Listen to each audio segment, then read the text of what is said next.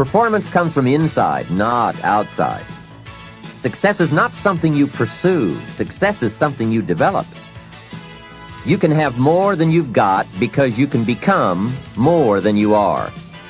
Unless you change how you are, you'll always have what you've got. The major key to your better future is you.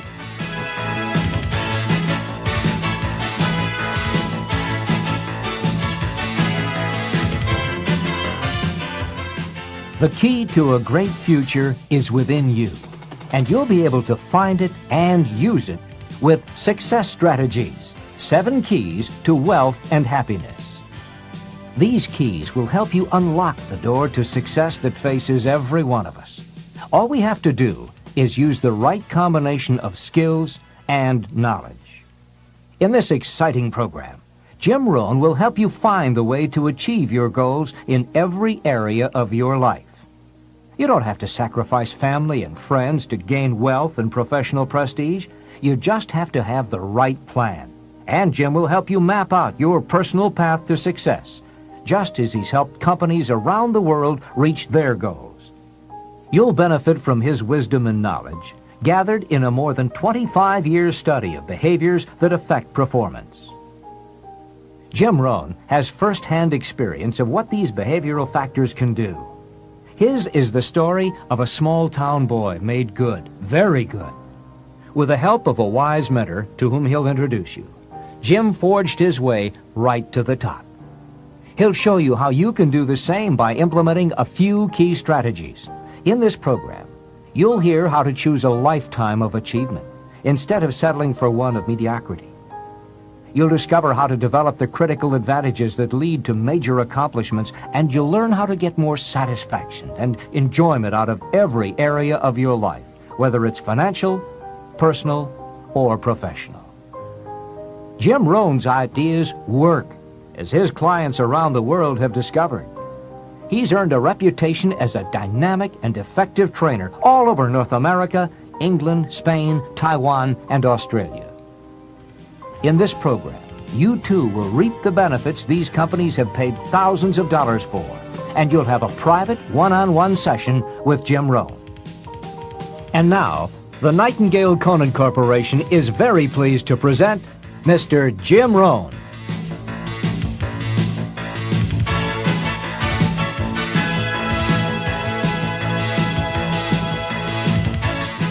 This is Jim Rohn. You're going to hear a great number of ideas as you go through the sessions on these 6 cassettes. Ideas that help successful people accomplish more of their goals, achieve certain wealth, and experience greater joy and satisfaction in their lives. My hope is that you'll find a few of these ideas very useful to you right now. Unfortunately, I don't know you personally. I'm not familiar with your dreams or your problems. But fortunately for you, I don't need to be, because the ideas we'll be talking about on these cassettes are fundamentals to the art of winning. They will help you achieve your most inspiring dreams, guaranteed. And at age 25, I started taking a new look at my life. My weekly paycheck amounted to the grand total of $57. I was far behind on my promises, behind on my bills, and discouraged. I was far from making the progress I thought I should have made. I was willing to work hard. That was not my problem. But it was clear that it was going to take more than hard work. And I didn't want to wind up at age 60 broke, needing assistance, like so many people I saw around me, not in the richest country in the world. So what do you do to change the direction of your life? I thought, well, I should go back to school. 1 year of college doesn't look that good on an application. But now with my family starting, going back to school seemed like a tough decision. I didn't have any money to start my own business. Money was one of my problems. I always had far too much month left over at the end of the money, if you've ever been in that position. I remember one time losing $10, and I was physically ill for 2 days over a $10 bill. Some of my friends tried to be cheerful. They said, look, maybe some poor person who needed it found it. But that was not really helpful.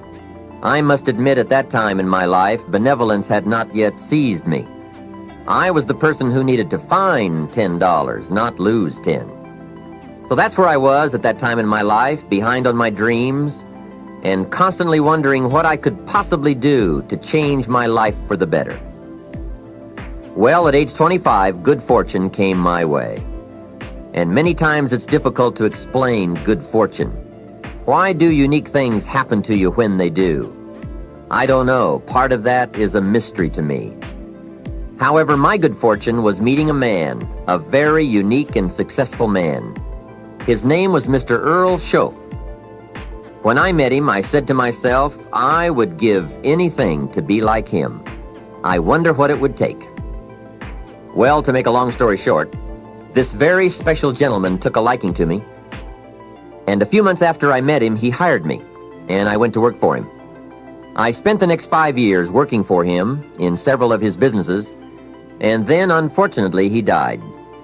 But I did get to spend 5 years with this remarkable man, and the best thing he gave me during that 5 years was not a job.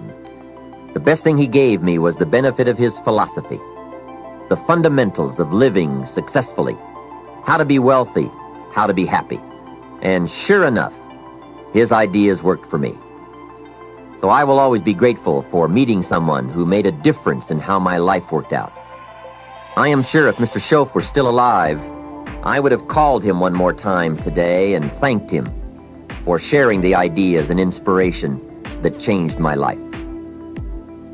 For many years, I shared this philosophy for wealth and happiness with my business partners and met with equally exciting results. I am primarily a businessman, not a professional public speaker. But I have been intrigued with the challenge of trying to put into words the ideas that can make a difference in how a person's life works out. And now I have the chance to share these ideas with you. I don't claim to have all the answers on how to do well, but I do have some answers that have worked extremely well for me and thousands of others. Take these ideas and edit them all you wish. You certainly don't have to buy everything any one person says. But give me a chance. If something sounds good, try it. If it doesn't make sense, discard it. Remember, don't be a follower, be a student. All the ideas we'll discuss in these cassette sessions will stem from a group of very important key concepts. I'd like to begin this session by briefly but clearly looking at each of them. These key words are very important for us to understand if we're to get maximum value from this program and add significantly to our wealth and happiness.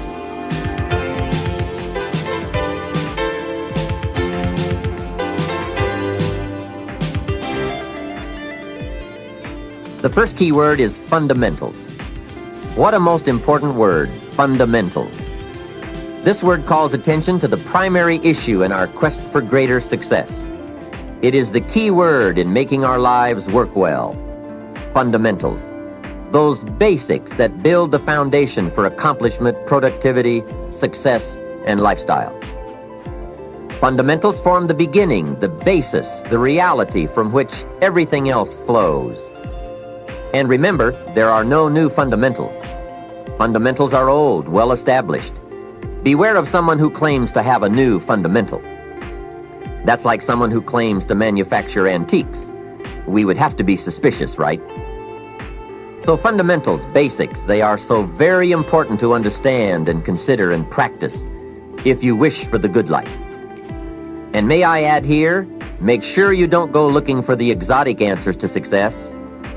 Success is a very basic process. It doesn't fall out of the sky. It doesn't have any mysteries, nor does it fall into the realm of the miraculous. Success is merely a natural result that comes from the consistent operation of the practical fundamentals. As someone wisely remarked, to be successful, you don't have to do extraordinary things. Just do ordinary things extraordinarily well. Mr. Schoaf, my teacher, gave me many great phrases I'll always remember. One of them was, there are always about a half dozen things that make 80% of the difference. What a key thought, a half dozen things. Whether we are working on our health, wealth, personal goals, or professional enterprise, The difference between our ultimate success or inevitable failure lies in the degree to which we are willing to seek out, study, and to go to work on those half-dozen things. For a farmer to reap a plentiful harvest in the fall, for example, the major basics are fairly obvious: soil, seed, water, sunshine, nourishment, and care. Each fundamental being equally in need of study and attention, for together they bring about the best chance for a successful harvest. A good question to ask before undertaking any project or setting any new objective, then, is what are the most important half-dozen things that will make the major difference in how it works out?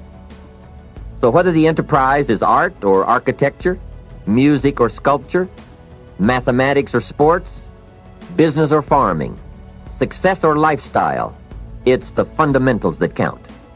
To understand them and to practice them is to take the first intelligent step toward accomplishing your objectives and living your dreams.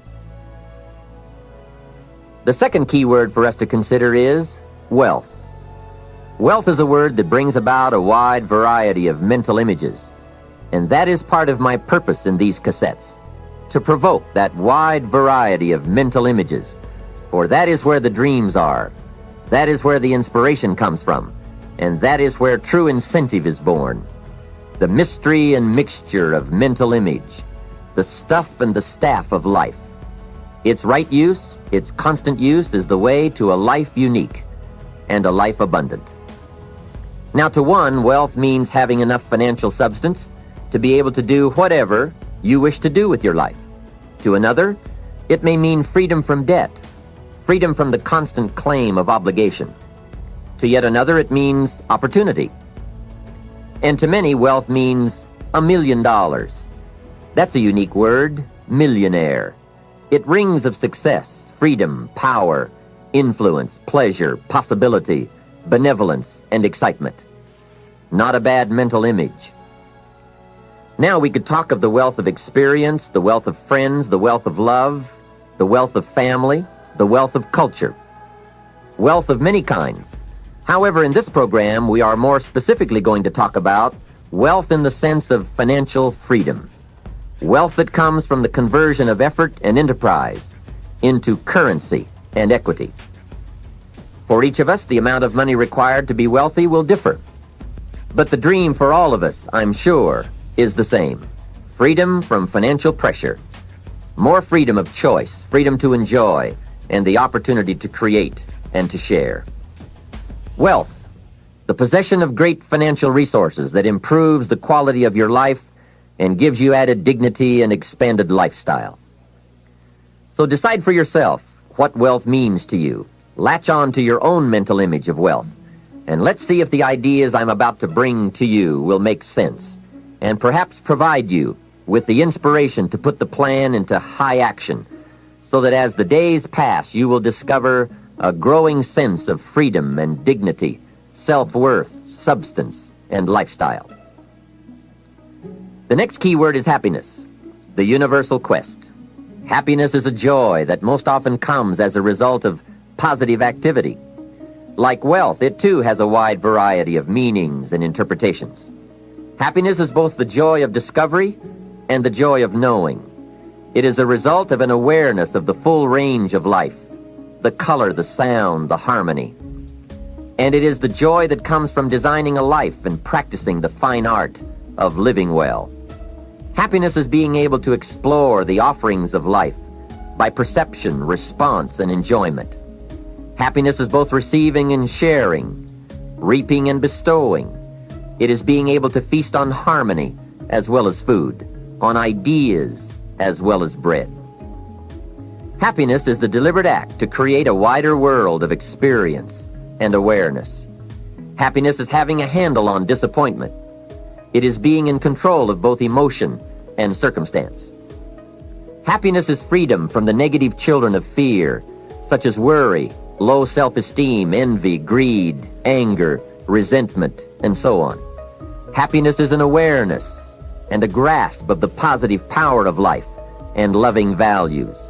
It is an order of thought, activity, and lifestyle. Happiness is values in balance, It is contact with people of substance. Happiness is contentment with the tasks of your life. It is thought inspired by, organized with, and rooted in your personal philosophy. Happiness is a life well lived, in which a wide variety of experiences are deliberately captured to become an invaluable form of currency for you to spend and invest in your own better future. Happiness is activity with purpose. It's love in practice. Happiness is both a grasp of the obvious as well as an awe of the mysterious. But for most people around us, happiness seems to be either something left behind or something yet to be discovered. Like all the good things in life, happiness is elusive by nature, but not impossible to capture. A major key for bringing joy into our lives lies in the next word we shall briefly examine: discipline. If there is a magic word that stands out above all the rest, this is the one: discipline. And in this program, you'll discover how positive this word is. Discipline is the bridge between thought and accomplishment, the bridge between inspiration and value achievement, the bridge between necessity and productivity. Remember, all good things are upstream. The passing of time takes us adrifting, and drifting only brings us the negative, the disastrous, the disappointment, and the failure. Failure is not a cataclysmic event. It is not generally the result of one major incident, but rather a long list of accumulated little failings. Failing in life is failing to think today, failing to act today, failing to care, to strive, to climb, to learn, to keep trying day by day. If your goal requires that you write 10 letters today and you write only 3, you are down 7 letters. If you want to make 5 calls and you only make 1, you are down 4 on calls. If your plan calls for saving $10 today and you save none, you're down $10 today. Now the danger is looking at an undisciplined day and concluding that no great harm has been done. It doesn't seem like such a bad day. But add up these days to make a year, and then add up those years to make a lifetime, and perhaps you can now see how repeating today's small failures can easily turn your life into a major disaster. Success, on the other hand, is just the same process in reverse. If you plan to make 10 calls and you end the day making 15, now you're up 5 calls. If you then get up a few on letters, move up the savings numbers, you can see what a massive difference it could make in a year, and what wealth and accomplishment awaits for a lifetime. Discipline is like a set of magic keys that unlocks all the doors of wealth, happiness, sophistication, culture, high self-esteem, pride, joy, accomplishment, satisfaction, and success. The first key to discipline is awareness of the need for and the value of discipline, and especially the discipline to make the changes. What will it take? What must I do? And what must I become to get all I want from my life? The second key is the willingness. More than that, the eagerness to maintain your new discipline deliberately, wisely, consistently. And the third key to discipline is the commitment to master the circumstances of your daily life, to see and harness the opportunities to make something of the sun and the rain, the good as well as what comes in the guise of misfortune. Discipline does many things, but most important of all is what it does for you. It makes you feel better about yourself. Even the smallest discipline can have an incredible effect on your attitude.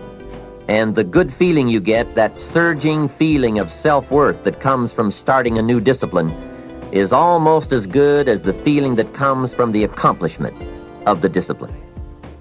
Second, a new discipline immediately alters your life direction. You don't change destinations immediately. That is yet to come. But you can change direction immediately. And direction is very important. Third, discipline cooperates with nature. Everything strives. It is a common life function. How tall will a tree grow? As tall as it can. Everything strives to become all it can possibly be, and that striving to become is what discipline is all about.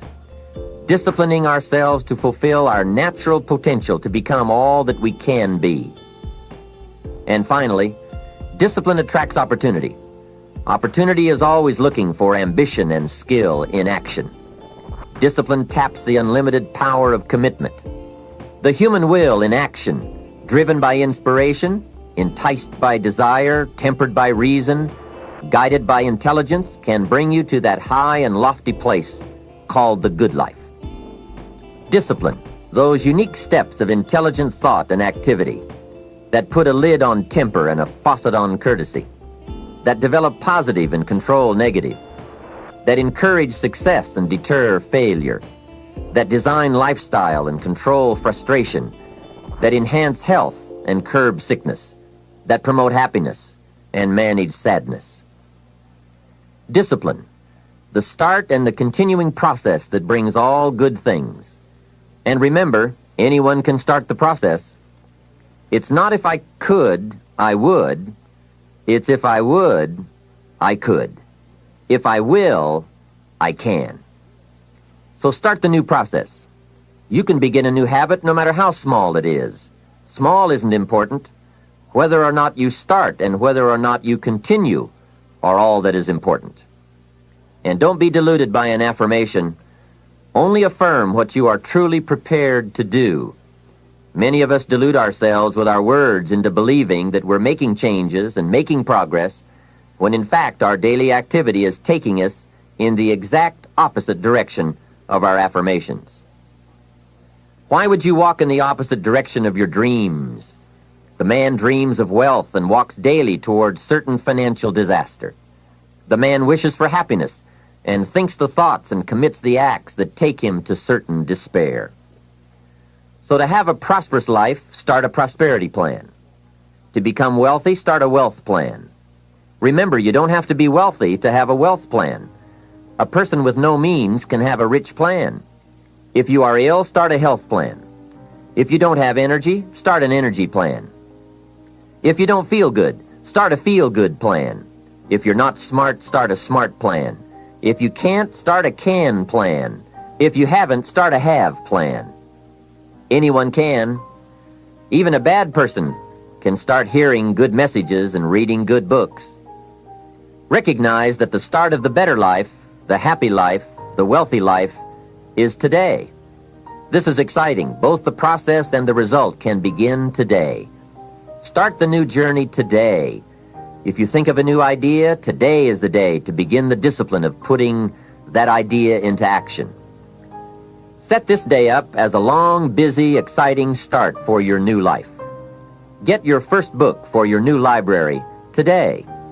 Begin your new practice of setting goals today. Start clearing out a drawer of your new orderly desk today. Start eating an apple a day on your new health plan today. Put some money in your new investment for fortune account today. Start reading with intensity for your new wealth of mind plan today. Write a postponed letter today. Make a delayed telephone call today. Pick up your camera and take a picture of something to start your new treasury of photographs today. Get some momentum going on your new commitment to the better life. See how many activities you can pile on in this first day. Go all out. Break away from the negative downward pull of gravity. Start the thrusters going. Prove to yourself that waiting is over, hoping is past, and that faith and action have now taken charge. It's a new day, a new beginning for your new life. With discipline, you can't believe the list of positive moves you can make in the first day of your new beginning. What have you got to lose? Only the despair and fear and guilt of the past. Only the dissatisfaction and unhappiness and lack of fulfillment of the past. Only the frustration and low self-esteem of the past.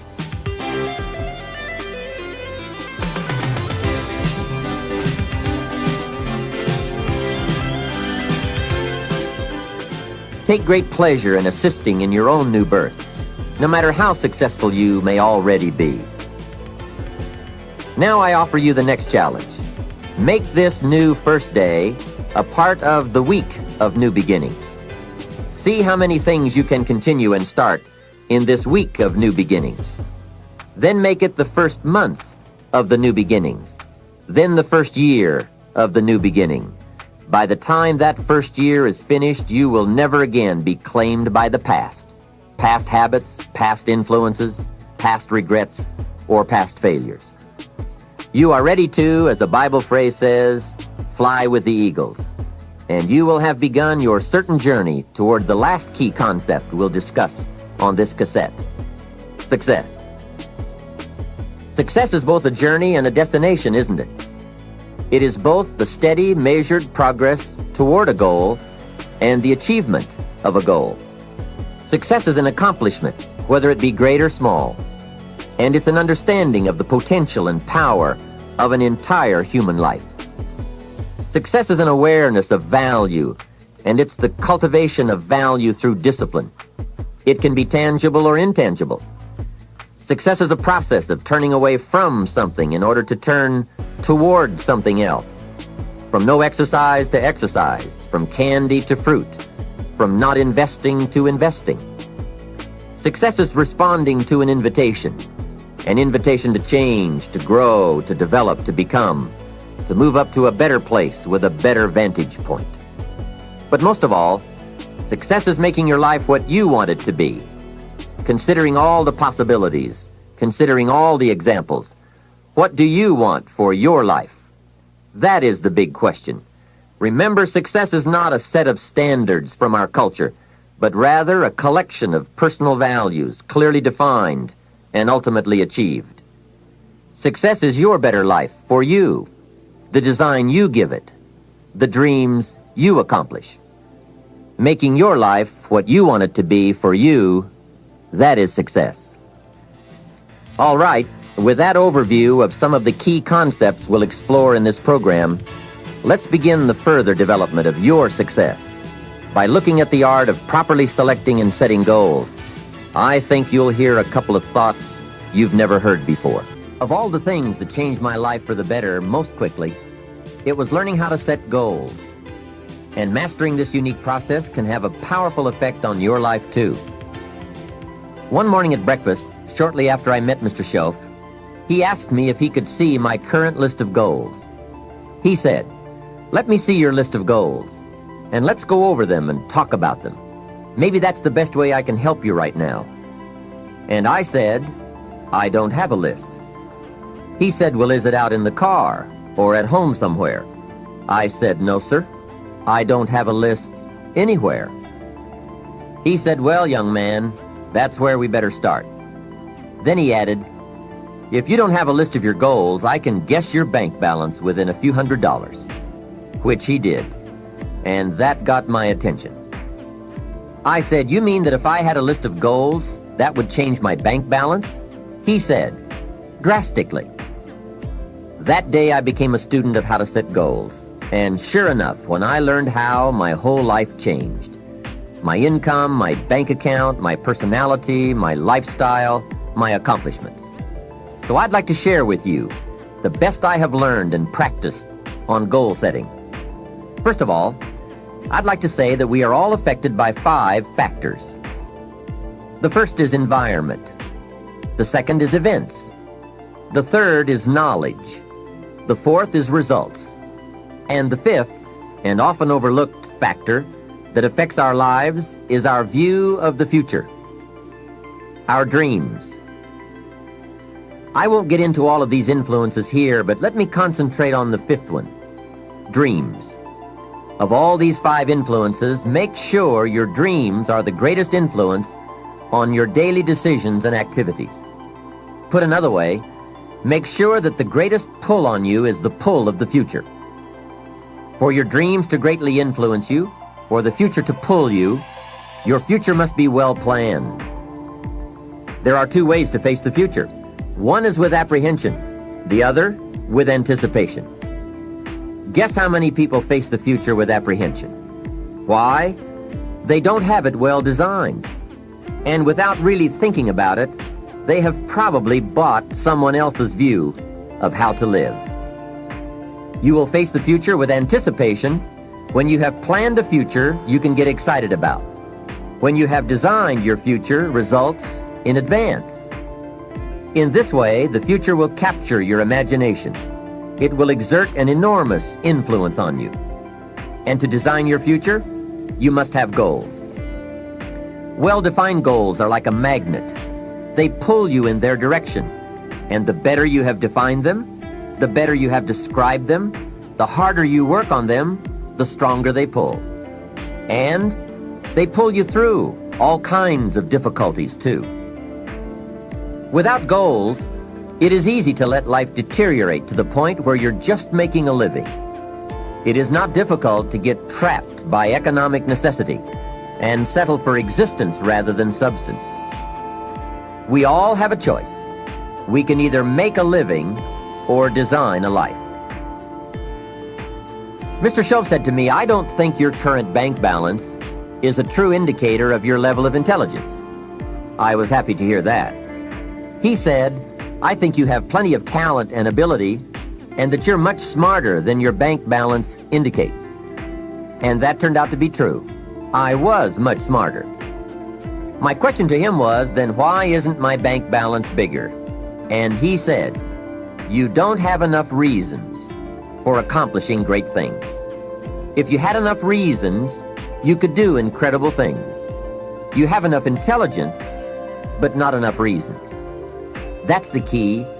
If you had enough reasons. In my years of study, I've also discovered this: reasons come first, and answers come second. Life has a strange way of hiding all the answers and disclosing them only to people who have been inspired to look for them, who have reasons to look for them. Put another way, when you know what you want, and you want it badly enough, you will find ways to get it. The answers, the methods, the solutions will become evident to you. Hey, what if you had to be rich? Are there any books and tapes on the subject? The answer is yes. There are plenty of good ones. But if you don't have to be rich, you probably won't read the books or listen to the tapes. What drives us to find the answers is necessity. So work on your reasons first, answers second. Now, what are some of the reasons for doing well? It varies from person to person. I'm sure that if you did a little soul searching, you could come up with a fairly strong list of reasons why you want to accomplish great things. There are personal reasons, sometimes uniquely personal reasons. Some people do well for the recognition. Some do well because of the way it makes them feel. They love the feeling of being a winner. That's one of the best reasons. I have some millionaire friends who keep working 10 to 12 hours a day, making more millions. And it's not because they need the money. It's because of the joy, pleasure, and satisfaction that come to them from being constant winners. To them, money is not their main drive. It's not the money.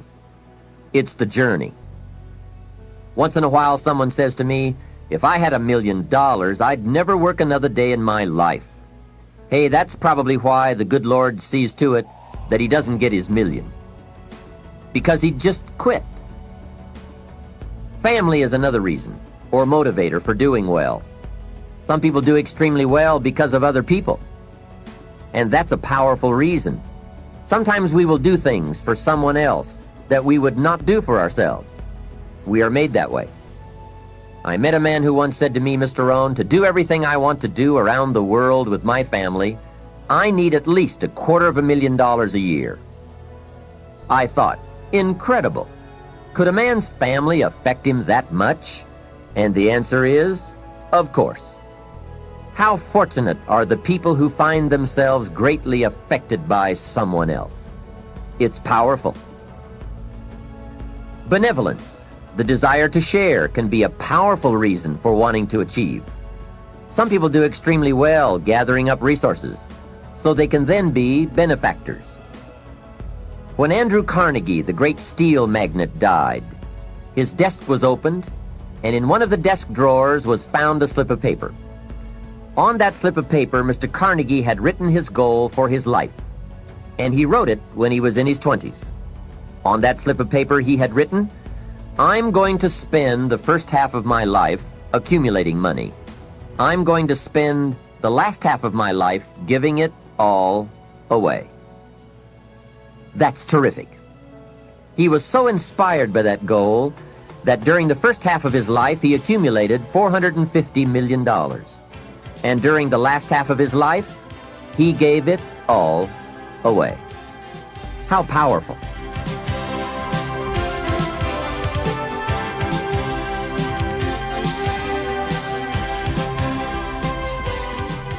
What has you turned on? What has you getting up early, hitting it hard all day and staying up late? What has you inspired? Next question, what's got you turned off?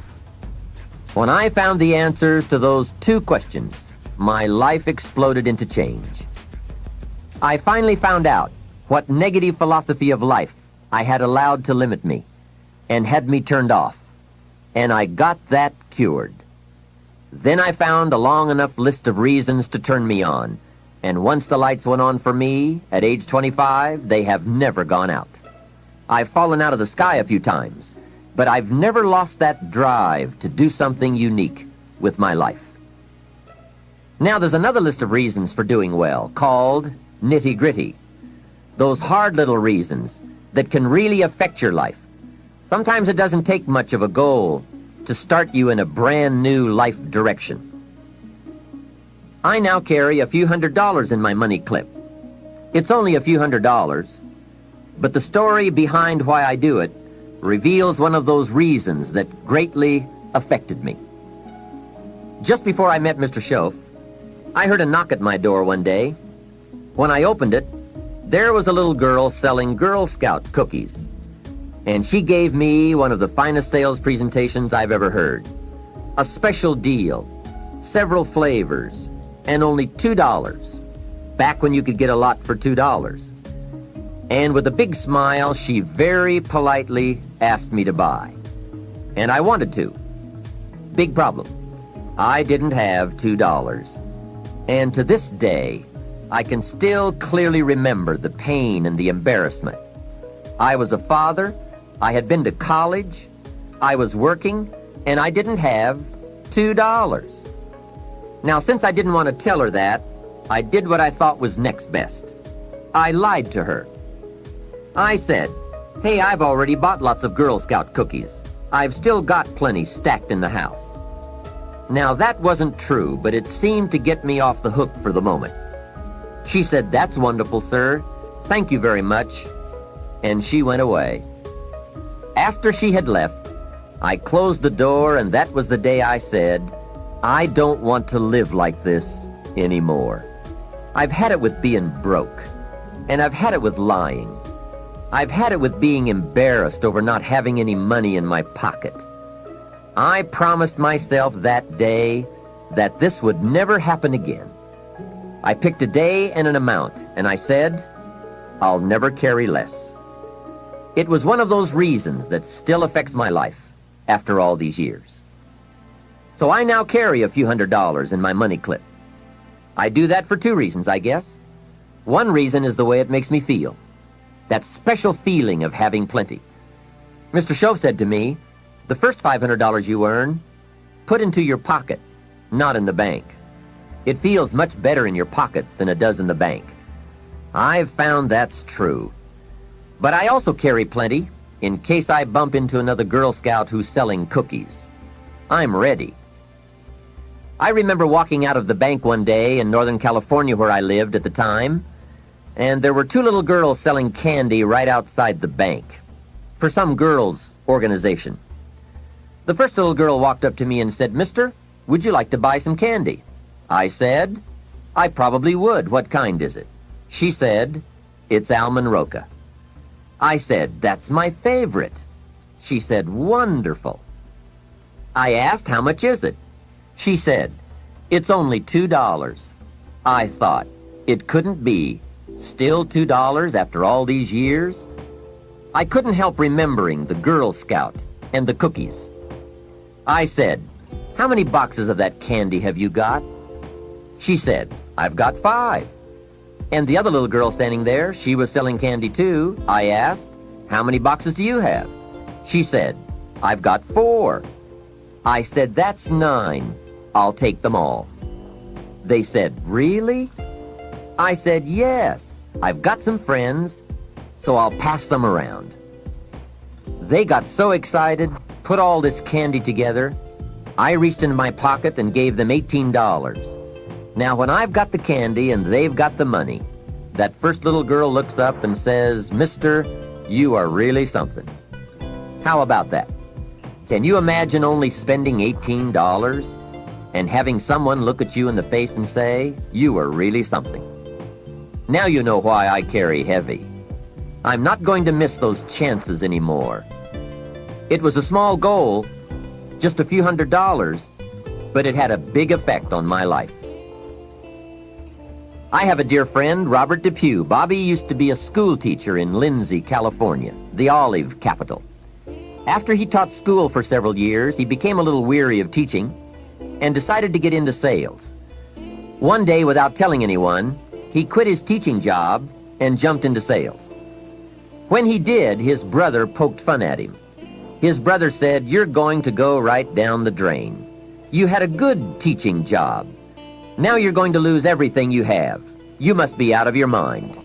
He put him down something fierce. Bobby said, the way my brother acted made me so angry, I decided to get rich. Today, Robert happens to be one of my millionaire friends. The attainment of wealth is not just a matter of intelligence. Mostly, it's a matter of inspiration. So if you have strong enough inspiration, a strong enough reason, large or small, it can have an incredible influence on the direction of your life.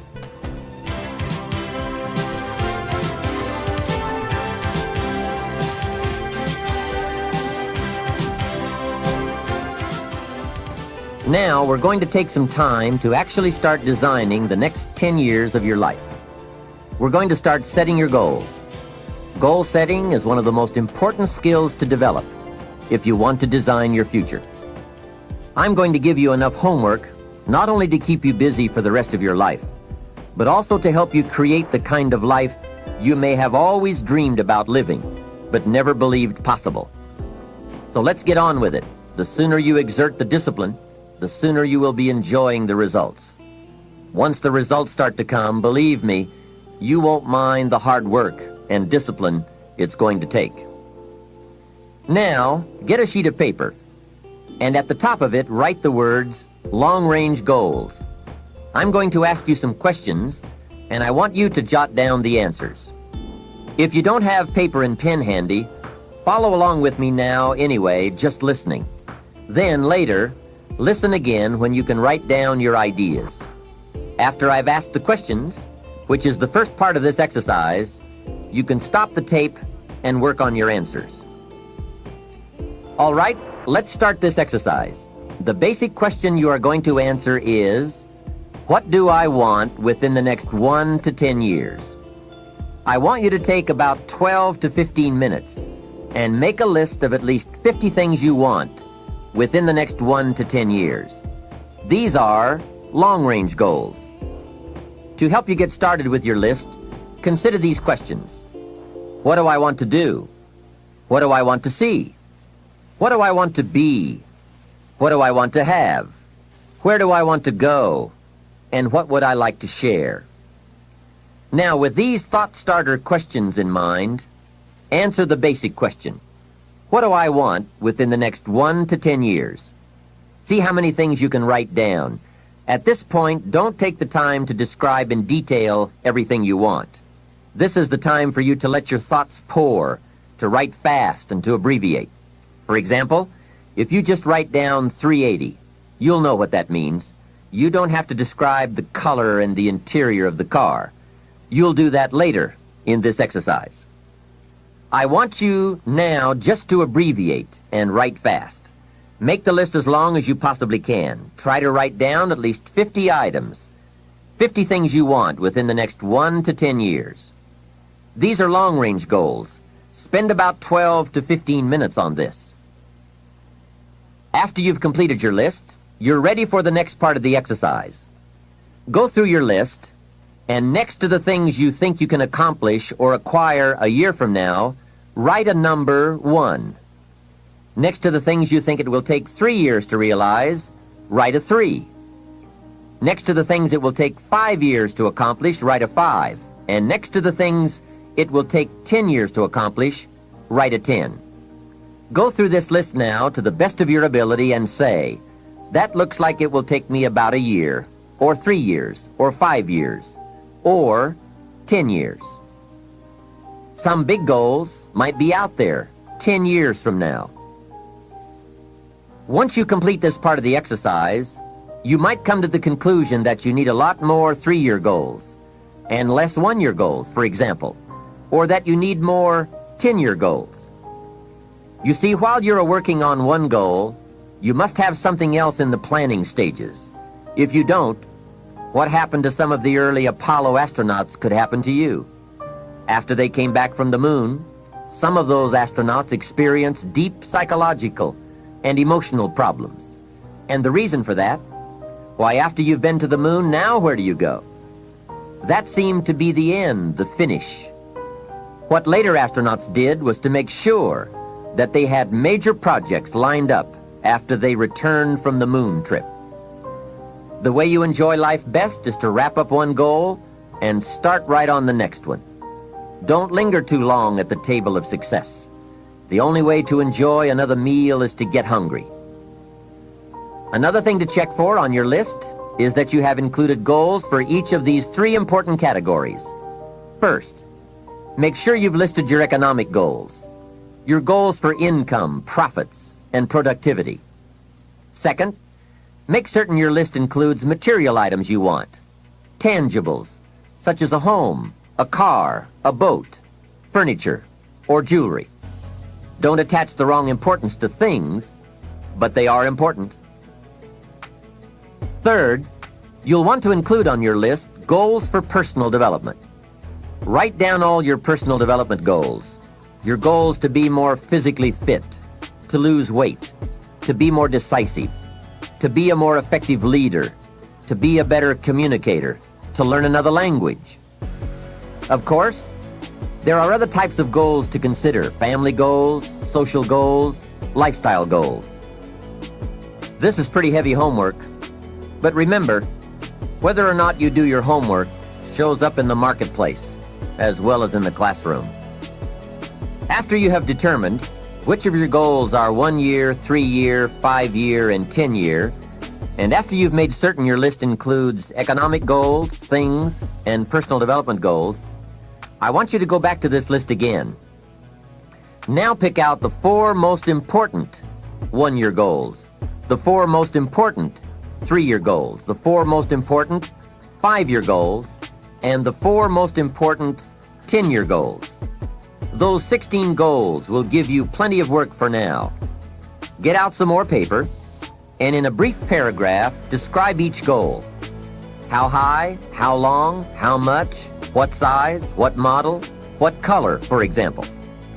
Also describe why it is important to you. This is a process where you either talk yourself into it or talk yourself out of it, which is good.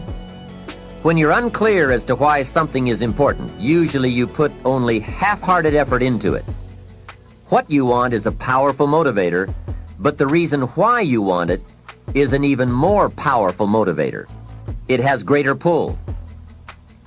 You may find that some of your goals you thought at first glance were important are not important after all. Do some reflecting, refining, and revising. The point is, right now, try to have approximately 4 1-year, 3-year, 5-year, and 10-year goals that you truly believe in, that inspire you, that you've sold yourself on. When these goals and the reasons you want to obtain them are each clearly described in a brief paragraph, transfer this information to a journal or some type of notebook that you can carry with you easily and refer to often. It's essential to set aside some time every week to review all of your goals, to rearrange them, redo them, restructure them, to add goals, or to tear up the whole list and start over. Goal setting is not something you do just once. It's a continual process. Also, you must constantly check your progress toward your goals. You don't want to fall too far behind on, or worse, lose sight of, your important goals. Now, just as important as your long-range goals are your short-range goals. Your goals for tomorrow, next week, next month, 6 months from now. These are goals you can accomplish within the next year, the immediate future. We call these goals confidence builders. When you work hard, burn the midnight oil, and accomplish these little things, it builds your confidence to go for your long-range goals. Write down in your notebook or journal all the little things you would like to have or accomplish in the next year. How you set up this list is up to you. You might want to break it down by week or by month. Set it up in whatever way works well for you. Part of the fun of having a list is being able to check off something as obtained or completed. Every week, try to check off at least one thing on your list of short-term goals. And when you are able to check off something major, something on your list of long-range goals, celebrate. Make winning joyful. Congratulate yourself. It is very important to celebrate progress. We grow from two experiences. One is the joy of winning, and the other is the pain of losing. Here's what that also means. Make losing painful. Put it on yourself. If you set something up, fooled around, didn't pull it off, put it on yourself. And get around people who will help in this area. Hey, don't join an easy crowd. Go where the expectations are high, where the pressure to perform is high. It's how we grow. I'm certain that part of the reason why people let goal setting slide is because it is a lot of work.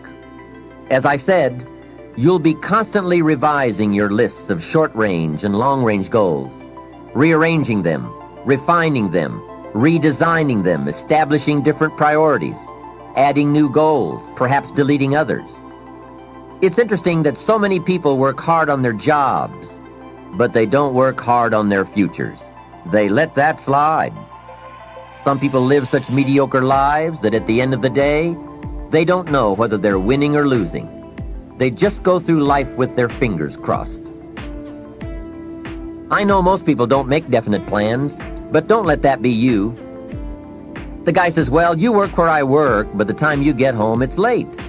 You've got to have a bite to eat, watch a little TV, and get to bed. You can't sit up half of the night and plan. And this is the guy who's behind on his car note.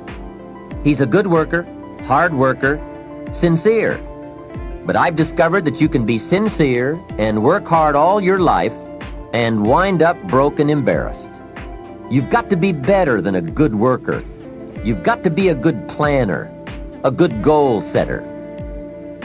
You've heard the old saying, the people who fail to plan are planning to fail. It's true. So work on your plans. Put yourself in the top few percent who put this power to work for themselves. Writing your goals down also shows you are serious. And to do better, you must get serious. You don't have to be grim, but you do have to be serious. Hey, everybody hopes things will get better, but remember, the future does not get better by hope. It gets better by plan. And hope unaided by clear plans can finally become an illness. There's a Bible phrase that says, hope long delayed makes the heart sick. It's a sickness. I used to have the illness known as passive hope. It's bad. And there's one that is even worse, and that is called happy hope. That is really bad. The man is 50, and he's broke, and he's still smiling. That's bad. So get serious. Make plans. Put them on paper. My suggestion from experience. There's a phrase from the Bible that goes, without dreams and vision, we perish. How true. Humans have this unique ability to aspire, to dream, to go for something, to become something. Without that, life is not life. We must have dreams and never give up on our dreams. I'd like to share with you some further observations I've made on goal setting. Understand that your goals, whatever they are affecting you all day long. Your goals affect your handshake, your attitude, how you feel. Your goals affect how you look, how you dress, how you walk, how you talk, all day, every day. Your personality, conversation, activity, it's all affected by your goals. I asked a man one time, "What are your goals for this month?" And he said, "If I could just scrape up enough money to pay these lousy bills." That was his goal. Hey, I'm not saying it isn't a goal. It is, but it's such a poor goal. It certainly isn't inspiring. You don't jump out of bed on Monday morning and say, "Oh boy, another chance to go out and scrape up the money to pay these lousy bills." The point is that goals should be fun. They should be big, challenging, rewarding. They should allow you to grow. Remember, too, that the major purpose of having a goal is not just to acquire the goal. The major reason for setting goals is to compel yourself to become the person it takes to achieve them. In other words, attaining the goal is of secondary importance.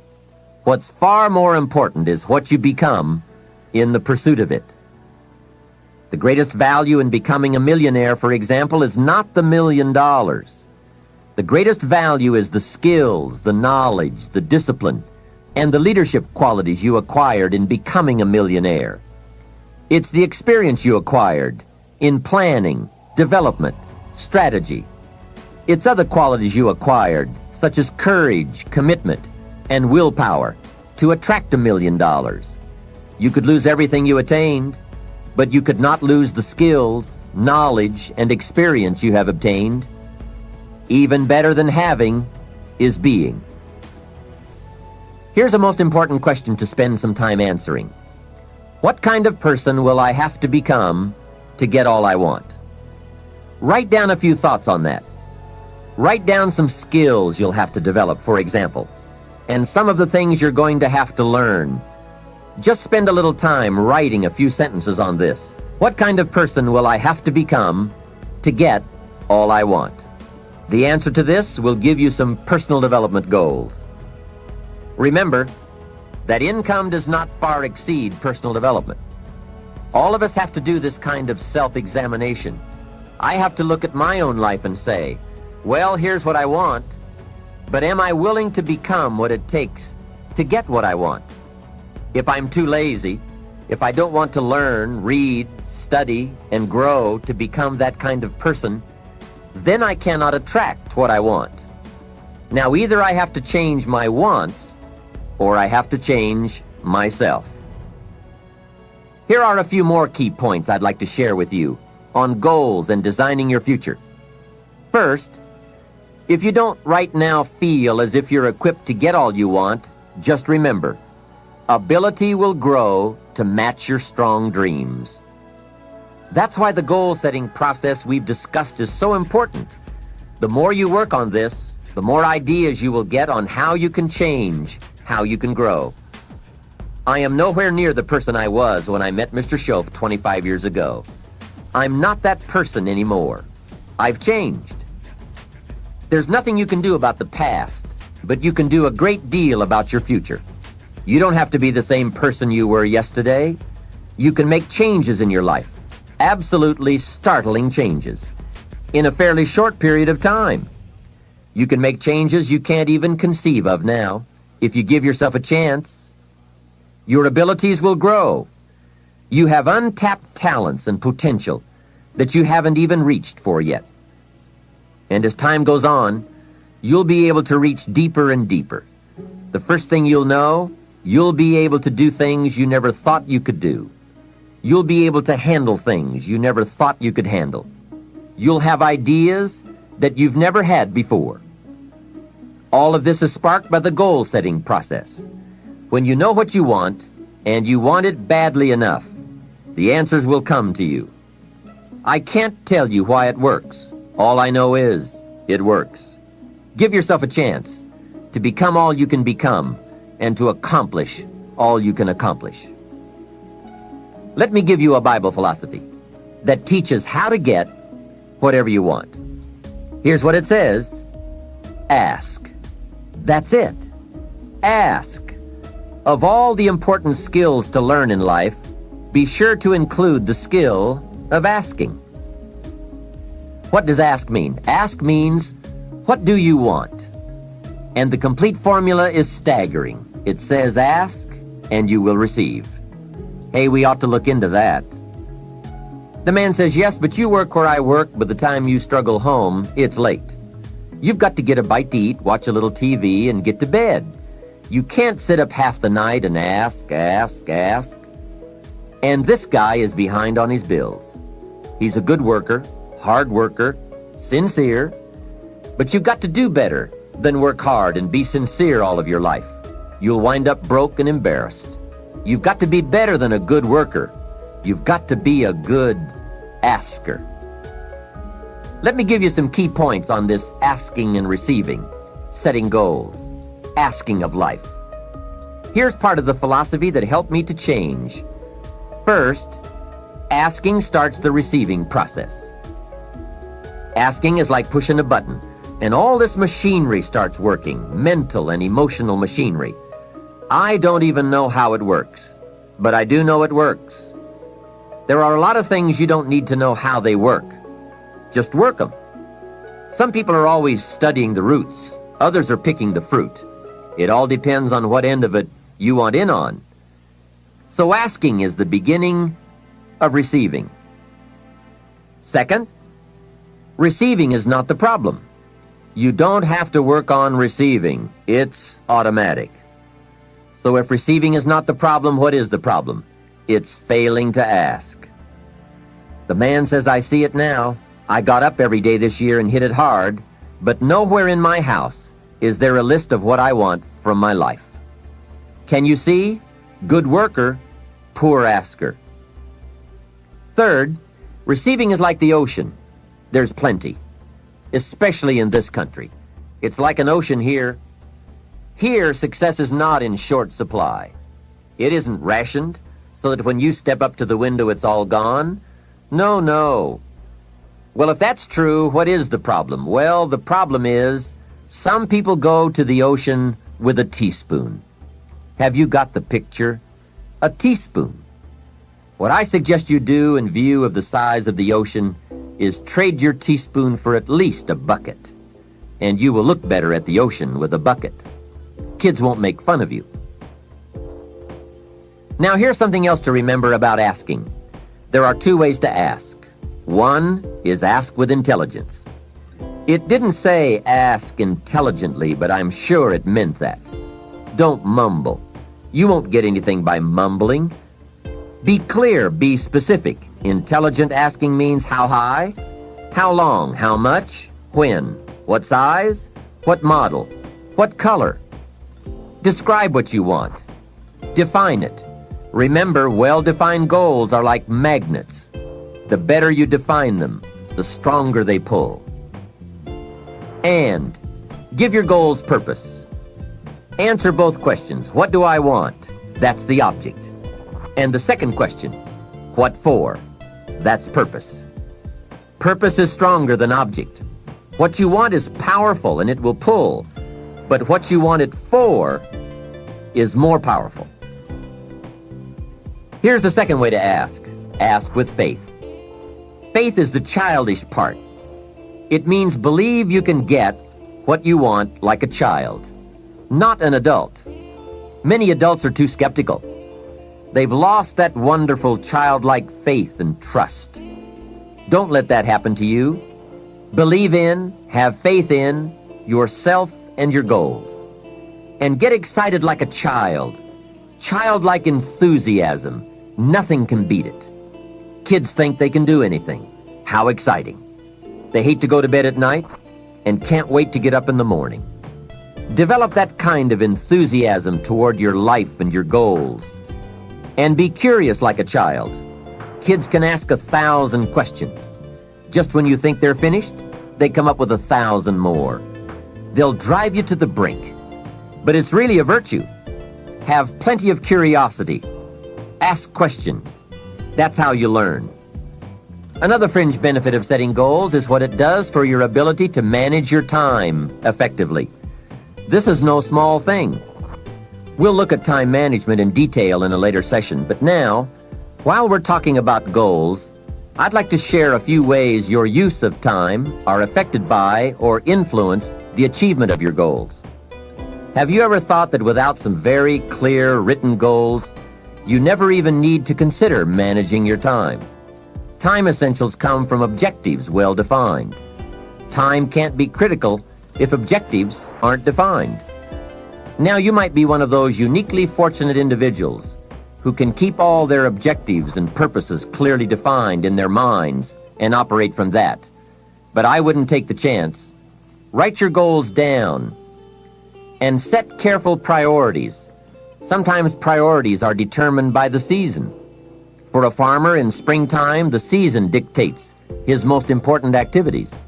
During the spring, a farmer must work around the clock, burn the midnight oil, and keep the equipment running because he has only this small window of time for the planting of his crops. One of the difficulties of living in an industrialized society is the losing of the sense of seasons. When to pour it on, when to ease back, when to take advantage. It's easy to keep going from 9 to 5, year in and year out, and lose a natural sense of priorities and appropriate time. Don't let one year just blend into the next. Keep an eye on your own seasons, lest you lose track of values and substance. Part of setting priorities is learning to separate major activities from minor activities. This is a whole skill in itself, but once you have learned it, it will pay dividends you won't believe. So learn to put everything on your mental scales to be carefully weighed before you spend time or money. And here's a good question to constantly ask. Is this a major or a minor? By asking that question, you will reduce the amazingly natural tendency to spend major time on minor things. In sales training, we are taught that major time is the time spent in the presence of the prospect, while minor time is the time spent on the way to the prospect. If you're not careful, you will spend more time on the way to than in the presence of. So in sales we teach, don't go across town till you've gone across the street.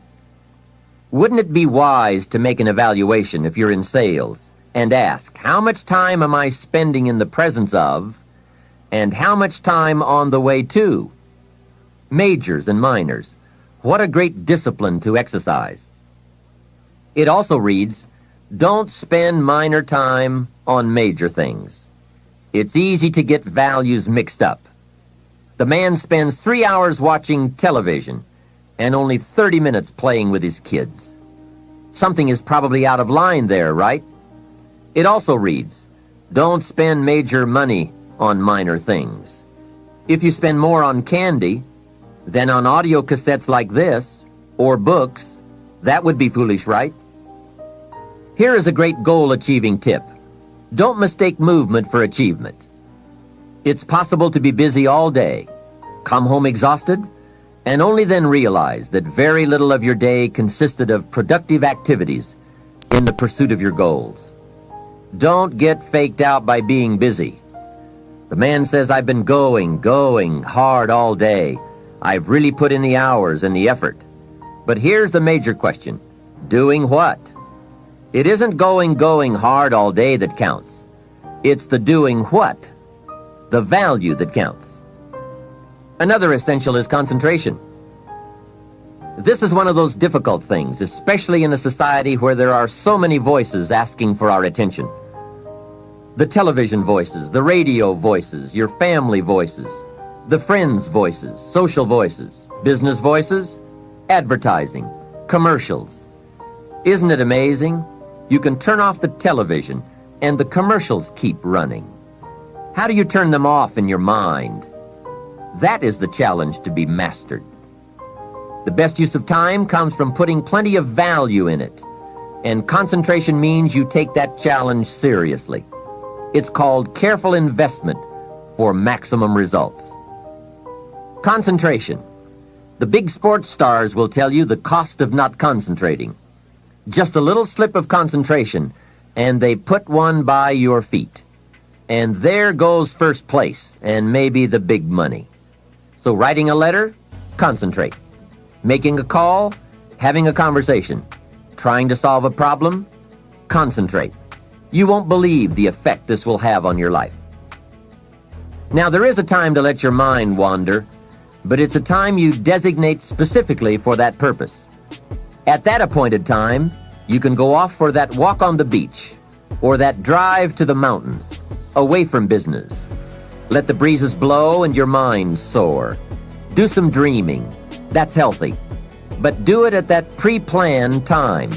At all other tasks, concentrate. Another aspect of managing goals and time is constant review. There's just no way to keep on target with your priorities without this. Whether it's business goals, personal goals, family goals, or investment goals, they must all be reviewed to see if you are on track, which is all the more reason for writing them down. Careful goal setting could be the time management answer you've been looking for. Goals well defined and well described and well thought out make us look carefully at the time we have and how to get the most from it to make all of our dreams come true. The answers to do better come from the necessity to do better. You will undoubtedly be amazed at the ideas you can come up with for the use of your time when goals and purpose have you stimulated to the maximum. Now there is a last main point to consider. You won't get everything you want. What a statement to make after studying how to get whatever you want. But you won't get everything you want, and the reason is, it's not that kind of planet. Sometimes it's going to hail on your crop and rain on your parade. I'm sure you are very well aware of this. But in my opinion, if you work the system I've just shared with you, you will get more than plenty. More often than not, you will get what you want. Those are good odds. There's no telling what you can do when you get inspired by results in advance. There's no telling what you can accomplish when you have goals and you believe in them. Just try this system for 90 days. Just try it. It may work even better for you than it has for me. I wish that for you. The fundamental process of knowing what information you need and gathering it is one of the keys to living the good life. Some of the best advice Mr. Schoaf gave me in those early years was why and how to study. That's a key word for life change, study. If you wish to be successful, study success. If you wish to be happy, study happiness. Happiness is not an accident. It is first a study and then a practice.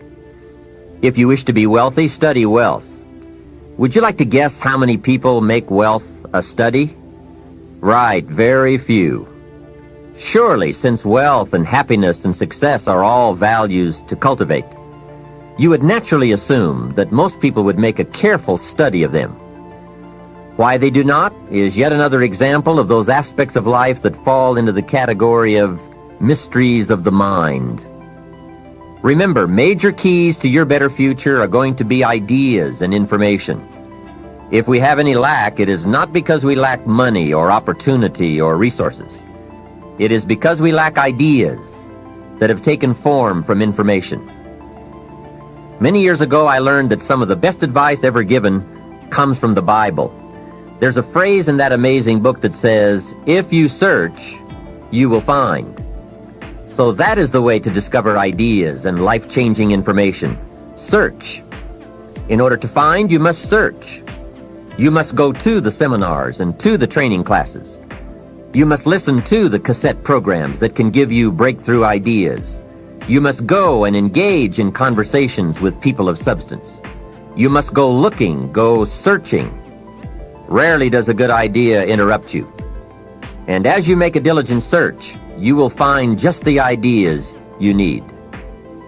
Now, here is the next key word in the process of seeking information that can change your life, and that word is capture. When you find a good idea, capture it. Don't trust your memory. Capture everything. Write it down. Record it. This is one of the reasons why we have put this program on cassette tapes, to capture the ideas. As a serious student of wealth and happiness, I would encourage you to make use of a journal as a gathering place for all the ideas that come your way. I consider personal journals to be one of the 3 treasures a wise person will leave behind. Here are those 3 treasures. 1 is your photographs. Take a lot of pictures. Being able to capture the event in a fraction of a second is a phenomenon of the 20th century, and how easy it is to take phenomena for granted. I've gone to Taiwan to lecture 3 times in the last 3 years. On my last trip, there were about 1,000 people in attendance for a weekend seminar. Now, if there were 1,000 people in the room, guess how many cameras were also in the room? Right, 1,000. Everyone brings a camera to capture all the events and the people, new friends, new experiences. I spend a big part of my time having my picture taken with everyone. Have you ever looked at the pictures a couple of generations back? Unfortunately, there are only a handful. But wouldn't it be great if there were hundreds of pictures to tell the whole story? So make sure you leave behind your whole story in your treasure of pictures. The next treasure to leave behind is your library. All the books you have chosen. Books well read, well underlined, with notes and observations and reflections you have written in the margins. The books that have helped shape your philosophy and the values of your life. That is a treasure, your library. And your listening library, too. All these terrific cassettes. They are a treasure. The third treasure to leave behind is perhaps the most important. And that is your journals, containing all the ideas you have captured in your lifetime. Business ideas, social ideas, culture ideas, investment ideas, lifestyle ideas. Can you imagine the value these journals would have?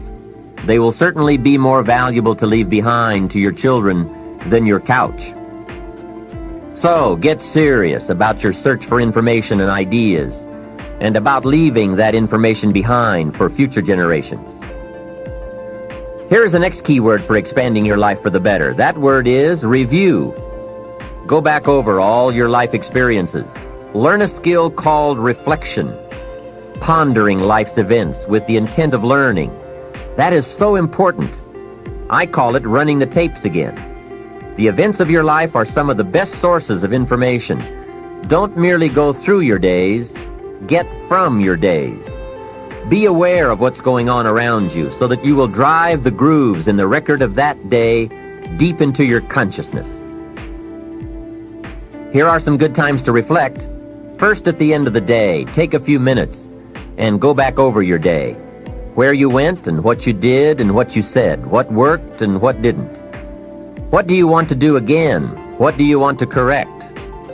The colors, the sights, the sounds, the conversations, the experiences. You see, experience can become commodity, currency, coin, an incredible source of value, but only if you take time to reflect on the experience and turn it into something of value. As we mentioned in our first fundamental, it's not what happens that makes the difference in how your life works out, but rather what you do about what happens. And part of doing something about what happens is this process of reflection, studying an event in order to glean valuable information from it. Another time to reflect is at the end of the week. Take a few hours. Take a half a day at the end of the month. Take a weekend at the end of the year. Reason? To make the past more valuable. Sophisticated people have learned how to gather up the past and invest it in the future. When my father was about to celebrate his 76th birthday, I said to him, "Father, can you imagine what it's going to be like to gather up the last 75 years and invest them in your 76th? That's how life can become productive and exciting. Not just living one more year, but gathering up the years and investing them in the next one." By reflecting, you can gather up all the conversations you have ever had and invest all that you have learned and all that you have felt in the next conversation. Gather all your experiences and invest all that you have learned and felt in your next experience. And the more value, the more substance, the more information, the more wisdom you can gather from all of your yesterdays, the more exciting your future becomes. Probably all of us already know all that we need to know in order to make our lives turn out the way we want, except for one thing: how to gather what we've learned in order to invest it in what we want to become. So start a new discipline that can lead to wealth and happiness. Find out how things work. Never let it be said you didn't find out. Now let me give you a qualifying phrase. You may not be able to do all you find out, but make sure you find out all you can do. You don't want to wind up at the end of your life and find out that you lived only 1/10 of it, and the other 9/10 went down the drain. Not for lack of opportunity, but for lack of information.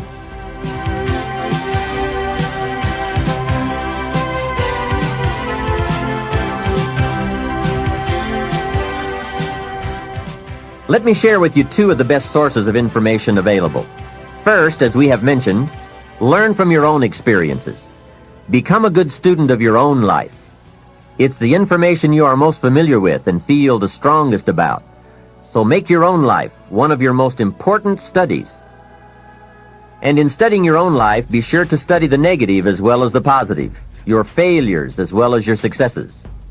Our so-called failures serve us well when they teach us valuable information. They're frequently better teachers than our successes. One of the ways we learn how to do something right is simply by doing it wrong. Doing it wrong is a great school for learning. Now I would suggest that you not take too long. If you've done it wrong for 10 years, I wouldn't suggest another 10. But what a close at hand and emotionally impactful way to learn from your own experiences. When I met Mr. Schoaf, I had been working 6 years. I started when I was 19, and when I met him, I was 25. He said to me, "Mr. Rohn, you have been working now for 6 years. How are you doing?" I said, "Not very well." He said, "Then I suggest you not do that anymore." 6 years is long enough to operate the wrong plan. Next he asked, "How much money have you saved in the last 6 years?" I said, "Not any." He said, "Who sold you on that plan 6 years ago?" What a fantastic question. Where did I get my present plan that wasn't working well? Hey, everyone has bought someone's plan. The question is, whose? Whose plan have you bought? Now, those initial confrontations as you come to grips with your own past experiences may be a little painful at first, especially if you have made as many errors as I did. But think of the progress you can make when you have finally confronted those errors by becoming a better student of your own life.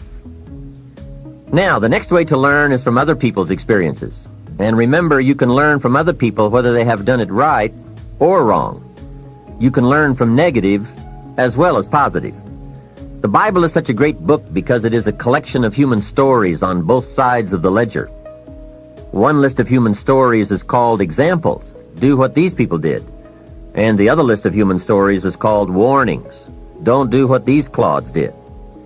What a wealth of information. What to do and what not to do. I think it also means, however, that if your story ever gets in somebody's book, make sure they use it as an example, not a warning. There are 3 ways to learn from other people. The first is to listen to the cassettes and read the books by and about people who've accomplished great things. All the successful people I know and work with around the world are good readers. They just read. They are so curious that they are driven to read because they just have to know. It is one of the things they all have in common. Here's a good phrase: all leaders are readers. And they use cassette programs too, especially while they're in the car or during other times when they can't read. Cassettes can help all of us easily pick up new ideas and new skills. Did you know there are cassettes and books on how to be stronger, more decisive, a better speaker, a more effective leader, have a better effect on other people, become more loving, develop personality, get rich, develop influence, become sophisticated, and people don't use them? How would you explain that? Did you know that hundreds of successful people have written their stories in books and told how they did it on cassettes like this, and people don't want to listen? How would you explain that? The guy's busy, I guess. He says, well, yeah, if you worked where I work, by the time you struggle home, it's late. You've got to have a bite to eat, watch a little TV, and get to bed. You can't stay up half the night and read. And this is the guy that's behind on his bills. He's a good worker, hard worker, sincere. But remember, you can be sincere and work hard all your life and wind up broke, confused, and embarrassed. You've got to be better than a good worker. You've got to be a good reader, a good listener.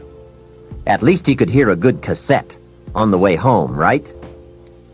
Now, you don't have to read or listen to educational cassettes half the night. Although if you're broke, it's a good place to start. But here is all I ask, just 30 minutes a day. That's all. Stretch it to an hour if you can, but at least 30 minutes. Half rich isn't bad. 30 minutes. Hear or read something challenging, something instructional, at least 30 minutes a day. And here's the next key. Every day. Don't miss. Miss a meal, but not your 30 minutes. Hey, you can get along without some meals, but you can't get along without some ideas, examples, and inspiration. There's a Bible phrase that says, humans cannot live on bread alone, or food alone. It says the next most important thing to bread is words. Words nourish the mind. Words nourish the soul. Humans have to have food and words to be healthy and prosperous. Make sure you have a good diet of words every day. I told my staff one day, some people read so little they have rickets of the mind. And also remember to properly feed the mind, you must have good balance. Don't just read or listen to the easy stuff. You can't live on mental candy. Here is a thought. Why not call good books and cassettes tapping the treasure of ideas? That's it. Tapping the treasure of ideas, like you're doing with this program. And if somebody's got a good excuse for not tapping the treasure of ideas for at least 30 minutes every day, or spending the money and getting the books and cassettes, I'd like to hear it. Some excuses you wouldn't believe. I say, John, I've got this gold mine. I've got so much gold, I don't know what to do with it all. Come on over and dig. John says, I don't have a shovel. I say, well, John, get you one. He says, do you know what they want for shovels? Hey, invest the money. Get the cassettes and books. The best money you can spend is money invested in your self-education. Don't shortchange yourself when it comes to investing in your own better future. Mr. Schoaf got me started on my library when I first met him. He said to me, become self-educated. Standard education will get you standard results. Check those numbers and see if that's what you want. And if it isn't, if you want something better than standard, you must become self-educated. So I went to work on my library, and I now have one of the best. Schoaf recommended a couple of books in particular to get me started. Now, I had a Bible, that's 66 books, so that was a pretty good start, and my parents saw to it that I had a good study of the Bible. But the first book Mr. Schoaf told me to get was the book Think and Grow Rich by Napoleon Hill. If you don't already have it, it's a great one to add to your library. Earl Nightingale has put it on cassette. The title should intrigue you. Think and Grow Rich. I read it several dozen times. Schoaf said repetition is the mother of skill. And if you could have seen my bank account at the time, you would have known I needed lots of that kind of repetition. Some of the ideas in that book made major changes in my life. As I look back now, the book was worth thousands, and I bought it for pennies. I learned a very valuable lesson. There can be a great deal of difference between cost and value. Before I met Mr. Schoaf, I used to ask, how much does it cost? After I met him, however, I soon learned to ask, how much is it worth? I started basing my life on worth instead of cost, and everything changed. So that was one book he recommended, Think and Grow Rich. The next book he recommended I get was a book on nutrition. Schoaf said, study nutrition. Vitality plays an important part in doing well. Some people don't do well because they don't feel well. It's not that they're not intelligent. It's that they're ill. They don't have the fire and the vitality to do well. So he really got on me about nutrition. Now, some of those health books are a bit weird, but you can separate out the weird stuff. There are cassettes on nutrition, too. Remember, don't be a follower. Be a student. Someone says, I read this book. Should I follow? And the answer is no. Read at least 2 books and make up your own mind. Don't be a follower. Be a student. So take care of yourself. There's a Bible phrase that says, many times the spirit is willing, but the body's weak. So you have to work on both. You wake up in the morning and the mind says, let's go get 'em. And the body says, I can't even get out of bed. So work on your health. A person's library of books and cassettes reveals his or her most dominant desires. It's interesting to walk into someone's house and browse through the library. What does your library say about you? So read all the books. Now here's good news. You don't have to read them all at once. Try this. 2 books a week. In 10 years is 1,000 books. If you read 1,000 books in the next 10 years, do you think they would greatly influence all the dimensions of your life? The answer is, of course. Well, here's what's exciting. It's only 2 books a week. However, I would suggest if you haven't read 2 books a week for the last 10 years, you are about 1,000 books behind. Can you imagine the incredible disadvantage it will be 10 years from now to stride into the marketplace 1,000 books behind? For some confrontations, you won't be a match. And for some opportunities, your knowledge will be too lacking. For some values, your philosophy will be too shallow. Missing skills, missing knowledge, missing insights, missing values, missing lifestyle. It could happen if you don't read the books. Remember, the book you don't read won't help. You can't read too many books, but you can read too few. Now, the next way to learn from others is to listen. Become a great listener. Get around successful people and listen. Listen to what they say, and listen to how they say it. There is something to be said for style as well as content. And never has listening to successful people been easier or less costly than it is today. With cassettes like the one you're listening to now, you can own cassette programs by and about the most successful people in any field. And you can listen to their ideas while you do something else. While driving your car, exercising, getting dressed in the morning, anytime. Listen over and over again until their ideas become your ideas. Their inspiration, your inspiration. A lot of the books you're anxious to read, such as Think and Grow Rich, have been condensed and narrated on cassette. Your cassette library of great authors and ideas can be the investment with the greatest return of all.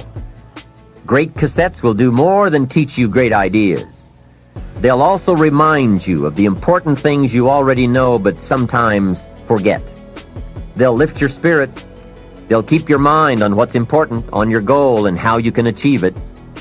And what a modest investment for the seeds of fortune. Ideas well written, well spoken, well received, well learned, and well invested can be your driving life force for wealth and happiness. Here's another way to succeed by listening. Choose a really successful person and take him or her out to dinner and listen. Ask questions and listen. If a man is poor, he can really help himself by taking a rich person out to dinner and listening. Spend $50, $60, $80, or $100. Go for the full 9 courses. Start with the hors d'oeuvres. Ask questions. The salad takes 15 minutes. Keep the conversation going. The biggest steak in town takes 45 minutes. Keep it rolling. Ask more questions. Pour on the dessert. Stretch the meal about 2 hours. See, if you get someone successful to eat and talk for 2 hours, he or she may drop ideas in your lap that could change your life. Multiply your income by 2, by 3, by 5. But you're right. Poor people don't usually take rich people out to dinner. That's the problem. The man says if he's rich, let him buy his own dinner. I'm not coming up with any money. And besides, if you worked where I work, by the time you struggle home, it's late. You've got to have a bite to eat, watch a little TV, and get to bed.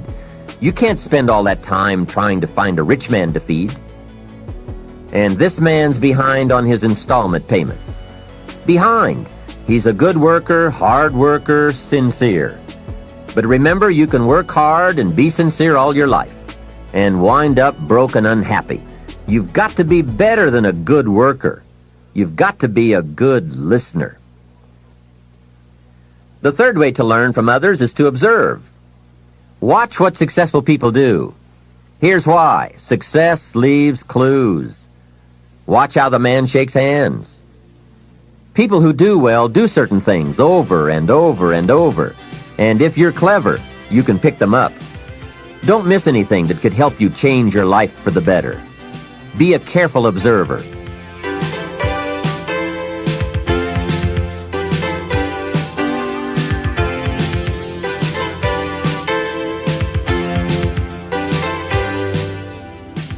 We have covered a lot of ideas in this part, but what a major fundamental to wealth and happiness: the consistent, disciplined, purposeful, constant search for knowledge. It's where the life-changing ideas are. Pursue it with high expectations. Spend the money and time and the effort. They're all investments, time, effort, and money. But the payoff is so great, it's hard to compare the cost to the reward. First is the money, and it does take some money. I have a great suggestion for the cassettes and the books and the lectures, the seminars and the videos you need for a constant flow of ideas and inspiration. Set up an educational fund. Take a portion of your income each month and set it aside to invest in all the means of the search for knowledge. Remember, the best money spent is the money spent to cultivate the genius of your own mind and spirit. Make sure you don't spend more for accommodation than you do for education. The money, small price. The promise, unlimited potential. Next is the time. That is a valuable expenditure. I understand that. To ask people for their money, that's one thing, but to ask them for their time, that's a major request. But I don't know any shortcuts to this. It takes time, precious time. The time you spend is that much less time you have to spend. You can get more money, but you can't get more time. However, life has a unique way of rewarding high investment with high return. This major investment you're making now, listening, could be that small fine-tuning you need for major accomplishment. And last, the investment in effort. There is a great deal of difference in casual listening and serious listening. Listening to know, listening to learn, listening that opens up the whole mental and spiritual process is truly an investment in effort. Bringing heavy attention to bear, that takes effort. A mental rifle shot to strike the idea target, that takes a great deal of concentrated effort. However, this effort, high-gear mental machinery, is the effort investment that opens the floodgates where ideas can work their magic for you in the marketplace. So, I do not hesitate to ask you to spend in deliberate, consistent fashion the money and the time and the effort. It's an investment that turns on the lights, opens the windows, sharpens the focus, and starts turning wishes into pride and product longer than I want to admit. This one I've been working on all these years, and I'm certainly not finished. I guess it is a lifetime project, seeing what you can become. Personal development is truly the key to the good life. You see, what you become is far more important than what you get. The most important question to ask on the job is not, what am I getting? The most important question is, what am I becoming? However, it is also true that what you become directly influences what you get. Most of what we have attracted by the person we have become. So here's the great challenge of life. You can have more than you've got because you can become more than you are. That is the great focus of attention for life change. Now, on the other side of the coin, it reads, unless you change how you are, you'll always have what you've got. I've discovered that income does not usually exceed personal development. Sometimes income takes a lucky jump, but unless you keep growing out where it is, it will usually come back where you are. If someone hands you $1 million, best you become a millionaire quickly. so you can keep the money. Life has strange ways. A very rich man once said, if you took all the money in the world and divided it equally among everybody, it would soon all be back in the same pockets. I guess it is hard to keep what you haven't attracted by your own personal development. Personal development, how important. Remember, the major key to your better future is you. That's a sentence with a lot of value. I suggest you put it up somewhere for a while where you can see it every day, just to remind you as you put your day together. I call it the silent seminar. The major key to your better future is you. For a share of my life, I didn't understand the importance of that phrase. Among a lot of things I didn't understand back in those early days. Back then, some things used to puzzle me. I used to wonder why two people could work for the same company and one make twice as much money.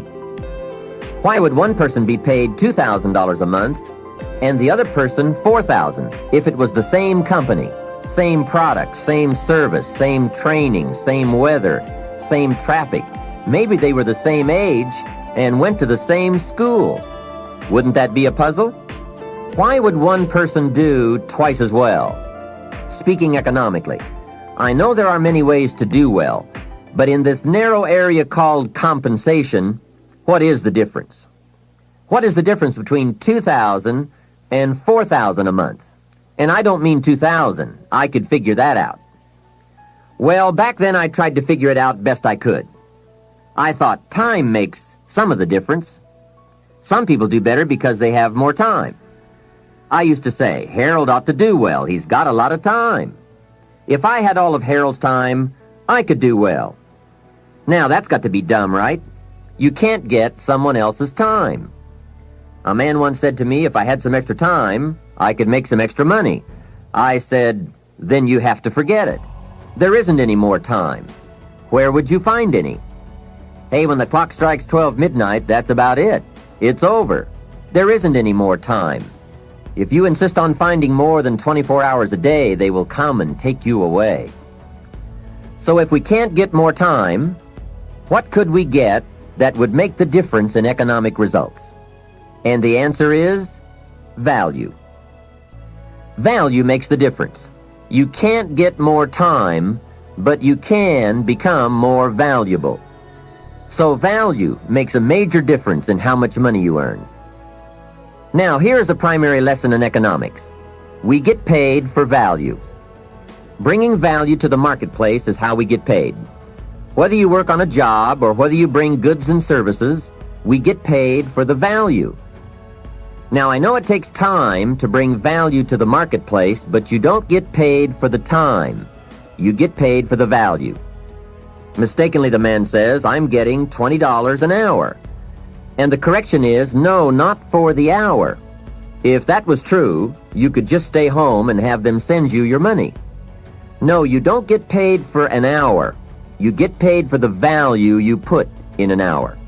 An hour is simply a convenient way to measure the value. So one of the important questions to ask is it possible to become twice as valuable and make twice as much money in the same time? Could you become 3 times as valuable and make 3 times as much money in the same time? And the answer is, of course. Yes, you can become more valuable if, and it's always if, right? Life is known as the big if. Harry Truman once said, life is iffy. How true. And here's the big if we are going to consider. It's possible to earn 2 or 3 or more times as much money in the same amount of time if you go to work primarily on yourself. And that's what we're considering in this session. Learning to work primarily on ourselves. Mr. Schoaf put it to me this way when I first met him. He said, Mr. Rohn, if you wish to be wealthy and happy, learn this lesson well. He said, learn to work harder on yourself than you do on your job. When he said that, I suddenly understood why I was broke. I was a hard worker on my job. If anyone would have asked me at age 25, Mr. Rohn, are you a hard worker? I would have said, yes, I'm a hard worker. check my record. And that was true. I was a hard worker. But see, that was my problem. I was working hard on my job, but I wasn't working hard on myself. And that was the main reason for my lack of progress. See, it's easy to get faked out. The man says, I've got 10 years of experience. I don't know why I'm not doing better. What he doesn't understand is that he probably has 1 year of experience repeated 10 times. He grew pretty well that first year, and then he just did that first year 9 more times. He didn't keep growing. Some people look for more money, but they look for it in the wrong direction. The man says, I need more money. I'm going to go to work on my boss. Hey, I found out bosses are notorious. They don't play fast and loose with the company till. I've never seen a boss get excited and triple somebody's wages. They don't behave in such an irrational manner. So that's not it. Some people say, I'll strike for more. Well, the problem with that is, once you start, you'll always have to strike. And I'll tell you what you get by demand. Little bitty pieces. Barely enough. And now inflation beats that approach, right? Inflation will usually equal or exceed a small wage increase, especially after taxes. Forget the little increases that just let you get by. Hey, you can get by with a crust of bread and a pair of shoes. But in this program, we are talking big success, not just getting by. The guy in sales says, I know what I'll do. I'll get me some of those sales books that teach the tricky sales. I'll put it on my prospects, dazzle them with my sales footwork, grab their money before they know what's happened. Well, you can try that, but my experience shows you wind up at the bottom of the economic ladder, not the top. See, it's not what you get by tricks that counts. It's not what you get by demand. It's what you get by performance that counts. And I found this out. Performance comes from inside, not outside. For the first part of my life, I was looking for the answers outside, before I finally discovered they were inside. Success is not something you pursue. Success is something you develop. People are often asking me, how do you develop an above-average income? And the answer is, become an above-average person. Develop an above-average handshake. Some people want to be successful, and they don't even work on their handshake. As easy as that would be to get started on. They let it slide. They don't understand. Develop an above-average smile. Develop an above-average intelligence. Develop an above-average interest in other people. Develop an above-average intensity to win. See, that will change everything. Probably one of the most frustrating experiences in life is looking for an above-average job with above-average pay without becoming an above-average person. It's called frustration. Mr. Schoaf one day gave me one of the most important statements of our entire association. I was giving him a rundown on how things hadn't worked out for me, and he said, Mr. Rohn, I have an answer for you if you will listen carefully. And listen carefully I did that day and for the next 5 years. If someone is wealthy and happy, you've got to listen. He said, Jim, I've only known you for a short time, but it is my honest opinion, for things to change for you, you've got to change. That was not quite the answer I was looking for, but that's the one he gave me. And now I bring it to you after pondering it all these years. For things to change for you, you've got to change, no matter what successes you've already achieved. Otherwise, it isn't going to change for you. Before I met Mr. Schoaf, I used to say, I sure hope things will change. That seemed to be my only hope. If it wasn't going to change, I was in serious trouble. Then I found out it wasn't going to change, and I was in serious trouble. Hey, remember, it isn't going to change. Not long ago, I did a seminar for a group of oil company executives during their convention in Honolulu. Sitting around this conference table, one of them asked, Mr. Rohn, you know some important people around the world. What do you think the next 10 years are going to be like? I said, gentlemen, I do know the right people. I can tell you. So they all listened very carefully. I said, gentlemen, based on the people I know, and from the best of my own experience, I've concluded that in the coming 10 years, it's going to be about like it's always been. Aren't you glad you're listening? I don't share that with just everybody. Now, I said that to make a point, but I also said it because it's accurate. It's going to be about like it's always been. The tide comes in, and then what? It goes out. For 6,500 years that we know of, called recorded history, and probably long before that. So it's not likely to change. It gets light, and then what? It turns dark for 6,000 years. We are not to be startled by that now. If the sun goes down and the man says, "What's happened? What's happened?" Surely he just got here, I guess. Hey, it always goes down about this time of day. In rotation, the next season after fall is winter. And pray tell, how often does winter follow fall? Every time, without fail, for 6,000 years that we know of. Now, some winters are long and some are short. Some are difficult and some are easy. But they always come right after fall. It isn't going to change. Sometimes you can figure it out, sometimes there's no way to figure it out. Sometimes it goes well, sometimes it gets in a knot. Sometimes it sails along, sometimes it gets in reverse. See, that's not going to change. The last 6,000 years reads like this: opportunity mixed with difficulty. That's how it reads.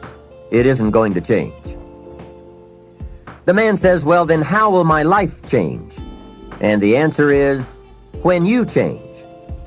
Whether I'm talking to high school kids or business executives, my message is always the same.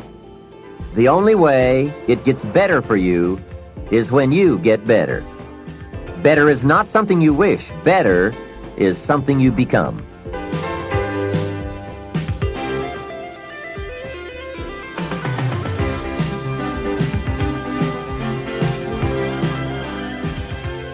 Let me take some time now and give you what I think are the 4 major lessons in life to learn. 4 major lessons. It is so important to study the majors. Have you ever noticed that some people don't do well because they major in minor things? Whatever you do, check at the end of the week, the end of the year, and make sure you're not spending major time on minor things. Otherwise, you will wind up with a below-average life. Now, before I get to the 4 major lessons, here are 2 phrases to consider. First, life and business are like the changing seasons. That's one of the best ways to illustrate life. It's like the seasons that change. Frank Sinatra sings, "Life is like the seasons." Here is the second phrase. You cannot change the seasons, but you can change yourself. Now, with those 2 key phrases in mind, here are the 4 major lessons in life to learn. The first is, learn how to handle the winters. They come right after fall, with regularity. Some are long, some are short. Some are difficult, some are easy. But they always come right after fall. Remember, it isn't going to change. Now, there are all kinds of winters, right? The winter when you can't figure it out. The winter when it all goes smash. Wintertime, we call it the winters of your life. One writer called it the winter of discontent. The winter when it turns upside down, when it all goes wrong. There are economic winters, social winters, personal winters, when your heart is smashed into 1,000 pieces. Wintertime, disappointments. Disappointment is common to us all. So learn how to handle the winters. You must learn how to handle the nights. They come right after days. You must learn how to handle difficulty. It always comes after opportunity. You must learn to handle recessions. They come right after expansions. It isn't going to change. So the big question is, what do you do about the winters? Well, you can't get rid of January simply by tearing it off the calendar. But here's what you can do. You can get stronger, you can get wiser, and you can get better. Make a note of that trio of words: stronger, wiser, better. See, the winters won't change, but you can. Before I understood this, when it was winter, I used to wish it was summer. I didn't understand. When it was difficult, I used to wish it was easy. I didn't know. Then Mr. Schoaf gave me the answer from a part of his very unique philosophy when he said, "Don't wish it was easier, wish you were better." Here's the second major lesson in life to learn. Learn how to take advantage of the spring. Spring is called opportunity, and uniquely enough, spring follows winter. And pray tell how often? Is it reliable? Can you count on it? Well, 6,000 years that we know of, that's pretty reliable. And what a great place for spring right after winter. If you were going to put it somewhere, that would be the place to put it. God is a genius. Hey, days follow nights. Isn't that terrific? Opportunity follows difficulty. Expansion follows recession. And all with regularity. You can count on it. However, make a special note of the two words, take advantage. That is what we must learn to do, take advantage. Just because spring comes is no sign you're going to look good in the fall. You must do something with it. In fact, everyone has to get good at one of two things, planting in the spring or begging in the fall. So take advantage of the day, take advantage of the opportunity, and read every book you can get your hands on to learn how to take advantage of the spring. And one more thought, get busy quickly on your springs, your opportunities. There are just a handful of springs that have been handed to each of us. Life is brief even at the longest. The Beatles wrote, "Life is so short." And for John Lennon on the streets of New York, it was extra short. But it is short. Elton John sings, "She lived her life like a candle in the wind." Life is fragile. Life is brief. Whatever you're going to do with your life, get at it. Don't just let the seasons pass.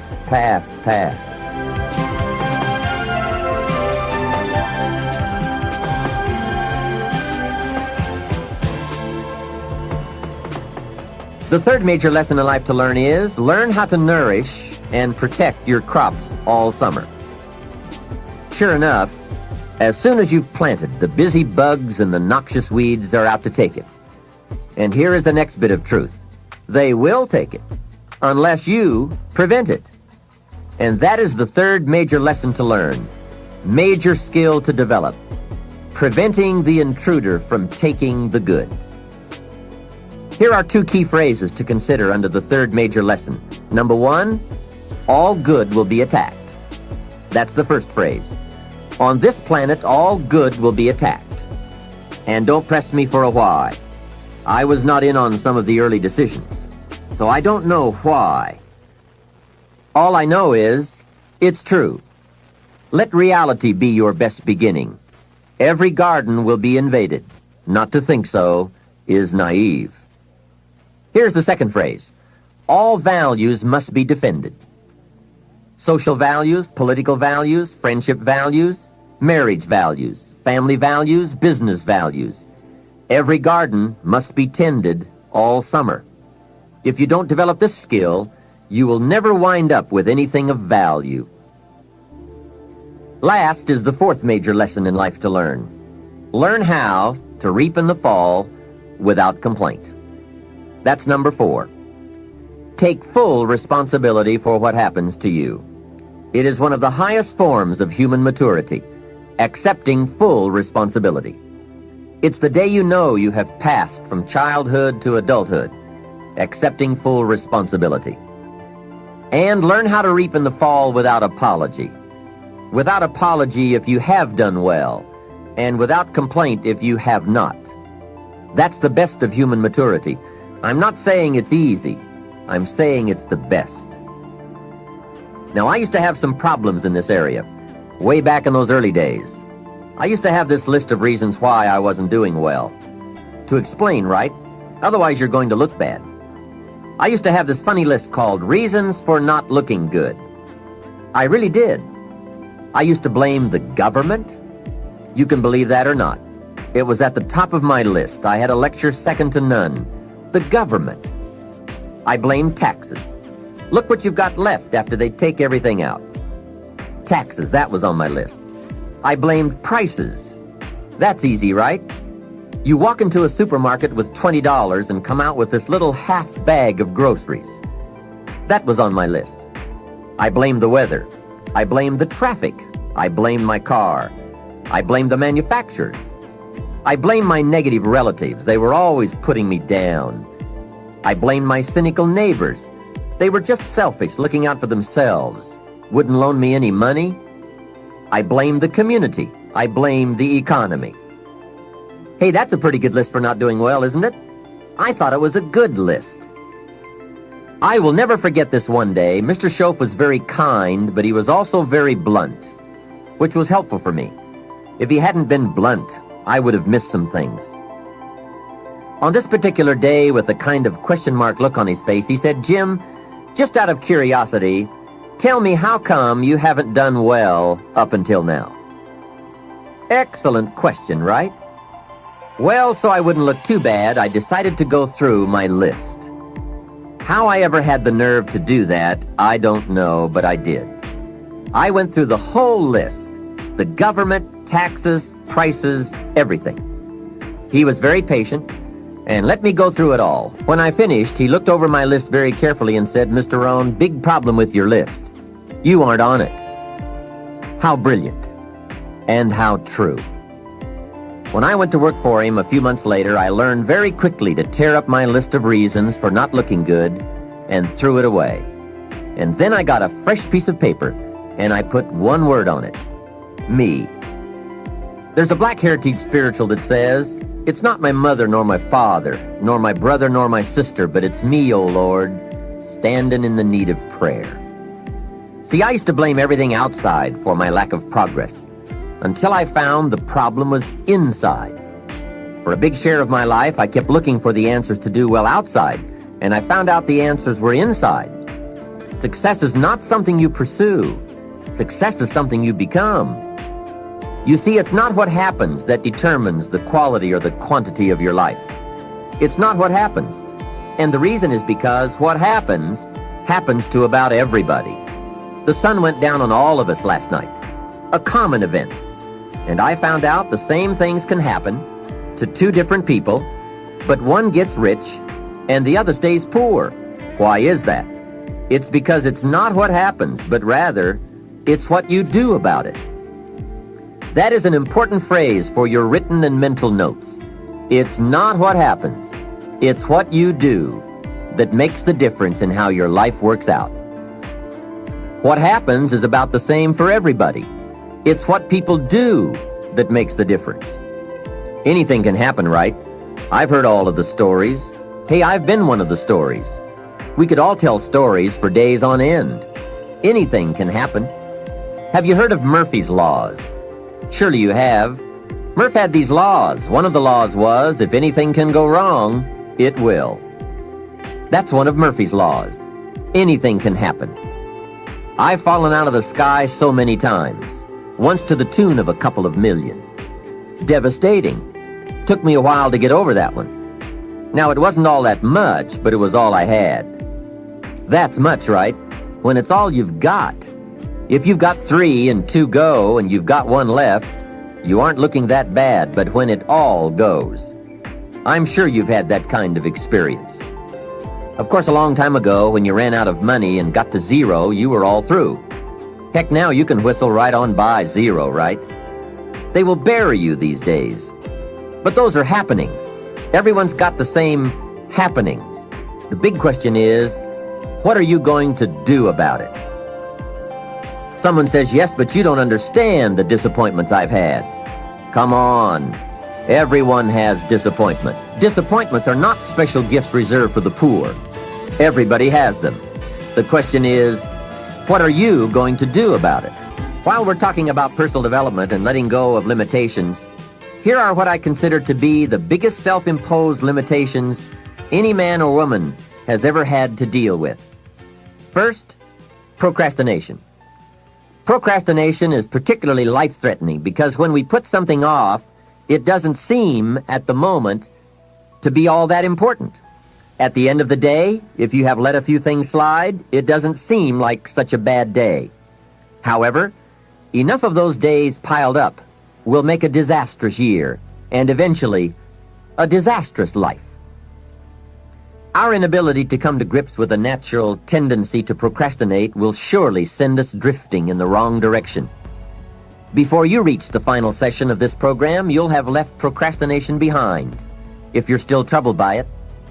You'll have discovered that it's simply too costly to put up with any longer.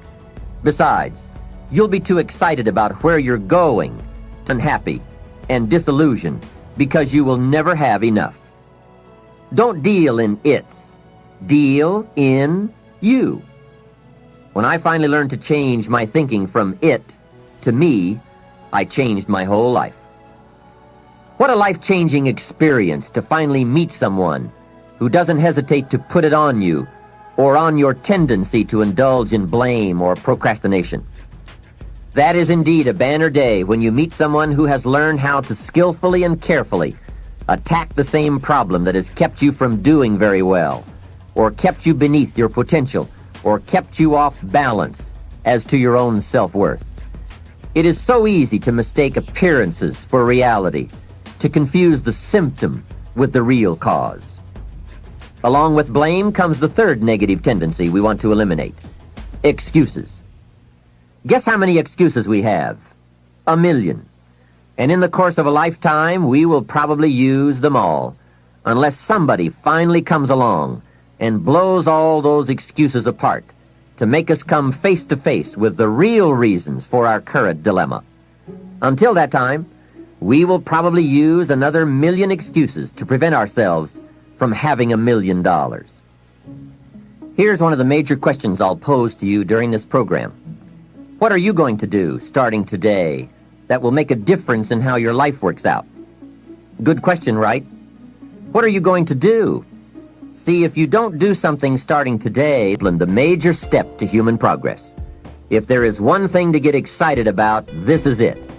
Get excited about your ability to make yourself do the necessary things to get a desired result. That's true excitement, not just optimistic panic. True excitement. Hey, what could you do starting today that would make a big difference in your life? Answer: no telling. What will some people do starting today? That's what's disappointing. It's not what we can do that's in question. What we can do is fantastic. What we can do is unbelievable. What we can do. It's what we settle for that's disappointing. Remember, the major question to ask on the job is not, what are you getting? The major question to ask is, what are you becoming? What we become is what leads to all the good things. And the habits we form, habits of mind, attitude, and behavior, are a dominant part of what we are becoming. Now, I understand as well as anyone that forming new habits doesn't come easy. But new habits will come when we change. It is usually not in one cataclysmic explosion, but rather by changing small pieces and parts at a time. I think that's how most of us change. We just keep nudging ourselves in the right direction, forming 1 or 2 new habits at a time, little by little, until finally we've made the turn. And this is where the good life comes from, those personal changes. There's nothing you can do with the seasons, but there's everything you can do with yourself. Don't wish for the winters to change. Wish for your own attitudes, strength, and capabilities to change in order to handle the winters. Really making personal changes calls for 10% inspiration and 90% perspiration. Wishing we could change is a beginning, but now wish must be translated into activity, and inspiration and affirmation must lead to discipline. We can affirm that we are going to change, but we must now form new habits and develop new disciplines for the affirmation to come true. Make sure your activities are not going in the opposite direction of your affirmation. Make sure your daily thoughts and activities take you in the direction of your affirmation.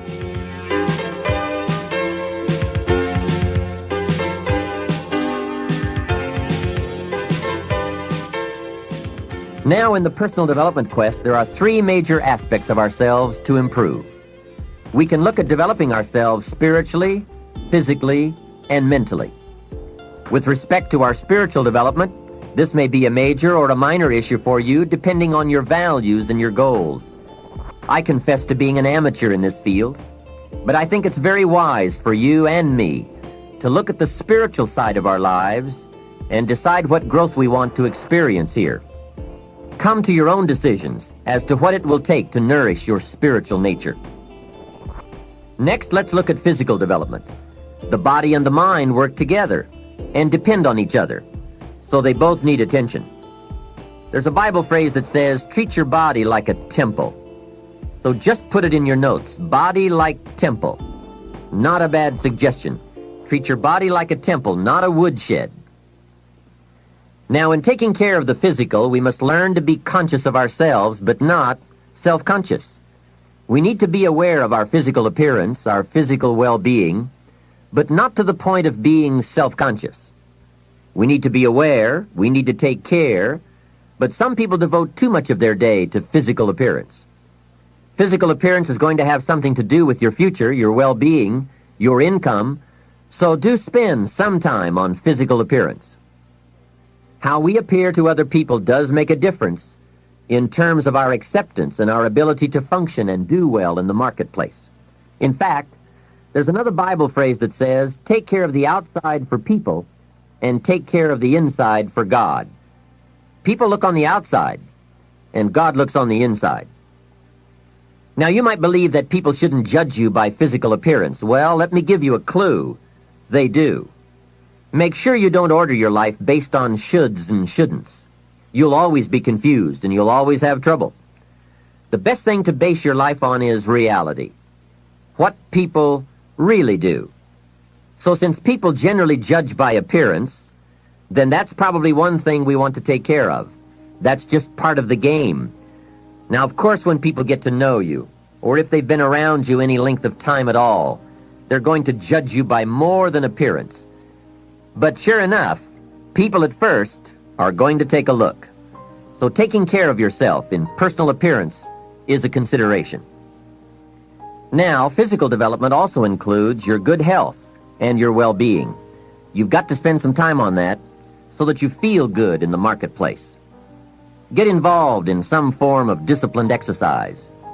Keeping fit and feeling good has a positive effect on your attitude, not just your appearance.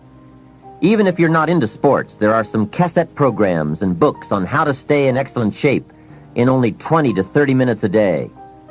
Get the tapes and find your best way to stay physically fit. Just develop a bit of consciousness about taking care of yourself physically. Physical fitness pays great dividends in terms of your energy level, your ability to live a long, healthy life, and your general sense of well-being. The other part of physical well-being is nutrition. There are some excellent cassettes and books on this subject for you to investigate as well.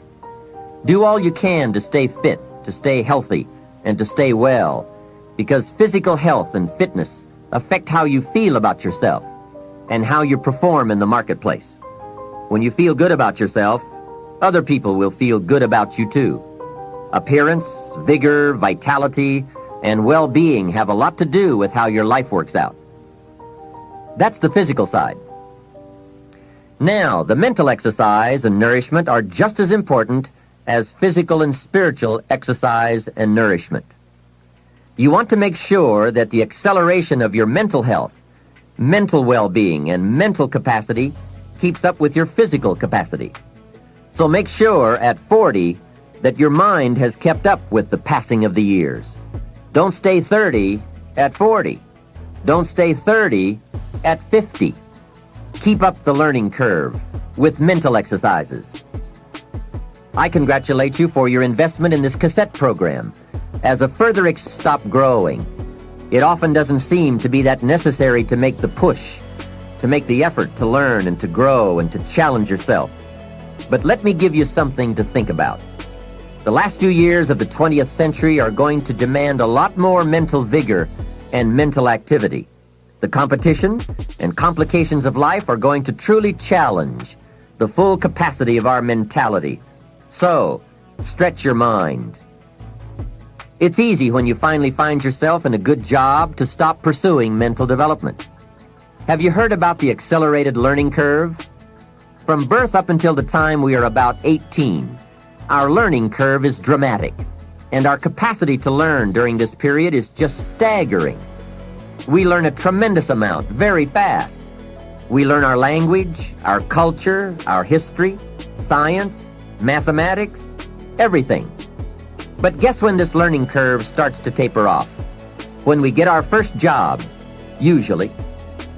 Now sometimes, for some people it will continue, but sure enough, here's where it usually levels off. If there are no more exams to take, if there's no demand to get out paper and pencil, why read any more books? Now you will just learn by some experience, just getting out there and by doing it wrong and doing it right and stumbling around. You learn some.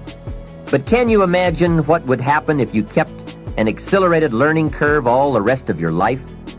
Can you imagine what you could learn to do, the skills you could develop, the capacities you could have? So here's what I'm asking you to do. Be that unusual person who keeps up his learning curve.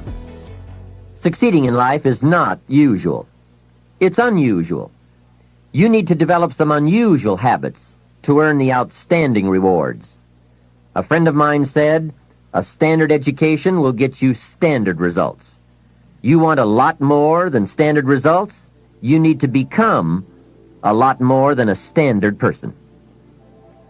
And now I've got some more good news for you. Never before in the history of the world has it been easier for someone like you or me to become educated, skilled, highly creative, innovative, and spilling over with profitable ways of thinking. I'm talking in the morning or exercising into solid, effective personal development. While your friends are vegetating on the way to work, listening to the radio that doesn't help them one bit to do a better job, you're picking up new negotiating skills, better sales techniques, or a new creative way to solve problems. Keep building your library of fine, quality cassette resources. There isn't a better place you can put a few dollars every month. Become a student of good ideas, wherever they can be found. Always be on the lookout for a good idea, a business idea, a product idea, a service idea, an idea for personal improvement.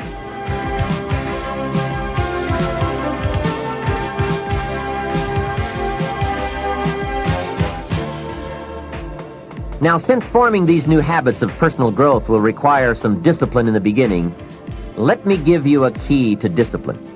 Discipline starts with the little ones and works up to the big ones. Start with all the things you can do to make your life better and make you feel better about yourself. Make a list. Life will give you some pretty big challenges if you can handle the small ones. But unless you practice on the small ones and master those, you don't have a chance for the major ones.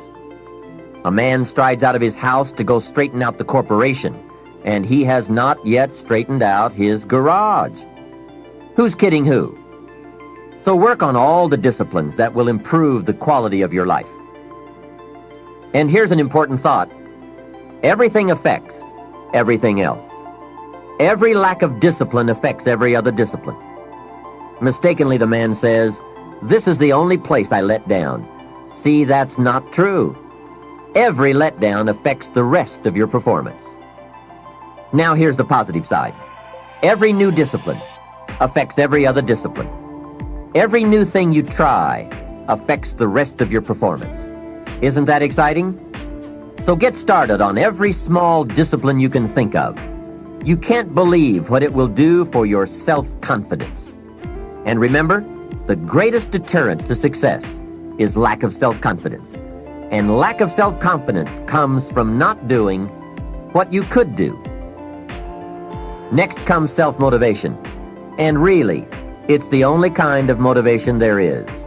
Self-motivation. I was on a lecture tour in Australia not long ago, and the press interviewed me.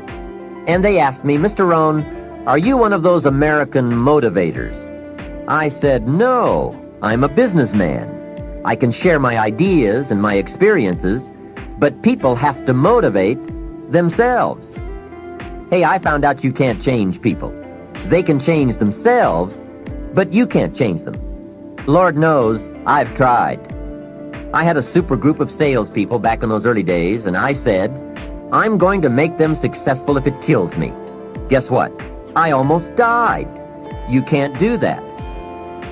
In management, we learn good people are found, not changed. If you want good people, you have to find them. That's the best answer I can give you.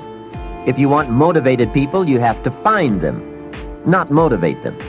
The first rule of management is don't send your ducks to Eagle School. Why? Because it won't work. I've tried it all. I picked up a magazine not long ago in New York, which had a full-page ad in it for a hotel chain. The first line of the ad read, "We do not teach our people to be nice." Now that got my attention. And the second line said, "We simply hire nice people." I thought, what a clever shortcut. Motivation is a mystery. Why some people are and some are not.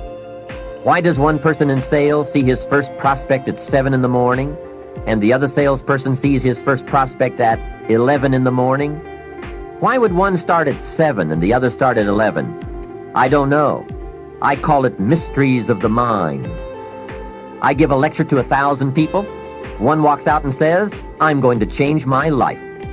Someone else walks out with a yawn and says, I've heard all this stuff before. Why is that? Why aren't they both affected the same? I don't know. I call it mysteries of the mind.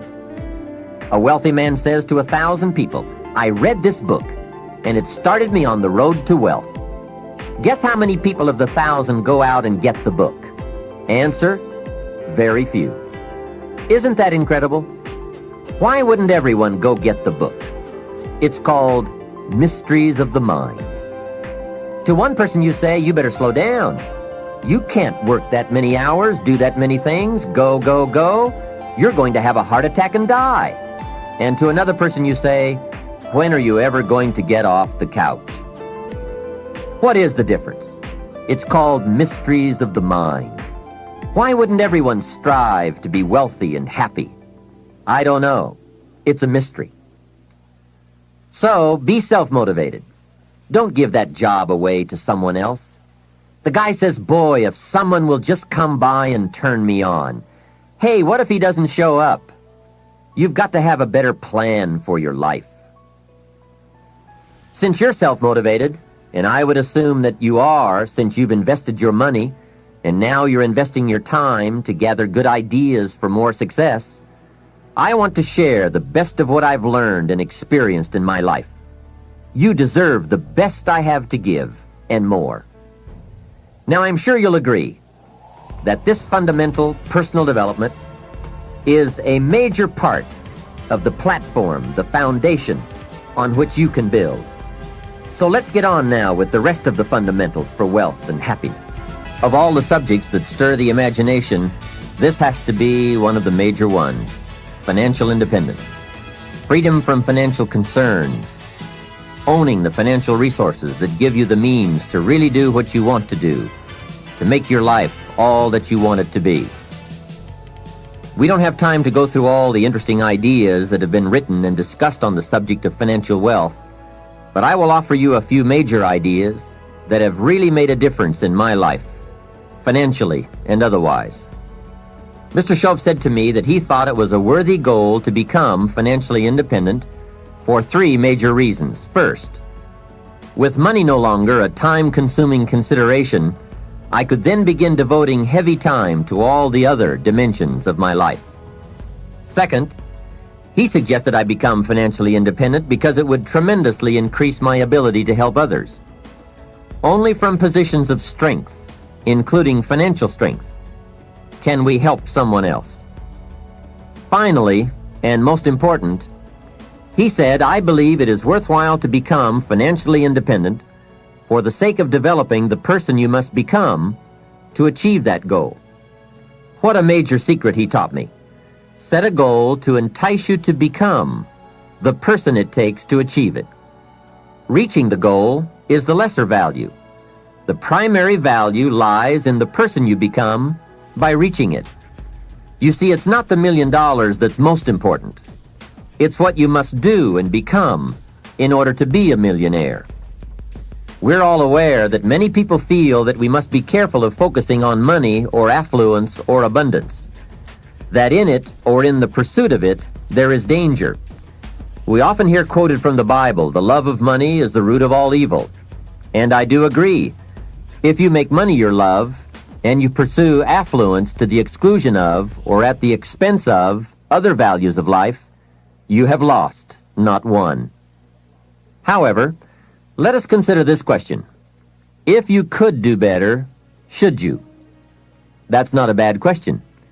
In the time allotted to labor, in the time given to economics, care for family, success, achievement, productivity, the creation of value, the development of skills and creativity, if you could do better, should you?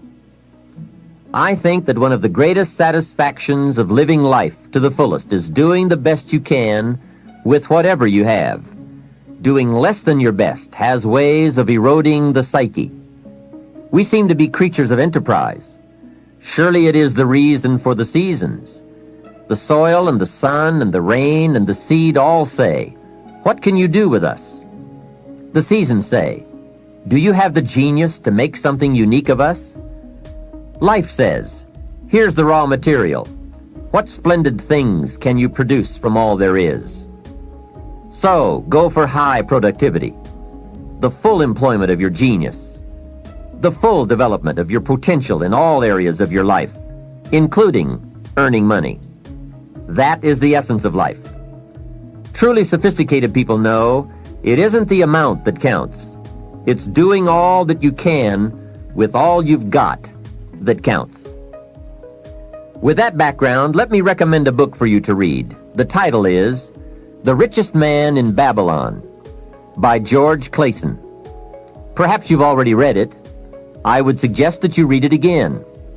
It's just a small book. You can read it in one evening. I call it the appetizer for the full discourse on the subject of financial independence. Now, let me give you the major theme of the book.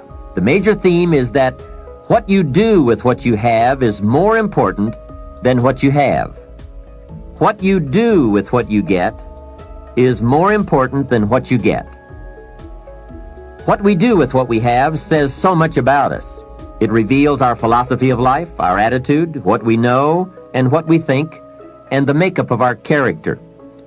It is a reflection of what is going on inside of our head and within our value system and decision-making process. It also reveals our ability to weigh and to perceive. The outer is always a reflection of the inner. It is an indication, a reading, a revealing. It speaks, it tells, it shows. Remember that key phrase I gave you earlier? Everything is symptomatic of something, and it is symptomatic of something right or something wrong. It is a wise policy not to ignore the symptoms, for they can be early signs of a poor choice of philosophy, or a sign that something important is being misread, misunderstood, miscalculated. So of all places, take a look here. What you are doing with your money says something about you. Now, what you're doing may be okay. All I'm suggesting is that you take a look. Let me give you some of the details of a good financial plan as suggested by Clason's book. First, a very broad but important statement. Learn to live on 70% of your net income. Net meaning the money you have left after paying your taxes. And before we go any further, let us consider that most important part of our personal, social, and economic life. We must all in our lifetime, whether we are young or old, understand the necessity and the practice of paying taxes. We have to teach our children as soon as they have any money at all from any source that if they spend it for anything, they immediately become what we call a consumer. And all consumers of goods and services, no matter how young, have to pay taxes. In California, where I live, if a child is only 10 years old and goes to the store to buy something that costs $1, the proprietor asks him for an extra 6 cents.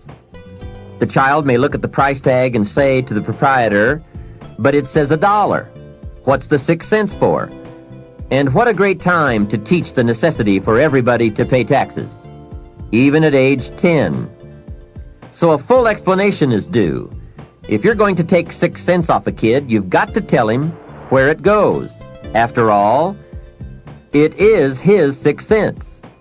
He could well ask the proprietor, "Do you keep it?" The proprietor, of course, would explain that it's for taxes, that he doesn't get to keep it, that he merely collects it.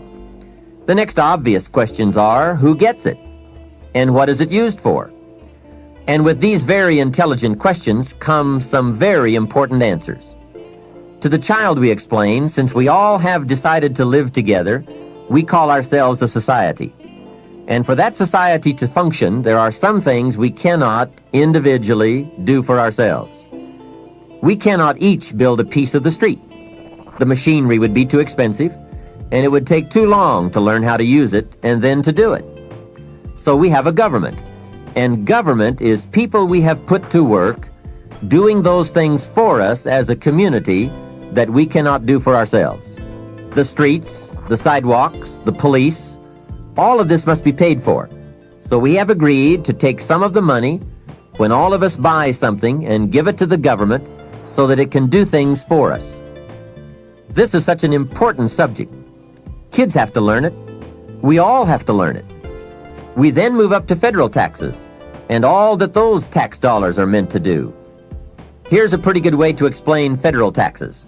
I call paying taxes the care and feeding of the goose that lays the golden eggs.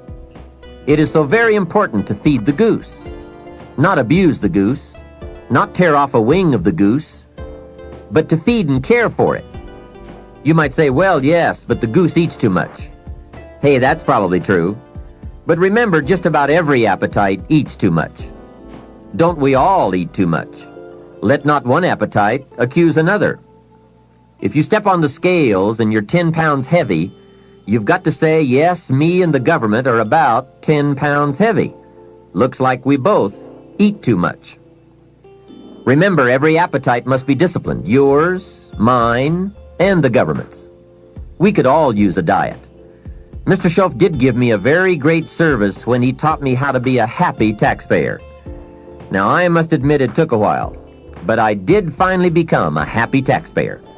Part of it was understanding what tax dollars were for, and that it is right for everyone to pay his fair share. I finally decided I didn't mind picking up my share of the tab for the radar. It's so necessary for our safety as a country to keep the international bullies away. Some people say, why bother with all that expensive equipment? After all, they won't come over here. Obviously, they haven't read their history books. Someone else says, I'm not picking up any part of the radar. Well, then I would suggest you go where they don't have any radar. If you are going to enjoy the benefits, then you have to pay your share. Jesus, the master teacher, gave some very clear advice one day when he said, pay Caesar first. Caesar meaning the government and taxes. Hey, that's pretty clear. Pay Caesar first. And for some unique reason, he didn't see fit to criticize Caesar. He just said, pay. I don't think we need a prophet to explain that one to us. Now, don't pay more than you should. Take advantage of the advantages and the incentives. But then when you get to the bottom line, whatever that is, pay it. And pay with happiness, knowing that you are feeding the goose that lays the golden eggs. The golden eggs of freedom, safety, protection, justice, free enterprise. A society that works, provides a market and unprecedented opportunity. Freedom of speech, freedom of religion, education for our children. This is the most powerful nation on earth, and it provides us with the greatest chance to create a unique life. Some goose, some eggs. And remember, everyone should pay. Dignity demands that we all contribute no matter how small the amount. Everyone should pay. Even the federal tax bill, in my opinion. If only $1 a year, that's okay. Just so you can say with dignity, I pay my fair share. A classic example. An ancient Bible story says Jesus and his disciples were watching people come by, and contribute to the treasury. Some came by and gave large amounts. Some gave average amounts, and some gave modest amounts. The story then continues. A little lady came along and put 2 pennies in the treasury. Jesus said to his disciples, "Look at that, the lady and the 2 pennies." They said, "2 pennies? You give us this example out of all who made a contribution? 2 pennies?" He said, "You don't understand. She gave more than anyone else." They said, 2 pennies? More than anyone else? Some have given fortunes. He said, "You don't understand. Her 2 pennies represented, I'm sure, more of what she had than the large amounts represented of what their givers had. So she gave the most." How remarkable. But let's continue the story. Sometimes what is not said or reported is also a valuable part of the story. Consider what Jesus did not do. He did not take the 2 pennies out of the treasury and run after the little lady and say, "Here, little lady, we have observed that you are so poor and so pitiful, we're going to give you back your 2 pennies. We just can't let you pay." What an incredible insult that would have been. She would surely have said, "Aren't my 2 pennies good enough? They represent a great portion of what I have. Will you take away my dignity?" No, that scene did not occur. And what a meaningful lesson. We learn from what did not happen as well. Let me give you the eloquence of silence, the eloquence of what was not reported but certainly must have been true. And it reads, Jesus left her 2 pennies in the treasury. What an important silent statement. It's of the highest philosophy. It best explains our earthly experience. Life is conditional. Value is on the other side of price. And of first importance is the act, not the amount. Everyone must pay, even if it is only 2 pennies. Now, after taxes, and I said all that to get to this, learn to live on 70%. The reason it's 70 is because you're going to be doing some very special things with the 30%. So what's left, 70%, is yours to spend. Now let's talk about the all-important subject of how you allocate the 30%. I remember one day saying to Mr. Shope, if I had more money, I would have a better plan. He said to me, Mr. Rohn, I would suggest that if you had a better plan, you would have more money. So it's not the amount that counts, it's the plan that counts. It's not what you allocate, it's how you allocate it. Here's the first part of the allocation process. Of the 30% you're not spending, 10% should go to charity, giving back part of what you have taken out to help those who cannot help themselves. I think that's a good percentage. Now, you can pick your own percentage. It's your life, and it's your plan. But giving your money to a church or to an institution is a good idea. More often than not, they can find the people who are in need. But whether you administer it yourself or give it to an institution to distribute, 10% should be given to charity. And by the way, the best time to teach this allocation process is when a child gets his first dollar. Take him on a visual tour. There's nothing better than visual to illustrate what you're trying to teach. Take him to where some very unfortunate people live who cannot take care of themselves. Kids have big hearts. If they see the problem, they won't have any trouble giving a dime out of every dollar. And one more thing. The time to start this is when the amounts are small. It's pretty easy to flip a dime out of a dollar, and it's a little more difficult to give away 100,000 out of 1,000,000. You say, oh, if I had 1,000,000, I'd give 100,000. I'm not so sure. That's a lot of money. Best we start you early, so you will have the habit before the big money comes your way. Now, here is what to do with the next 10%. Set aside 10% for capital you manage. That is, capital you find ways to utilize. Do some buying and selling yourself. Buy something, fix it, and sell it. Engage in commerce, even if it's only a part-time venture. Your home is a major capital project. In my opinion, we should all engage in capitalism in this country. Here, we believe capital belongs in the hands of the people. Communism teaches that capital belongs in the hands of the state. That's a great difference in ideology. I guess communism feels that humans are too dumb and stupid to know what to do with capital, so it should all be given to the state. Let the state run everything, and let the people meekly show up for their work assignments. In our country, we believe the genius to know what to do with capital resides in the populace, the people, the genius to come up with ideas for goods and services brought to the marketplace. It has built a dynamic enterprise known as capitalism and has created opportunities in abundance. And again, remember this thought. The best time to teach capitalism is when a child is old enough to be stimulated by ideas for goods and services. Kids learn the concept of performing services in exchange for capital early, right? They mow the lawn, help in the house, earn an allowance. But take it a step beyond that, as soon as possible. They will pick it up fast. Kids ought to have 2 bicycles, one to ride and one to rent. It doesn't take much to be in business. It doesn't take $1 million. And the same business principles apply whether it is a bicycle business or General Motors. Show kids how to buy a bottle of soap for $2 and sell it for $3. Right in the neighborhood. It's called capitalism in action. Profits, products, and services brought to the marketplace. It is most exciting once you understand the mechanics and the dynamics.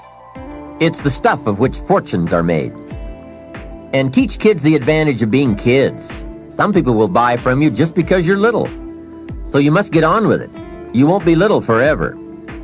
So Johnny goes a few doors down from your home in the neighborhood and knocks on a door. Mrs. Jones answers, and Johnny says, "Mrs. Jones, I have this bottle of soap. It is the best there is. My mother uses it, and lots of people I know wouldn't use anything else. You should really have some. It only costs $3, and I'm your neighbor, so I can take care of you. And besides, I'm little." There, isn't that simple? Commerce in action.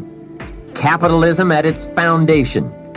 You see, the only danger in capitalism is if capital gets in the hands of too few people. As long as it is in the hands of the many, it is a dynamic force for profitable and exciting enterprise. Back to our story.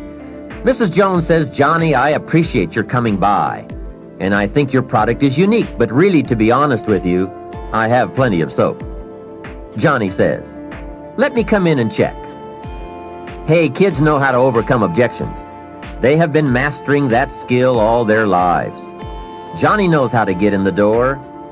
Mrs. Jones says, "You've got me. I'll be a customer." Now, when he comes home, you must get ready to teach all the other principles of enterprise and successful living. The two should go together. First, Johnny says, "I've got $3 to spend," and you point out the obvious. If you spend all $3, you will be out of business. He says, "I can see that." Then you explain, you must set aside $2 to invest in another bottle of soap. You can't spend your capital. Capital must be carefully preserved. What would you think of a farmer who ate his seed corn? Dumb farmer, right? So capital must be defended. It is your only chance for another harvest. Now here's another thought for your notes. Make sure you turn part of your income into capital. I would suggest 10%. And use that 10% yourself to give your own skill a chance to do something remarkable in the marketplace. No telling what genius lies unused, waiting for the spark of opportunity. It is part of the path of fortune. Use this thought. Why not work full-time on your job and part-time on your fortune? You can, you know. It's up to you. And you can't believe the feelings every day when you can honestly say, "I'm working to become wealthy. I'm not just working to pay my bills." It makes a different kind of day. You will find it hard to go to bed at night and exciting to get out of bed in the morning. Remember, it's the same day, the same opportunity, the same you, but it is a greatly different life working to become wealthy or working to get by. Now, here is the next principle to teach. Johnny says, okay, I'll set aside $2 so I can stay in business and continue to make $1 profit. But I get to spend the $1, right? Now comes a most important opportunity. You must explain that if he spends that whole dollar, he will wind up broke and unhappy. And then take him on another visual tour to some part of town where he can get a good look at people who spend all they make and are broke and unhappy, and say, do you want to live like this? He will say, no. Then you say, all right then, you can't spend the whole dollar. He says, well then, tell me what to do with it. And with that open door comes the obvious opportunity to teach all the principles of wealth and happiness and lifestyle. One of the major factors that affects your life, all your life, is what you do with your money. So here's what you do. First, pay your taxes, right? And for kids, that is easy. They pay when they spend, unless they make a lot of money. Then you must teach them to pay federal taxes. Remember the care and feeding of the goose that lays the golden eggs. Next comes the 10 cents for charity, which we have already covered. Johnny says, oh yes, here is a dime for those who cannot help themselves. Now I can spend the rest. Answer, no. You will wind up broke and unhappy. He says, okay, what now? And now comes another major life lesson. The next 10 cents out of every dollar of wages or profit is for the increase of capital you manage. Set aside 10 cents out of every dollar profit so that someday you can buy 2 bottles of soap instead of 1. I'm sure Johnny will catch on to that one right away. He says, of course. If you buy 2 bottles instead of 1, you save yourself a trip. How clever. And the next point you teach is that some companies will sell you 2 bottles cheaper than if you buy just 1 bottle at a time. They sell you 1 bottle for $2 and 2 bottles for $3.80. Johnny says, wow, then when I sell it, I can make even more money. How clever. It's true, everybody benefits from the increase of capital. The company gets to sell 2 bottles at one time. You save a trip and some costs, and you can keep some of the saving or pass along some of it to Mrs. Jones, your customer. Let's review so far. First, pay taxes. Next, 10 cents for charity, and 10 cents for capital you manage, and for the increase of that capital out of every dollar of wages or profits. Now, here's the third 10 cents from every dollar, and that is capital you provide. Take 10 cents out of every dollar and put it in a financial institution. And now we have come to a major benefit for all of us if you bring this 10% of your earnings to the marketplace. You see, some projects in our society need more capital than one person can provide. So we have a system whereby all of us can loan or invest our money in capital provided, so that large businesses can be built to provide more jobs and products and service and help create an even more dynamic society. So 10 cents out of every dollar should go into a savings account. I really prefer to call it an investment account because, and kids will love this, they pay you for the use of your money. You can get back the money you loaned, and you will have more profit from what you are paid for the use of your money. And be sure that you teach this, that if kids start this program from whatever they earn on a job, or in engaging in enterprise, or both, while they are in their teens, by the time they are 40, they will be wealthy enough to be able to do what they want to do the rest of their lives, instead of all their lives doing what they have to do. Now, from your teenage years, it could take a much shorter period of time to become financially independent, depending on what ideas and opportunities you take advantage of. Mrs. Fields developed a new chocolate chip cookie and became a millionaire before she was 30. Mrs. Fields chocolate chip cookies. What an example of capital in the hands of the people not in the hands of the state. A 10-year-old takes $1, searches around the community and finds a broken, abandoned wagon, pays $1 for it, brings it home, cleans it up, sands off the rust, paints it till it's shiny and new, straightens out the wheel, and sells the like-new wagon for $11. You ask, does a 10-year-old deserve $10 profit? And the answer is, of course. Society now has a mended wagon. And that's what it's all about. Find something and leave it better than you found it. Create a value. Build an equity. It's how we build this most dynamic society called America. And everyone can contribute. Everyone can bring some value to the marketplace. We can all be students of capital, profit, equity, and value. We can all engage in enterprise. We can all participate in the disciplines that bring wealth of lifestyle and treasure. All of us and our children can build the most powerful and attractive society ever. We have the knowledge, the tools, the schools, the market, the resources. All we need is the will. Let each of us begin. Its riches are for the having. All of these principles in action furnish, to the best of my knowledge, the best soil from which to have a high chance for fortune and lifestyle at a very early age. It is so simple, but it is so powerful. Just try it. Just try it. You can always go back to the old way. But if you just try it, I predict you will be so excited about your new commitment and discipline for wealth that you will never turn back. What we're seeing here is that wealth is a matter of allocation, not opportunity, especially in this country. There are subtleties on both sides of any issue of health and sickness, the issues of success and failure. It is the subtleties that determine the direction and the destination. The major reason it is so subtle is because what you do in a single day or a single week or month doesn't seem to matter that much. But remember, as we said earlier, everything matters. Everything weighs something. Sophisticated people never say, it doesn't matter. If you spend or invest $5 today, it doesn't seem to matter much either way. You seem to be no richer or poorer at the end of the day. But it does make all the difference in the world as you save $5 every day, and the days accumulate into weeks and into months and into years. You see, it's the accumulated total of the allocation of each day that makes all the difference in the world, whether you become rich or poor, healthy or ill, successful or mediocre. Now back to Johnny. He is going to ask about his investment account, where he's putting 10 cents out of every dollar. What kind of interest do they pay kids? So you give him the blockbuster, same as adults.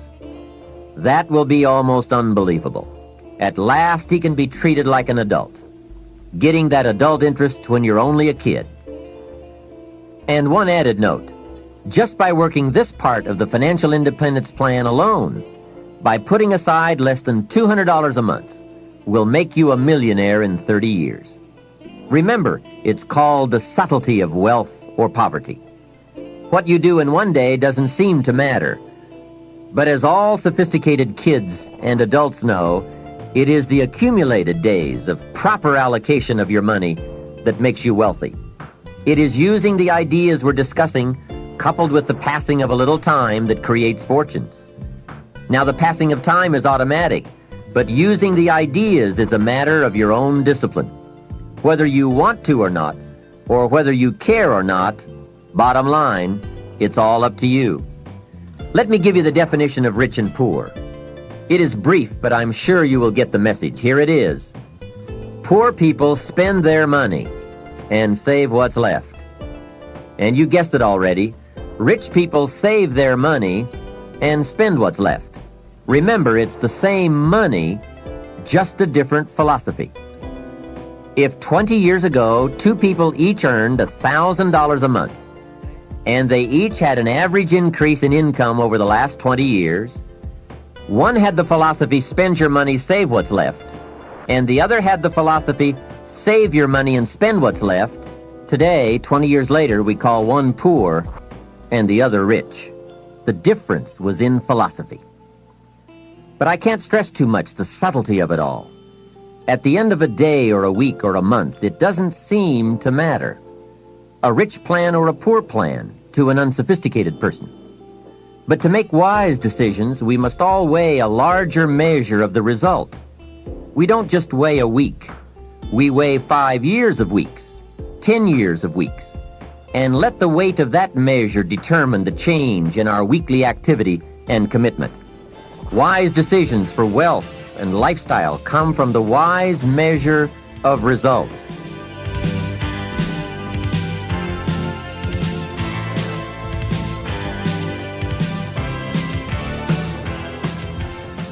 Hey, here is a great philosophy to learn and to teach, especially to your kids. They will love it. It is called the ant philosophy.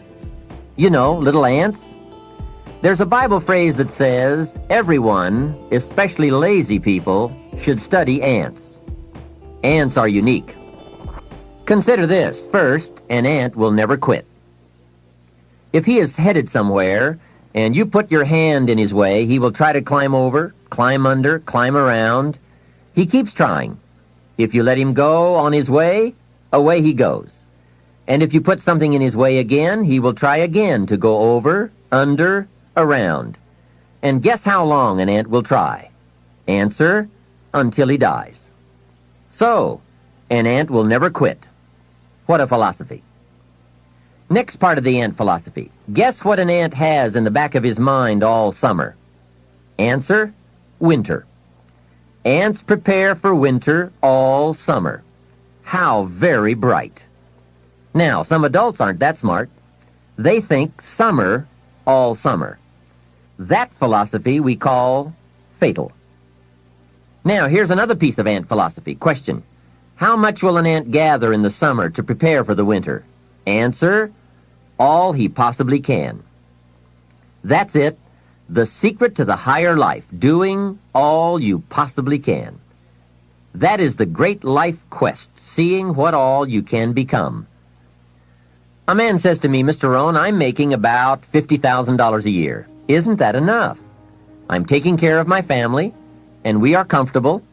Isn't $50,000 enough? And my answer is, yes, it is enough, if it's the best you can do in the time allotted to labor and enterprise. However, if you are capable of making $500,000 a year and you only make $50,000, we call you loser. Remember, it's not the amount that counts. It's the extent of your reach that counts. If your best is $10,000 a year, that's enough. If your best is $1 million a year, that's enough. It's not the amount. It's your best we count. How tall will a tree grow? Answer, as tall as it can. Did you ever hear of a tree growing half as high as it could? No. Only humans with the power of choice settle for less than they can be. But I would ask you to walk the high road. Earn as much money as you can, share as much as you can, create all you can, read as many books as you can, see as many places as you can, become as skillful as you can. It's your birthright. Now, part of the learning to live on 70% falls under another fundamental, which we will cover in another session in this cassette program, that talks about lifestyle, how to get joy from your 70%. And that's what life is all about, doing the things that bring us satisfaction and joy. But before we move on to this subject, let me add a few closing notes on the subject of a good financial plan. I've come up with the major role of grandparents in this country. Here it is. The major role of grandparents in this country should be to teach their grandchildren how to be wealthy, cultured, and happy, just like me. Grandparents should not have to say, I've worked all my life, now I need help. They should be able to say, I've worked all my life, now I can help. If you are not financially independent by age 40 to 50, it doesn't mean you live in the wrong country. It doesn't mean you live in the wrong community. It doesn't mean you live at a wrong time. It doesn't mean you are a wrong person. It doesn't mean you have the wrong chance. It simply means you have the wrong plan. I discovered you can be a nice person with the wrong plan. You can be a sincere person with a poor plan. And remember, it's not uncommon. Everything by longevity tends to get off course. When they make a moonshot, it isn't the first set of the guidance systems that serves for the whole trip. They have what is known as mid-course corrections, those fine-tuned changes that set you on a more certain course. And on the way to the destination called the moon, they are so important. Hey, if there's one objective you don't want to miss, it's the moon. Now, if you will make wealth and financial freedom that important a necessity, you will have the highest chance to arrive. Next, if you have not done so in a while, or if you have never done so, put together a financial statement. When I first met Mr. Shoaff and we talked about financial independence, he asked me if I had a current financial statement. I said, "What is a financial statement?" So I got my primary education in taking a picture of where I was financially. Mr. Shoaff explained that it is very important to know exactly where you are without kidding yourself, so that you can then come up with a good plan for going from where you are to where you want to be. It turned out to be fairly easy to put one together. You merely list the value of your assets on one side of a piece of paper and the total of what you owe, called your liabilities, on the other side of the paper. Then by subtracting one from the other, you come up with what we call your current net worth. Now, it doesn't tell you what you are worth as a person, but rather what you are worth in money. I said to Mr. Shoaff, my financial statement isn't going to look that good. He said, "It is not important how good it looks. What is important is that you do it." So I put that first financial statement together. I had plenty of liabilities, money I owed my parents, budget finance, my car, and all kinds of other debts. Now on the asset side, I really had to scrape the bottom of the barrel. I even put my shoes on the asset side. They were worth something. Wow, how embarrassing after 6 years of working. But it must be done. You don't have to put the results on a public bulletin board, because it's not important that the community knows how you are doing. It's not important that I know how you're doing, but it's desperately important that you know how you're doing.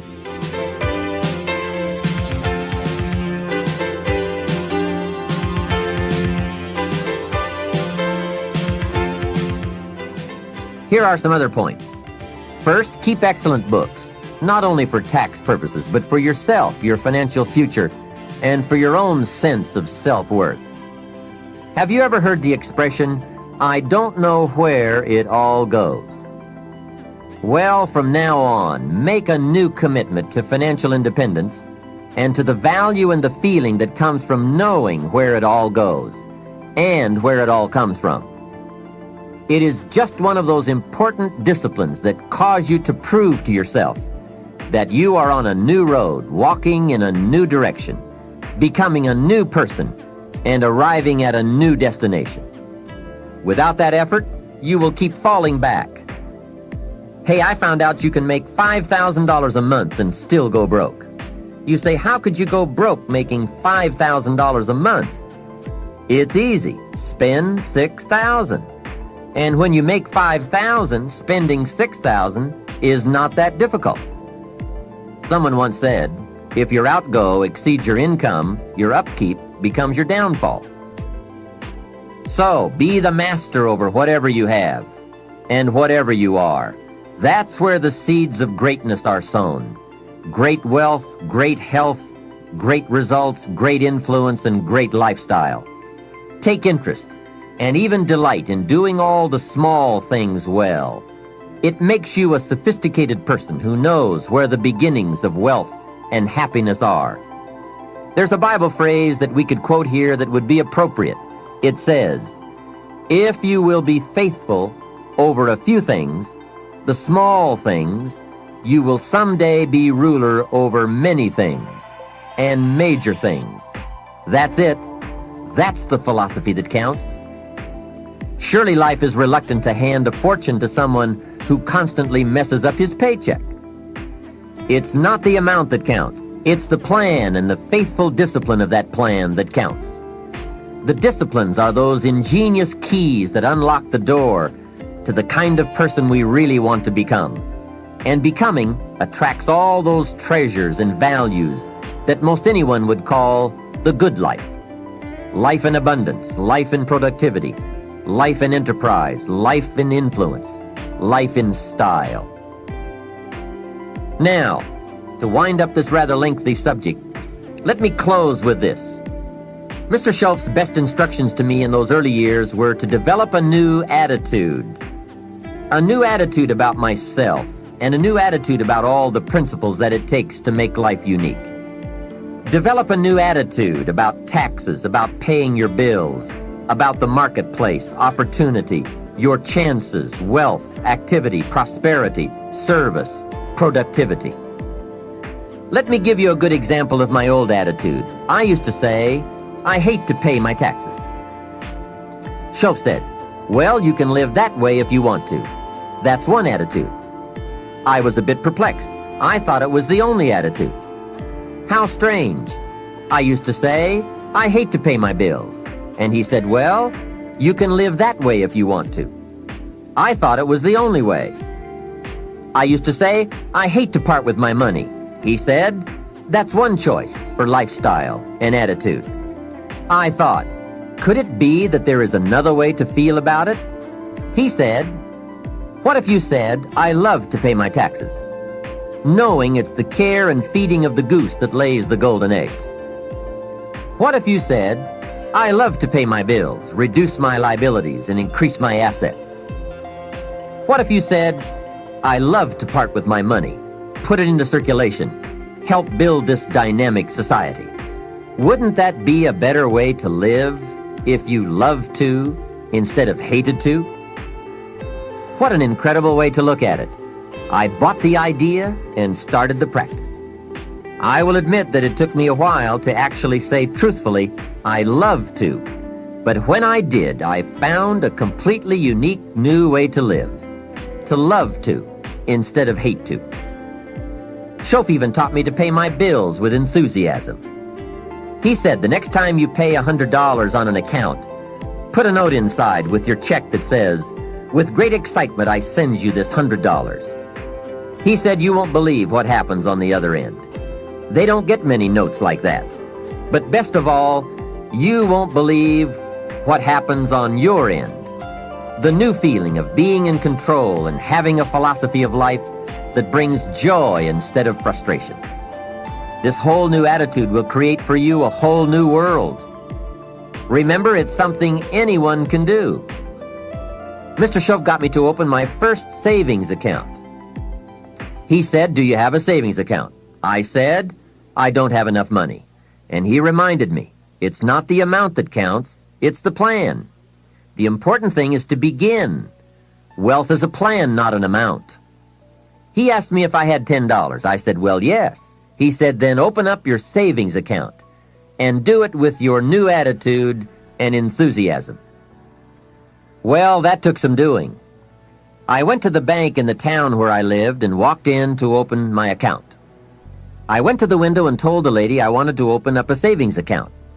She said, great. What is your name? I said, Mr. Rohn. She said, fine, Mr. Rohn, just fill out these papers. I filled them out, handed them back to her, and she said, that's all in order. Now, how are we going to get this account started? I said, put 10 in. She said, 10 what? I said, $10. Now, can you imagine the scene? I'm a grown man, 25 years old. I have a family, I'm working, and opening up my first savings account with $10.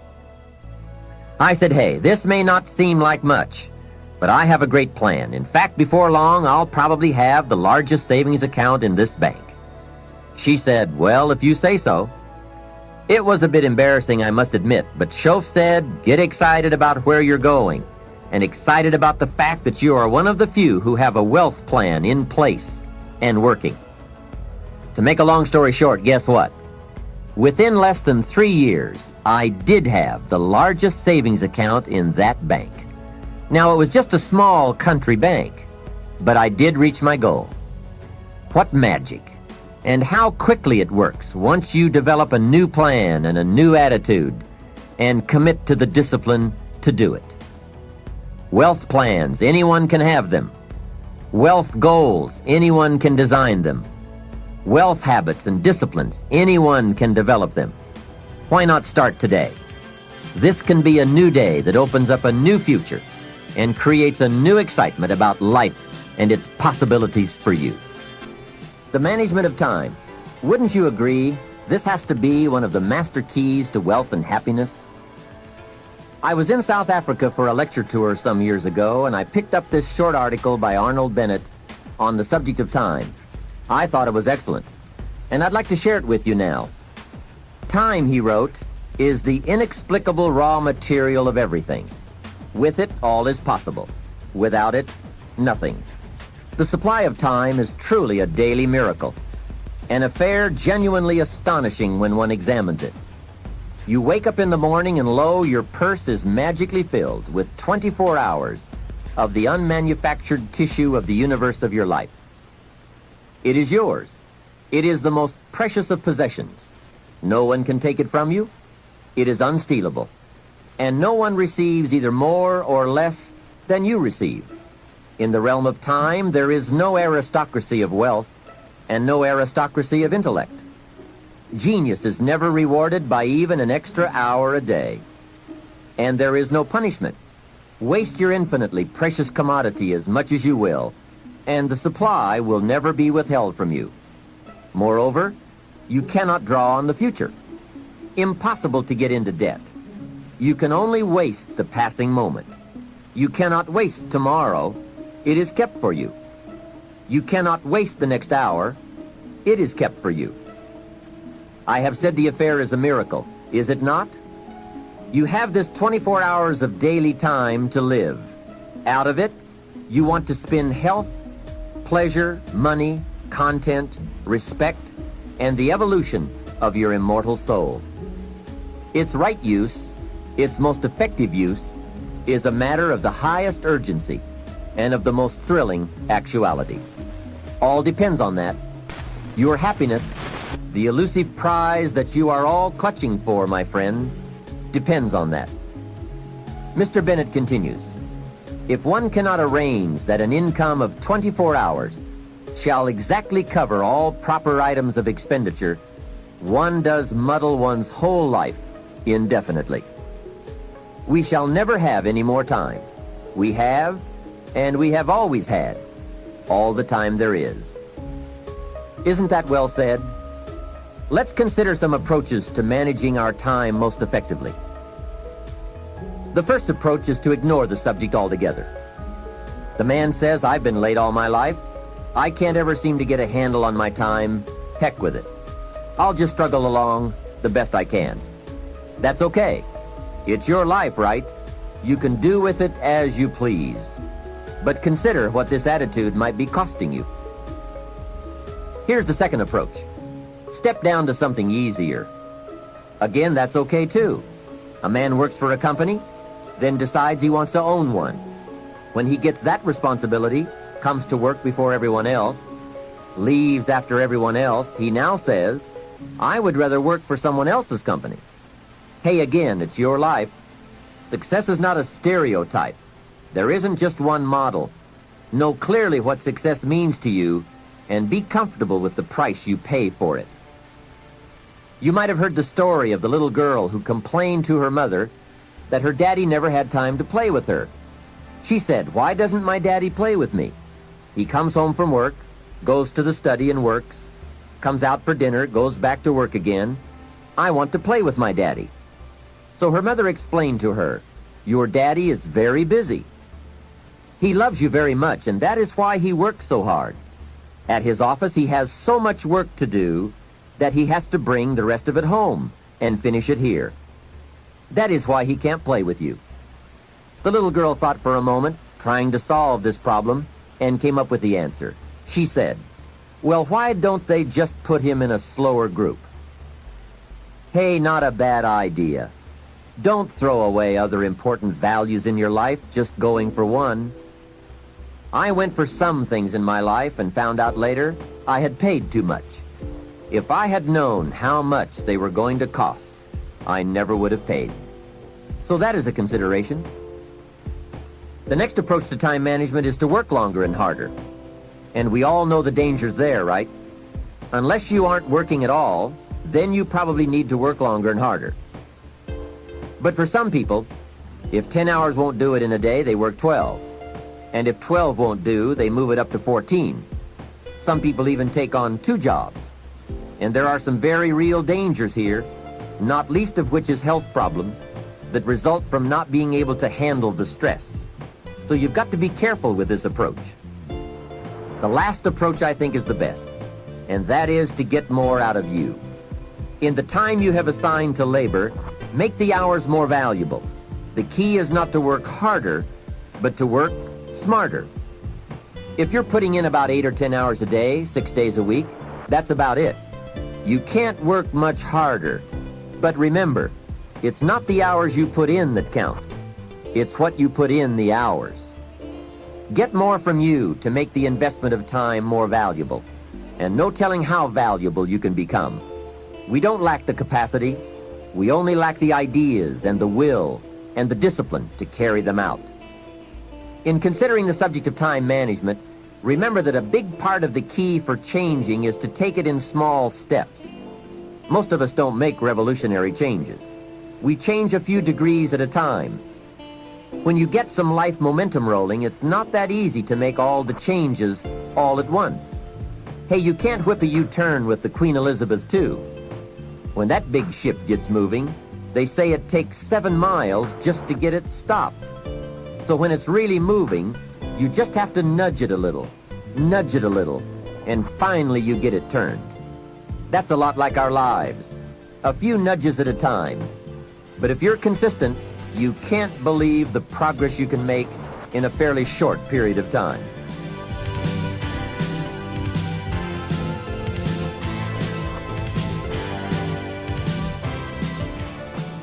Here is my first key point on the management of time.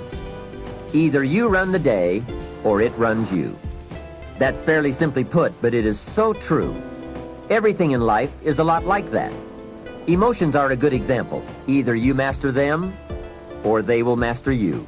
Something is always going to master, and something is always going to serve, whether it's your emotion, your enterprise, or your project. Difficulty will serve or master. Fear, anxiety, inclinations, they all serve or master. We must learn to send our inclinations to school, to teach them how to behave, how best to serve, and to learn their true value. So that is key 1. Get in charge. You be the master. It pays to take a look often and examine all the parts of your life and all the things that you are involved in and all the things that are affecting you so that you can get an intelligent answer to the question, who's in charge here? It's so easy when you get something started to unwittingly relinquish the reins of authority so that it begins to subtly but surely take over. Soon you become the servant. It dictates, it demands, and you respond. So let's turn this whole challenge around. You take over the reins of authority. You subtly but surely take charge. You dictate, you demand, and you will be delighted to see early signs of positive response from your enterprise, your business, and your life. The next time management essential is to learn to say no. I had some difficulty here. It is so easy to say yes to everything, trying to be a nice person, and then have to spend all that time trying to come up with excuses to get out of the obligation. It's one of the great time wasters. How much better to say, no, I don't think I can, but if that changes, I'll give you a call. And isn't it a better feeling to call someone with the good news, I can come, than with the bad news, guess what? I can't come.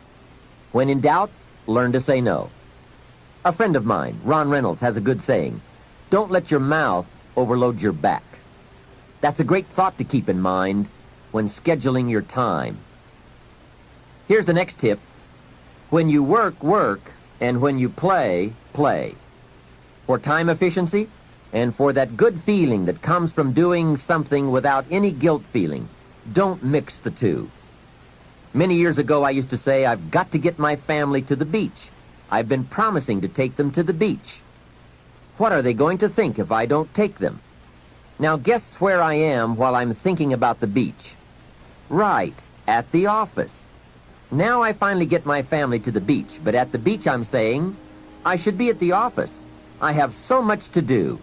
Now I've messed up my beach time with the family by thinking about the office. So I learned this lesson. Make a play day and a work day a work day. Don't mix the two. Sure enough, if you say I'm going to take off at 3 o'clock and go play, guess what you are thinking about all morning? Taking off to go play. So don't play at work and don't work at play. It's a great rule to follow to ensure that your time is used more effectively. Now, I know all of this has to be modified to fit your particular situation. No one rule will apply to all, but keep the main thought in mind. Separate work and play. When I take a lecture tour to Spain or Africa or Australia, I make it a work trip. Every day is filled with lectures, speeches, and business conferences. Then I arrange a play trip, because when I play, I really want to play. A builder friend of mine now has the luxury of working a week and taking off a week. That's what he calls it, work a week, play a week. However, with weekends on either side of his play week, it's really 9 days. So he works 5 and takes off 9. That is luxury, right? However, the 5 days he works, he really works. Secretaries, accountants, architects, superintendents, long days, around the clock, into the night. 5 heavy, full days. Then he's off to play. So when he works, he really works, so that he can save all the playtime for a longer stretch. Now, perhaps we can't all do that, but we can learn to practice the skill of separating work and play. The next time management essential is to analyze how you are. Then, if the challenge calls for it, you must either change how you are or change your procedure. That is productivity waiting to make time pay. Self-analyzing. The first thing to analyze is your periods of greatest productivity throughout the day. If you are a morning person who wakes up early, ready to start the day, that is the best time to do your creative work. You can get more done when you're at your best. Some people are night people, fuzzy in the morning, late to get started, but alert and awake long into the evening. If that's the way you are, then this is the best time to pack in the activity and creativity. The key is to find your best time and use it to its fullest. Next, analyze your habits. If, for example, you're not good at keeping records, get someone to do it for you. If you have promised yourself that you're going to keep your records or balance your checkbook, and this has been going on for a few years, it looks like you aren't that kind of person. Nor are you likely to become that kind of person. You may say, no, I'm really going to do it this time. Hey, I would suggest that a few years is long enough. Don't promise yourself any more. Just say, maybe the smart thing to do is to get someone to do this and make me look good. You would be surprised at how often you can remain a lot like you are in many areas if you will just make the arrangements to have it covered. Some years ago, my office came to the conclusion that I was a poor courier. Someone would ask me to take a check to San Francisco, since I was going there anyway. I would say, sure, no problem. Put the check in my pocket and fly off to San Francisco. Guess when I would next hear about that check? From my dry cleaners. Next time someone says, this document has to go to New York, will you be sure to give it to them this time? I'd say, of course, you can count on me this time. I'm not flaky. So I put the document in my briefcase and head off for New York. Guess what? Right, it would still be in my briefcase when I got back to the office the following week. So there is a saying now in my office, don't give the chairman anything. He's good at some things, but he's a poor courier. Make other arrangements. And that is my point. There is nothing wrong with admitting that you just aren't going to do certain things as long as you are clever enough to make arrangements to have them done. It's much better than continually promising that you will when the chances are good that you won't. Next time management essential, the telephone. What an incredible instrument for business, social, and emergency situations. The job it can do for you is unbelievable. However, there are some tips for using the telephone so that it won't use you. Here's the first one. Before you make a call, make an agenda. An agenda is simply a list of the items you want to talk about, especially if it's a business call. It is one of the better habits to develop. Did you ever make a call and toward the end of the conversation say, "Let's see, there was something else I was going to talk to you about. I just can't think of it right now, but if I think of it later, I'll call you back"? A great time waster, and for a business call, not very sophisticated on your part.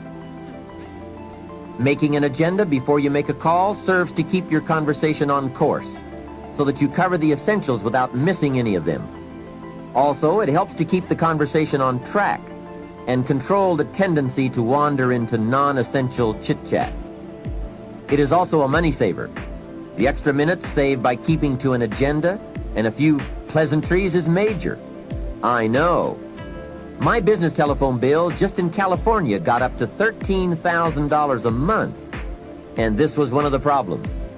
Doing business internationally, we have learned the incredible savings of both time and money by taking the time to write down an agenda before we begin to dial. And here's another benefit. If you have made an agenda, when it comes time to recall that conversation you had, you've now got the details in writing. When you say, "John, how are you doing on those 4 things we talked about the other day?" And John says, "What 4 things? We didn't talk about that." You now have a written record to show that you did. Remember, people can talk you out of what's in your head, but it's hard to talk you out of what's in your book. Next, if you can afford the luxury, have your calls screened. Then when you pick up the messages, you can decide who to call and when to call, and have the time to formulate the important information before you make the call. Now, this is a luxury, I will admit. It may be that you just have to answer the phone when the call comes in, but at least file this idea away for the future, when you might be able to use it. And one more, the telephone at home. Here you have to exercise great care to not let the telephone intrude. During social time with family or friends, my suggestion is that you shut the phone off. They have all those neat devices now, so you can. Put on the recorder to take messages or just pull the plug. Family is a high priority. Take care that valuable family time is not subject to frequent intrusions. If you set up this rule, you will not only have uninterrupted time with your family and friends, but also they will give you high marks for caring about them enough to make them a priority. Every situation calls for an evaluation of values. You've just got to weigh everything and make the necessary adjustments if you want to get full time and full value out of your life.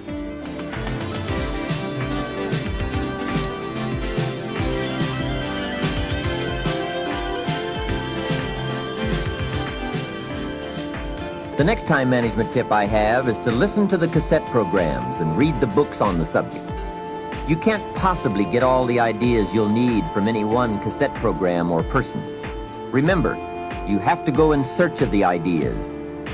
They don't just come by. Make a thorough investigation of the subject on your own. Sort out the ideas. Choose those that you think are most valid and put them to work in your life. Next point, be more alert and analyze all your procedures and tools. Old filing methods, old bookkeeping methods. Some things we do can become quickly outdated, especially these days. Check for all the new tools that can help you to use your time more efficiently. Dictating machines, tape recorders, answering devices, computers, calculators. There is just about every tool imaginable in today's marketplace. I now have a fabulous computer in my office that can do the most amazing things and save a great deal of time. I also have a portable computer typewriter that I can take on an airplane or in my motorhome. Then I merely transfer what I have typed onto special cassettes or send the information via telephone back to the main terminal. When I get home, all of my letters and scripts are typed and waiting for my signature or my attention. So take a look, do some research, do some shopping, find out. No telling how much you can improve your efficiency or multiply your skills by eliminating the barriers and the hindrances so that you are now free to do all the creative things that make for fortune and lifestyle. Now here's an important time saver. Learn to ask questions. This habit will serve in so many ways. Have you ever talked to someone for an hour and then asked some questions and found out that you just wasted the last hour? Make a note. Almost everything is symptomatic of what's really wrong. Surface details don't usually give us enough information to effectively communicate. So, ask questions before. If John isn't making sales, we say, okay, let's get on him about making sales. But perhaps we should ask, why isn't he making sales? Someone says, he isn't making enough calls. We say, okay, let's get on him about making calls. Well, maybe we should ask another question first. Why isn't he making calls? Well, it's because he isn't getting up early and getting out into the marketplace. We say, okay, let's get on him about getting up early and getting out into the marketplace. Well, perhaps we should ask just one more question. Why isn't he getting up early and getting out into the marketplace? Now we have probably gotten to the heart of the problem. Perhaps it's something personal, problems at home, not his sales skills. The real problems are usually about 3 or 4 questions deep. So if you get good at asking questions, you can save yourself a lot of time by getting right at the heart of the matter when dealing with other people. Otherwise, you tend to waste valuable time just finding out what the problem really is. Now here's the last part of time management. Learn to think on paper. From all of my experience working on many projects and in many countries, one of the major time savers is thinking on paper. It is so important to take things out of your head and put them on paper, then work from the paper. Building your business is a lot like building a house. You take the ideas out of your head, put them on paper, and then build from the plan. We have a saying on this idea: operate from document, not from thought. It's just about over when a person wakes up in the morning and says, let's see, what shall I do today? Too late, right? The best thing you can do now is to take today off and at least plan tomorrow. Let me give you 4 major ways to think on paper. The first is a journal. I spend a lot of time talking about journals in my lectures and programs, primarily because it is such an invaluable tool for the serious student of the better life. A journal is merely a gathering place for all the good information that comes your way, from sermons, from books, from lectures, from business conferences, magazines, thinking time, research, any source of information that you feel is worth keeping. Don't let the good ideas of life escape you. Remember, most good ideas usually only come by once. Get into the habit of capturing them with pen and paper by making daily use of your journal. Now maybe you won't write in it every day, but at least make sure it's with you every day. Here's the second way to think on paper: a projects book. This is simply a ring binder with tabs in it to help you keep track of all the current people and projects you are involved with and need to work on to make all the parts of your life work to the maximum. If you are working with people, give them each a tab in your projects book. Then under this tab, you keep a running account of all the current information you need to know about that person: performance, family, goals, strengths, needs, perhaps even some graphs showing recent progress or comparisons to past performance. Essentially, you make a note of all the information you need to know so that when you sit down to have a meeting with this person, you have all the pertinent facts there before you in order to have a meaningful and productive conversation. Without this habit, it's so easy to take up time talking with someone and get so very little accomplished because most of the meeting ends up by being devoted to bringing you up to date on the facts you could have already had in your projects book. Now, depending on your particular business or enterprise, you might want to have a tab for each office or each department or each ongoing project. On a more personal level, you might want to have a tab for each family member or for your personal projects, investments, finances, game plans, and so forth. It's just an effective way to keep all the key pieces of information readily available so you won't have to be continuously hunting through files and drawers for the data. It is the best way I know of to study your business and life projects. A projects book is a guideline for this study. We simply don't study files. They are for storing information. The projects book is for the daily or weekly summary accounting of all the pieces, like a financial statement of your business at the end of the month.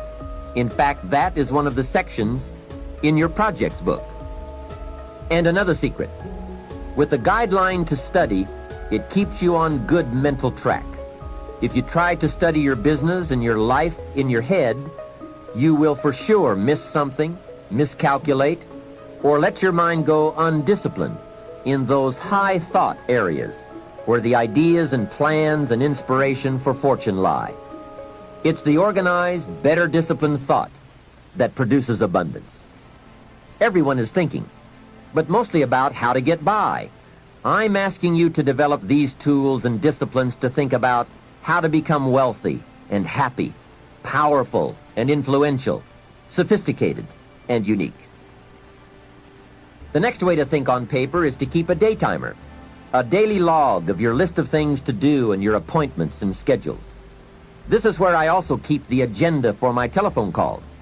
It becomes a clear and useful record. If you have a business and need to keep track of expenses for income tax purposes, your day timer should also accommodate this need. A day timer is also a good place to record telephone numbers and other key information that you need on a daily basis. Basically, it's a way of keeping a record of your daily activities. Your day timer can also be used as a gathering place for all the details or highlights from your day which need to be logged into your journal or projects book at a later time. It's just an efficient means of keeping track of your days and scheduling your projects and appointments. I strongly recommend that you develop the day timer habit. It only takes a few minutes a day to keep your records up to date, and the time and information you save by using one is massive. Now here's the fourth way to think on paper: the all-important game plan. A game plan can make all the difference in the world in how your months and years work out for you in terms of both accomplishment and satisfaction. Whether you do business at home, down the street, within the community, or around the world, game plans are essential for maximizing productivity. Here's a phrase worth remembering, and that is, don't start the day until you have it finished. That idea is worth the money. A plan before you start. A day is a major piece of the whole strategy of your wealth plan, your success plan. I know it is laborious, but it's labor and effort that pays in cash and accomplishment. And remember, value is on the other side of effort, not hope. Now, if you want to make a lot more progress and income, here's the key. Don't start the week until you have it finished. Of course, it is more challenging to finish a week than to finish a day, but the pay and the results are so exciting, you won't mind the challenge. And if you want to make a lot of money and big success, don't start the month until you have it finished. That one is a stretch, but high in reward. Now, if you want to start walking among the heavyweights, here's the key. Don't start the year until you have it finished. I don't want to kid you. This one is difficult. It's reserved for those few who do and become the superstars in accomplishment, enterprise, wealth, influence, and lifestyle. It's a high road of sophisticated disciplines, but I'm positive you will like the view and the taste and the company. A game plan is merely a spreadsheet for your activities. It can be a game plan for a day, a week, a month, a year, several months, or several years. And a game plan can be for a single project or for a variety of concurrent projects. Here's how it works. On a sheet of graph paper, you make vertical columns for the weeks or months that this plan is to cover. Then, on the left side of the paper, you make a heading called Activities. Under this heading, you list all of the activities to be performed within that time frame. Let's say that part of your business requires providing ongoing training programs for your employees. Under the column marked Activities, you merely list the various training programs you wish to conduct for the next 12 months. Then under the vertical columns for each month, you block off particular periods of time for these training classes. Game plans can be used to help you plan almost any aspect of your business or enterprise. They can also be used to help you organize all areas of your life, from investment plans to reading plans. Game plans are particularly useful when it comes to scheduling family time, vacations, special weekends and trips, and so forth. Everyone who is important to you wants to see where he or she is on your game plan, especially if your business often requires you to spend a lot of time away from home. And remember, there's nothing like a visual plan. It's so much more effective to be able to show members of your family where they are on your game plan, as opposed to merely telling them in conversation. Now, a game plan can be as detailed as you wish, and please be forewarned now that you are probably going to tear up several before you get what you want. This is something you have to work with. Every game plan must be tailored to fit a particular need. The chart you use for your personal plans may not necessarily be suitable as a chart for your business plans. Here is another key benefit of using game plans. If you have your plan in your projects book or up on a wall somewhere, it serves as a constant reminder to get busy on all the activities you have scheduled. Or, if there are a lot of blank holes beside the activities you have listed, your plan reminds you to get busy scheduling them. Now you might well ask, doesn't a calendar do the same thing? Not really. Many of the events on your game plan will be on your calendar, but here are the major differences. First, the visual reminder of the spreadsheet and the list of activities on the left that have no corresponding time assigned to them on the right serve to remind you of what is not yet done. A calendar just won't give you that kind of information. And second, it is so important to take a look at 3 months, 6 months, 1 year at a time for highly effective planning. With a game plan, you can get a sense of the whole picture of the time frame and all of the important activities at one look. To effectively design something, you just have to have a picture of the whole finished project, complete, or as complete as possible. Game plans are both exciting and painful. Painful because of all the things you must get on with and plan, make up your mind about, or give serious thought to. And painful because they illustrate how far behind you are sometimes. But they are also very exciting, both because they help you to foresee how your life, your business, and your family are going to unfold over the coming months, and because they can help you get the job done. It's like looking at the artist's rendering of the finished project. It brings all kinds of feelings to the surface as we see it all take shape and unfold. And it also gives you that incredible feeling of being in charge. You have your life in hand and in order and well designed. Remember how valuable a day is. It is part of your whole life enterprise. A day is like a piece of the mosaic of your life. Fashion it wisely to the best of your genius. For as someone once said, at midnight, the winged messengers come and gather up all these pieces and take them off to wherever the mosaic is kept.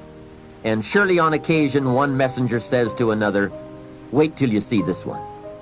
A well-fashioned day with a beginning and an end, a purpose and a content, a color and a character, a feel and a texture.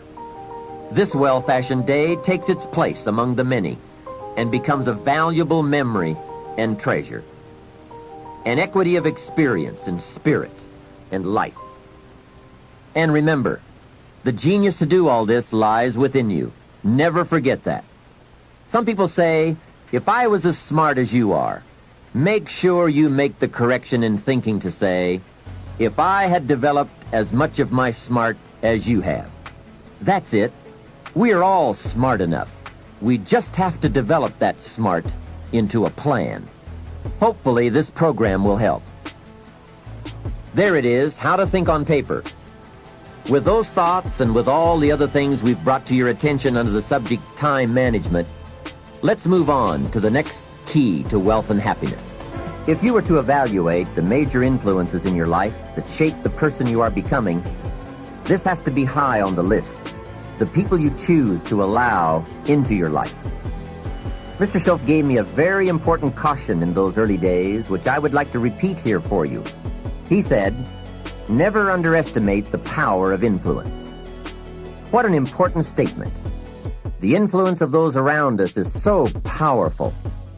Many times we don't even realize we're being strongly influenced because it generally develops over an extended period of time. Peer pressure is an especially powerful form of influence because it is so subtle. If you're around people who spend all they make, chances are excellent that you'll spend all you make. If you are around people who go to more ball games than concerts, chances are excellent that you'll do the same. If you're around people who don't read many books, chances are excellent you won't read many books. People around us can keep nudging us off course a little at a time until finally, 10 years from now, we find ourselves asking, how did I get here? Those subtle influences need to be studied carefully if we really want our lives to turn out the way we've planned. Now, on this major point, let me give you 3 key questions to ask. This may help you to make a better analysis of your current associations. Here is the first question. Who am I around? Good question. Make a mental study of the major people with whom you most often associate. You've got to evaluate everybody who is within the circle of being able to influence you. So, major question, who am I around? Next question, what are they doing to me? That's a major question to ask. What have they got me doing? What have they got me listening to? What have they got me reading? Where have they got me going? What have they got me thinking? How have they got me talking? And how have they got me feeling? What have they got me saying? You've just got to make a serious study of how others are influencing you, both negatively and positively. Now, maybe the influence of all those around you is okay, but just ask yourself. It doesn't hurt to ask. Who am I around? And what are they doing to me? Now, here's the final question. Is that okay? Maybe the people you associate with and their collective influence is okay. But then again, maybe it's not. All I'm suggesting here is that you take a close and objective look. Everything is worth a second look, especially the power of influence. Positive influence can have an incredible effect on your life, but so can negative influence. Both will take you somewhere, but only one will take you in the direction you truly wish to go.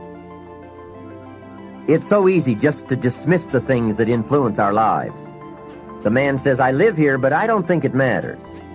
I'm around these people, but I don't think it hurts. I would take another look at that.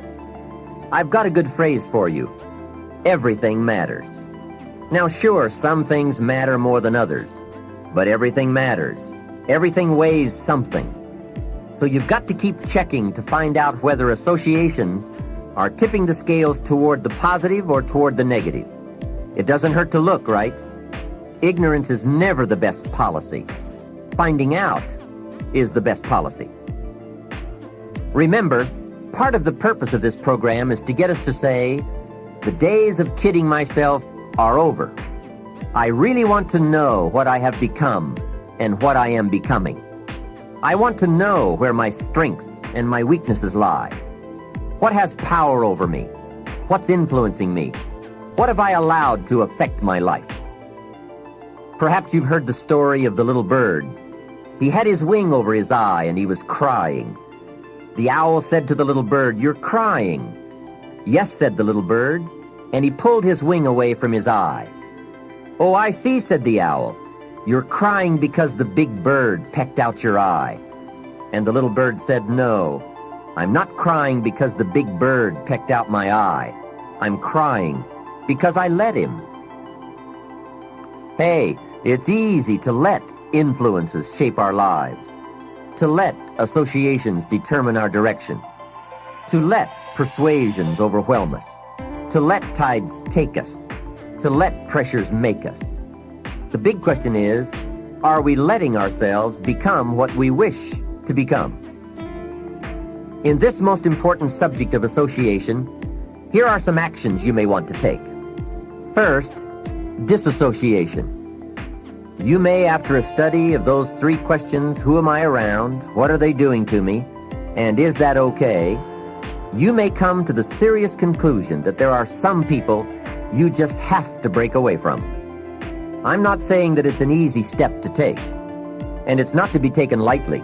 However, I am saying it may be an essential task. You may just have to make that hard choice not to let certain negative influences affect you anymore.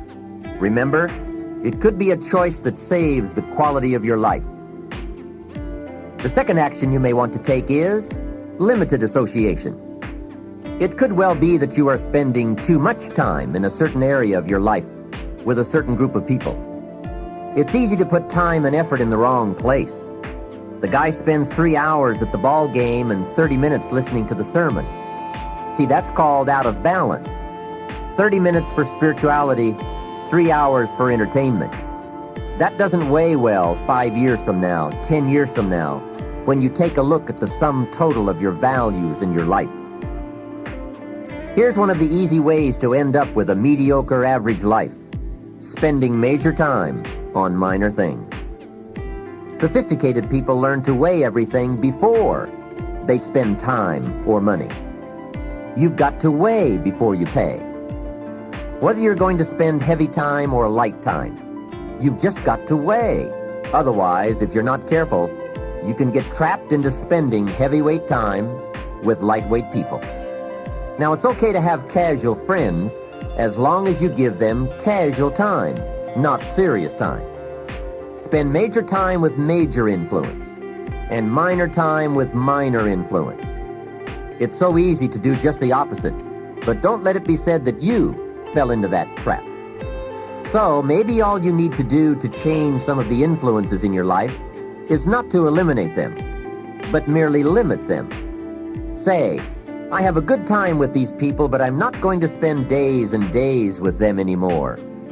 I'm just going to cut that down and save some of that time for more major people and more major enterprises. Remember, it's your life. You can spend your time with whomever you want and whenever you want. But you didn't invest in this program for me to kid you.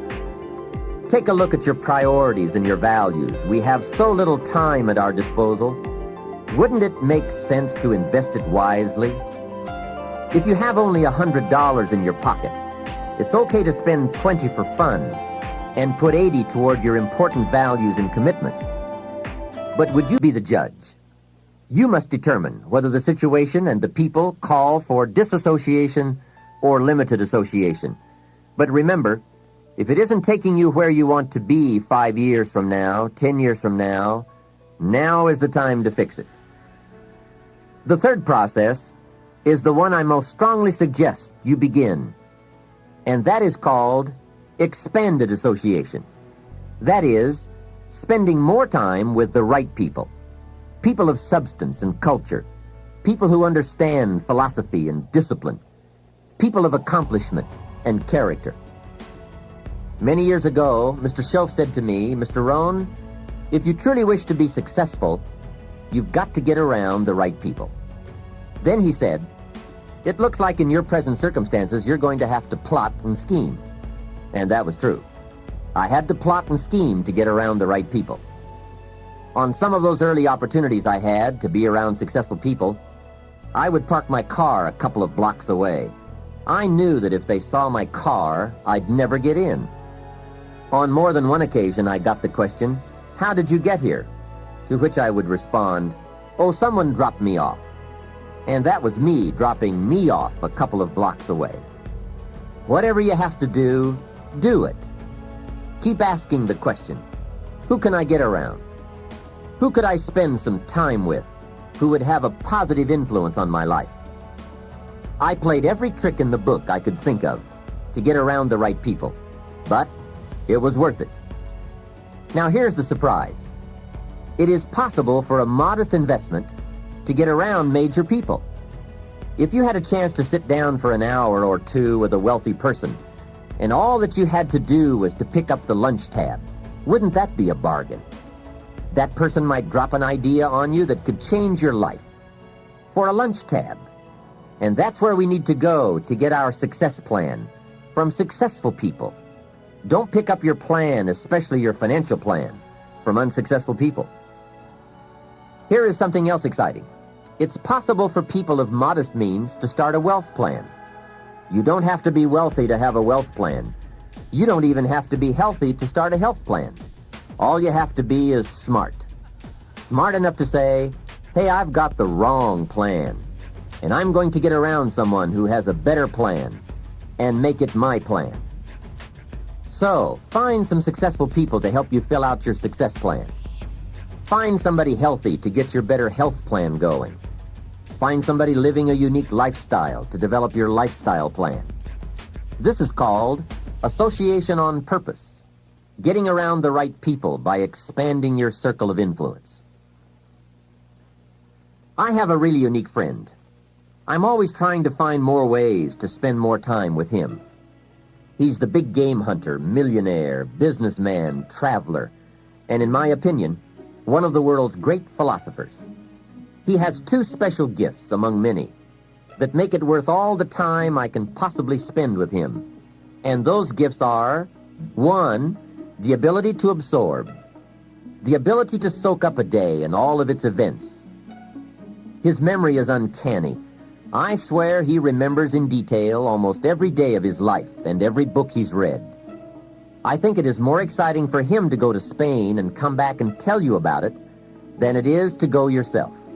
And the reason is, when he's there, he doesn't miss anything. He picks up the sounds and the colors, the experiences and the happenings. He absorbs like a sponge the sights, the people, the whole scene. Then he has this second unique gift, the gift of expression. He can put all he saw and touched and felt into words, exciting words. When he talks, you can feel the water lapping on your feet. You can see the colors. You can smell the aroma of the flowers and the food. What great gifts to absorb and to express. If I spend a day with him, I get my time's worth. He can put a year into a day's conversation. It leaves you spellbound.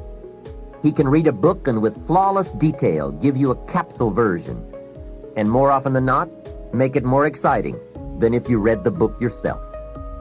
From Shakespeare to the Beatles, from Africa to Beverly Hills, he's got it, recorded it, and can express it with spirit and precision. You can imagine what a valuable association this is for me. From this association, I've multiplied my knowledge, my perception, my skills, my enterprise, and my lifestyle many times over.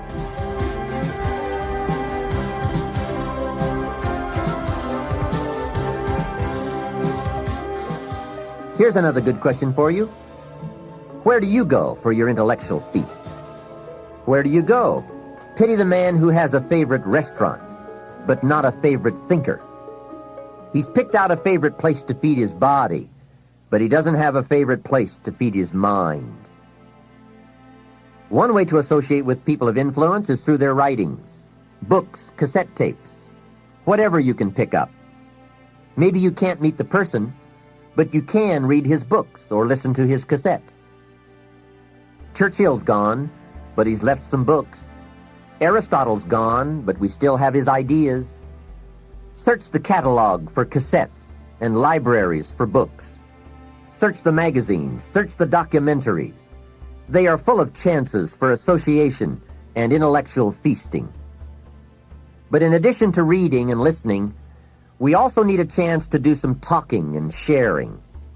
I have some people in my life with whom I spend time on a regular basis, who help me with important life questions, who help me refine my own philosophy, weigh values, and ponder questions about success and lifestyle. We all need associations with people of substance to provide influence concerning major issues: society, money, enterprise, family, government, love, friendship, culture, taste, opportunity, community. Behavior is mostly influenced by ideas, and ideas are mostly influenced by education, and education is mostly influenced by the people with whom we associate. So don't join an easy crowd. Make sure you get around people who can ask the right questions about the latest ideas you've discovered, about your philosophy, your enterprise, your goals, your lifestyle. Go where the demands are high, where the expectations are high, where the spotlight is on to grow, to produce, and to become more than you currently are. One of the great good fortunes of my life was being around Mr. Schoaf those 5 years. During that time, he shared with me, at dinner, on an airplane, at a business conference, in private conversation, with a group, all those ideas that caused me to make the helpful and necessary adjustments in my thoughts and activities. And those daily changes, some so very slight, so very important, added up to such weighty sums in 1 year, 3 years, and 5 years. A big part of the value of this association was having Mr. Schoaf repeat the ideas over and over. You just can't hear basics, fundamentals, major pieces of the philosophy of life too often. Another part was Mr. Schoaf's unique ability to check and measure my progress. That is so important. Measurable progress, and having someone to monitor that progress. I will never forget my first list of goals that I put together after Mr. Schoaf's breakfast lecture on setting goals. My list contained only 4 or 5 items.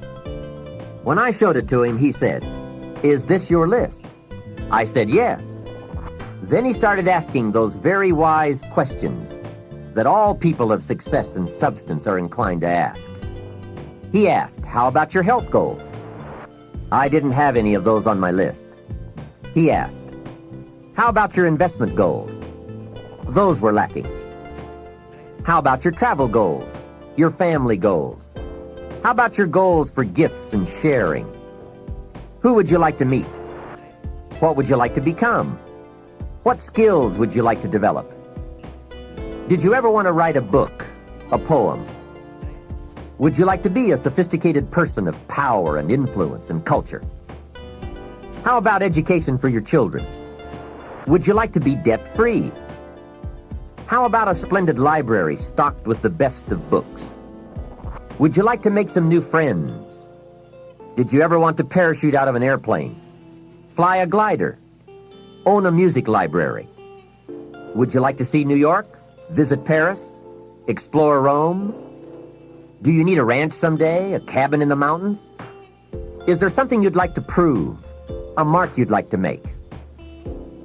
Wow, what a mind-expanding conversation that was. And this was only one of many to come over those 5 years. What fantastic help it is to have someone who can ask the right questions. Remember, it's not just the answers that are important. It's the questions. Some of the most valuable influence comes from people with the awareness and skill to ask the major questions.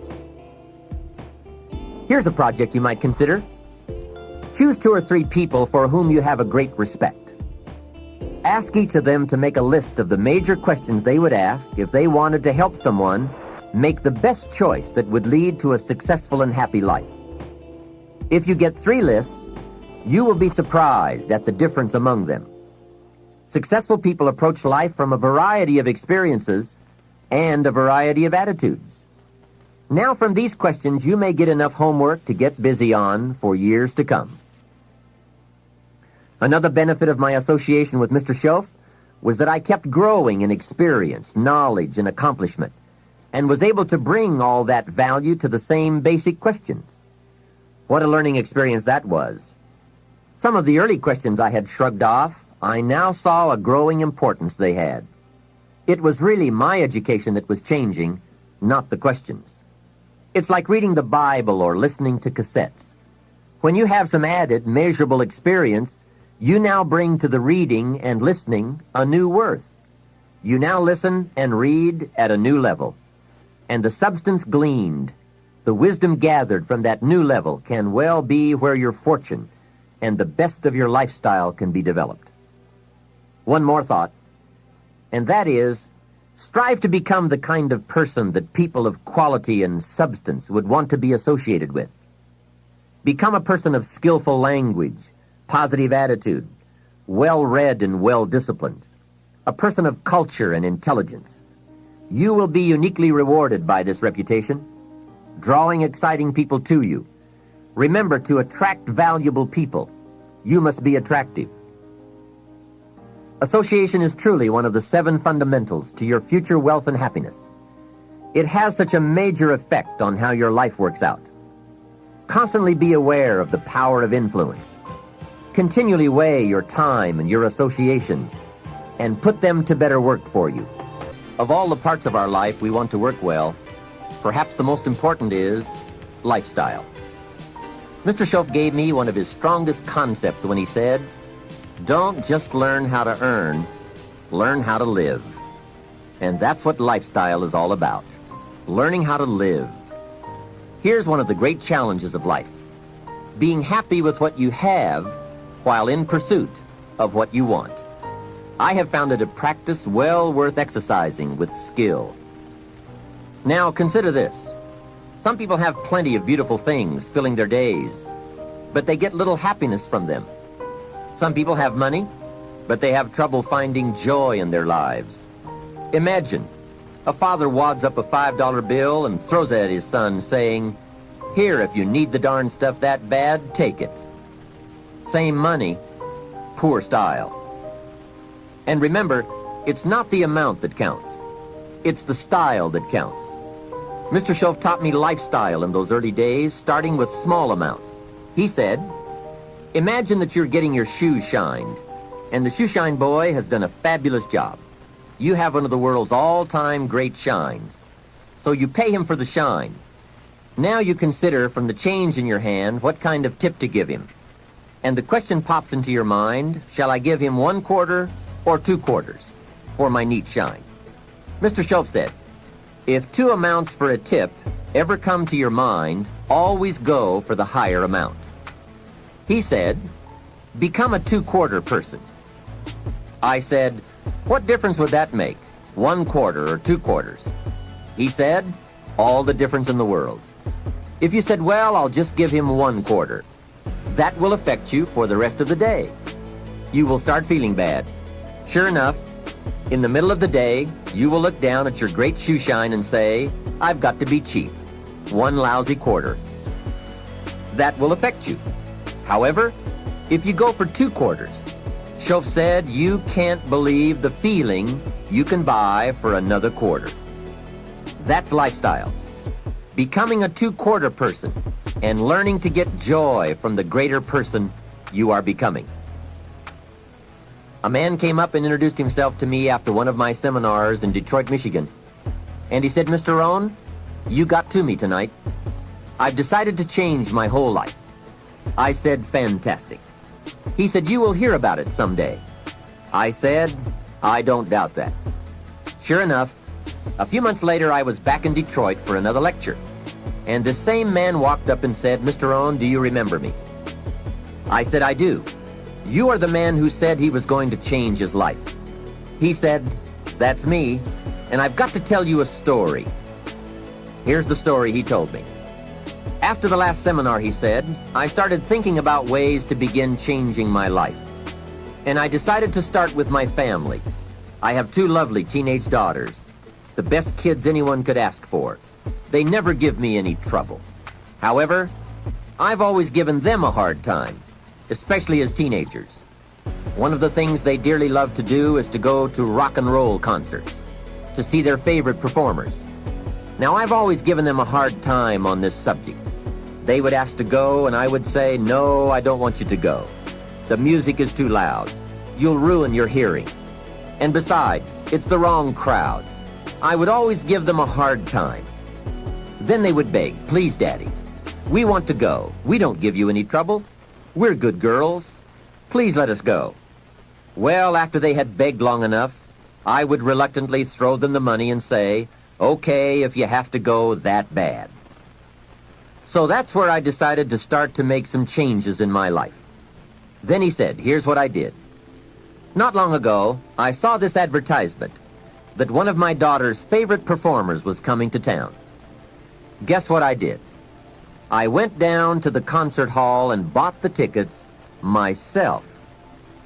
Later that day, when I saw my girls, I handed them this envelope and said, "Daughters of mine, you may not believe this, but inside this envelope are your tickets to the concert that's coming to town." I knew it was one of their favorites. They could not believe it. Then I told them one more thing. I said, begging days are over. Now my girls really couldn't believe it. Finally, I made them promise not to open the envelope till they got to the concert, and they agreed. Now comes concert time. When they arrive, they open the envelope and hand the tickets to the usher. He says, "Follow me." And he starts down front. They say, "Wait a minute, something must be wrong." The usher looks at the tickets and says, "Nothing is wrong, follow me." They walk down front, 10th row, center.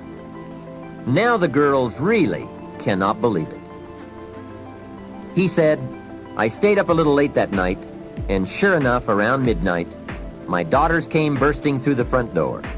One of them lands in my lap, the other one has her arms around my neck, and they both say, 'You have got to be one of the world's all-time great fathers.'" What a neat story.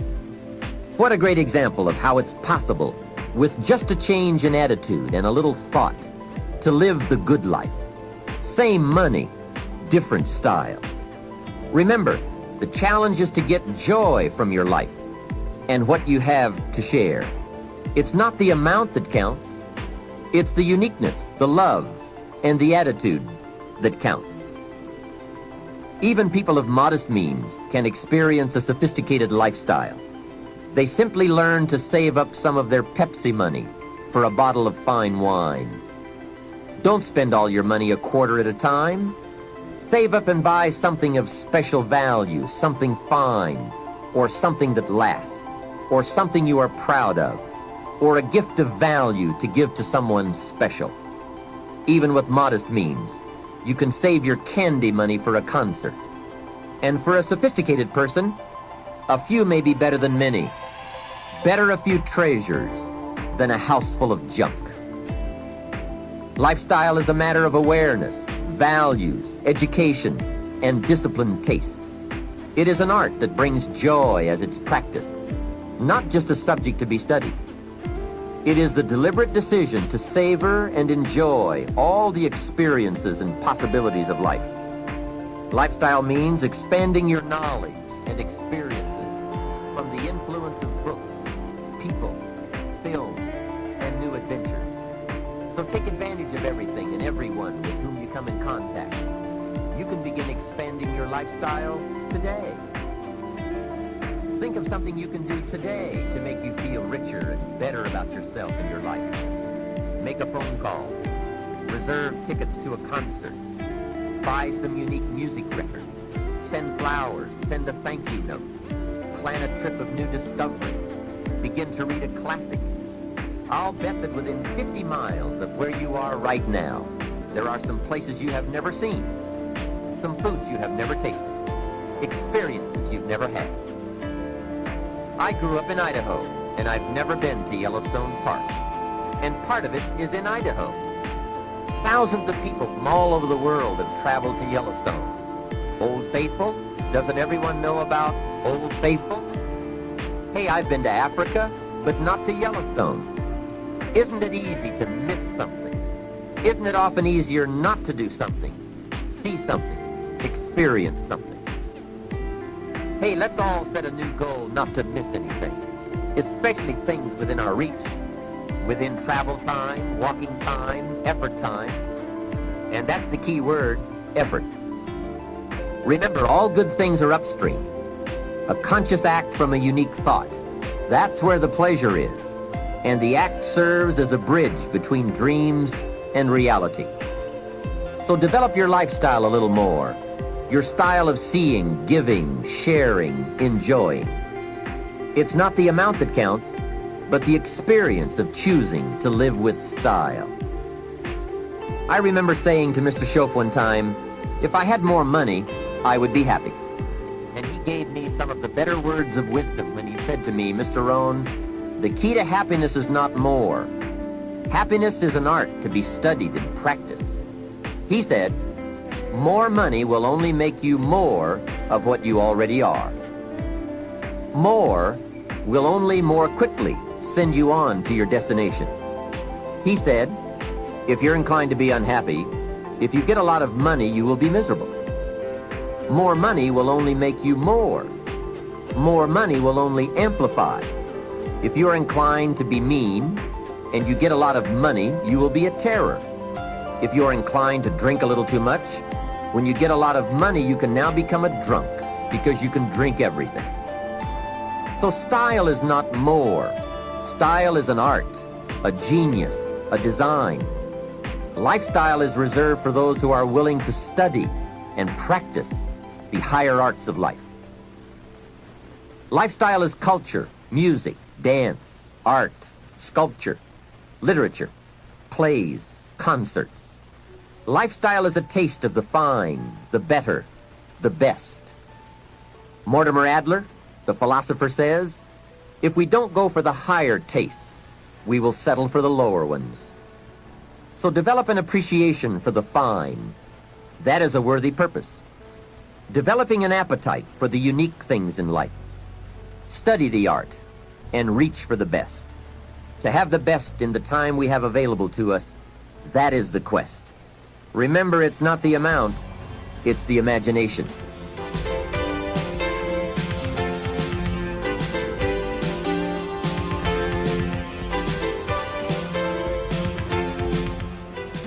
My lady and I were on a trip to Carmel, California one sunny summer day to do some shopping and exploring. I stopped to have the car serviced at a gas station. This young man, about 18 or 19, I would guess, came bouncing out to the car with a big smile and he said, "Can I help you?" I said, "Yes. A full tank of gas, please." Well, not only did he fill the tank with gas, he checked every tire, washed every window, even the moonroof, checked everything, and all the time he was working, he was whistling and singing. My lady and I couldn't believe all the service and his obvious happiness. The young man brought me the bill, and as I was signing it, I said, "Hey, you really have taken good care of us. I appreciate it." And he said, "I really enjoy working. It's fun for me. I get to meet nice people like you." We couldn't believe it. This kid was something else. I said, "My lady and I are going to Carmel, and we want to drink one of those $2 milkshakes on the way up there. Where is the nearest Baskin-Robbins?" He said, "That's a great idea. Baskin-Robbins is just a few blocks away." And he told us where to find it. And he said, "Don't park out front. Park around to the side so your car won't get hit." What a kid. So we drove to Baskin-Robbins, walked in, and checked the flavor board, and ordered milkshakes. However, instead of ordering 2 milkshakes, we ordered 3. Then we drove back to the station. The young kid dashes out to the car again and says, "Hey, I see you've got your milkshakes." I said, "Yes, and this one is for you." When I offered it to him through the window, he couldn't believe it. He said, "For me?" I said, "Sure. With all the fantastic service you gave us, I couldn't leave you out of the milkshake deal." He said, "Wow, no one has ever bought me a milkshake." I said, "That's probably true. Have a nice day." Then I buzzed up the window and we drove away. When I looked in the rearview mirror, there he was, holding that milkshake, a big surprised smile on his face. Now, what did that cost me? Only $2. Hey, I've enjoyed and shared the memory of that experience 100 times. for just $2. Remember, it's not the amount that counts. It's the style. That same day, I guess I was feeling extra creative. When my lady and I got to Carmel, I drove straight to the flower shop. We walked inside, and I said to the florist, "I need a long-stem red rose." What is wealth without character? Industry without art? Quantity without quality? Enterprise without satisfaction? Possessions without joy? Become a person of culture, to add to the whole culture, for we are most certainly a product of all the values of our community and country. Become that person of unusual substance that brings an added measure of genius to the whole, so that our children and the children of many will be the beneficiaries of the treasure. There are three major parts to life change. First is knowledge, second is emotion, and third is action. When all three come together in a unique way, we call that the day that turns your life around. Hopefully, from all that you have heard in this album, it has added to your knowledge a blend of your experience, the experience of others, and now my experience. I hope I have brought you some wealth of knowledge. Now, here's the next important part, and that's emotions. Human emotions are powerful. They are so powerful that any one of them can have a dramatic effect on your life in a single day. However, make this careful note. Emotions are tricky. They can go either way on you. Emotions can build or destroy, weaken or strengthen, make or break. It all depends on how you use them. We call civilization the intelligent management of human emotion. That's it. The power, given an intelligent direction and objective, can accomplish spectacular things.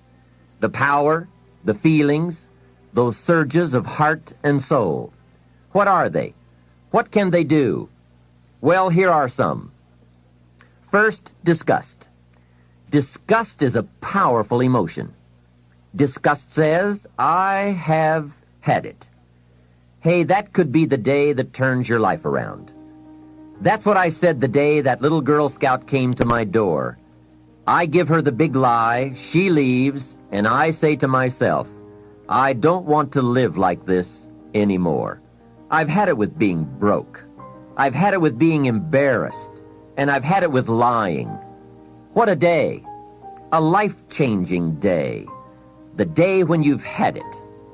And whether it's something major or something small, the day you can say enough is enough, that could be the life-changing day. The man has finally had it with being a loser. He's had it with mediocrity. He's had it with those awful sick feelings inside, knowing his wife is at the grocery store looking at 2 cans of beans, one marked 69 cents and one marked 67 cents. The man knows his wife is going to buy the 67-cent can, and she doesn't even like the brand. Know why she's going to buy the 67-cent can? To save 2 cents. The man sick inside says, I've had it with being on my knees in the dust looking for pennies. We are not living like this anymore. Look out. That's the day. The I've had it day. The never again day. The enough is enough day. Powerful. Hey, nothing is so life-changing as a powerful disgust. And there's probably nothing so pitiful as a mild disgust. The man says, I kind of think I've had it. How sad. Not powerful enough for life change. Now here's the second emotion, decision. Decision-making is emotional. Those knots in the pit of your stomach, waking up in the middle of the night, lying there in a cold sweat, trying to decide. We sometimes call it inner civil war, conflict, battle of the mind, heart, and soul. It's emotional, it's powerful, and critical. It sets the course or blinds the course. It sets the mind or leaves us helpless, drifting, not being able to make up our mind. Well, for progress, we must decide. Come to grips with the surges, the tides, the conflicts. The best advice I can give you is, if it's easy, do it easy. If it's hard, do it hard. Just get it done. If after listening to this program you cleaned up a whole list of decisions, that might furnish enough inspiration for the next 10 years. And I might add, sometimes getting on with it is easier than deciding. Sometimes deciding is the toughest part. But once you have waded those waters, you can climb the mountain. Deciding is truly the day that turns your life around. Next is desire. Wanting to bad enough. And I don't know how to tell you to want to. You have to come up with that. There are two things, however, that I know about desire. First, it comes from inside, not outside. You don't send off for it, although some people try. And second, desire can be triggered. Sometimes it waits and sleeps, waiting for something to happen. And who knows what that trigger, that happening might be. Maybe it's a song, maybe it's a sermon, maybe it's a movie, a lecture, a seminar. Maybe it's a conversation with a friend, a confrontation with an enemy, an event, a day, a bitter experience. Whatever it is, it's good. Sometimes from the bitterest experience comes the greatest awakening. Here is some of my best advice to you. Welcome every human experience. You never know which one is going to turn it all on. Don't keep up the walls. The same wall that keeps out disappointment keeps out happiness. Let life touch you. Don't let it kill you, but let it touch you. It could be the next touch that makes the day that turns your life around. And here is the last emotion, resolve. Resolve says, I will. Two of the most powerful words in the language, I will. Benjamin Disraeli once said, nothing can resist a human will that will stake even its existence on the extent of its purpose. Shortly put, I'll do it or die. That could be the day. The man says, I will climb the mountain. They've told me it's too high, it's too far, it's too steep, it's too rocky, it's too difficult. But it's my mountain. I will climb it. Pretty soon you will see me waving from the top or dead on the side because I'm not coming back. Die. Wow, that's it. Resolve. The best definition of resolve I ever heard was from a junior high girl in Foster City, California. I'm talking to the junior high kids, and I asked the question, who can tell me what resolve means? I got several hands. Some were pretty good, but the last one was the best. She said, I think resolve means promising yourself you will never give up. I said, that's it. Best I've heard. Promise yourself you will never give up. I asked the kids, how long should a baby try to learn how to walk? How long would you give the average baby before you shut him off? You say that's crazy. Any mother in the world would say, my baby is going to keep trying until it learns how to walk. No wonder almost everyone walks. What a magic formula. The until formula. Good question. How long are you going to work to make your dreams of wealth and happiness come true? I suggest the until formula. It's the best. Emotions, disgust, decision, desire, resolve. Now let me give you the third part of the equation. That equation that gets results. It's action. Disciplined action. There's a famous line that says, don't just be listeners, be doers. That's it. Doers. The whole world loves the doers. That's what makes the wealth and the winning. Doing, disciplined, emotional action. Another famous line says, faith without action serves no useful purpose. Wow, what a major piece of information. Many people these days are big on affirmations. You have to be very careful of affirmations. Remember, there is a thin line between faith and folly. Here's the best I can give you on affirmation. Affirmation without discipline is the beginning of delusion. And there is nothing worse than delusion. Walking west looking for the sunrise. It's bad. However, affirmation with discipline can bring the most incredible results. But remember, now in closing, I ask you to consider these 4 questions. I call them questions to ponder. The first question is why? Why should you try? Kids often ask, why? It's a good question. Ask yourself, why get up that early? Why work that hard? Why read that many books? Why make that many friends? Why go that far? Why earn that much? Why give that much away? Why put yourself through all those disciplines? Why is an excellent question. The best answer I know to the question why is the second question to ponder. Why not? What else are you going to do with your life? Why not see how far you can go, how much you can earn, or read, or share? Why not see what you can become, or how far you can go? Why not? You have to stay here until you go. Why not? The third question goes a bit further. Why not you?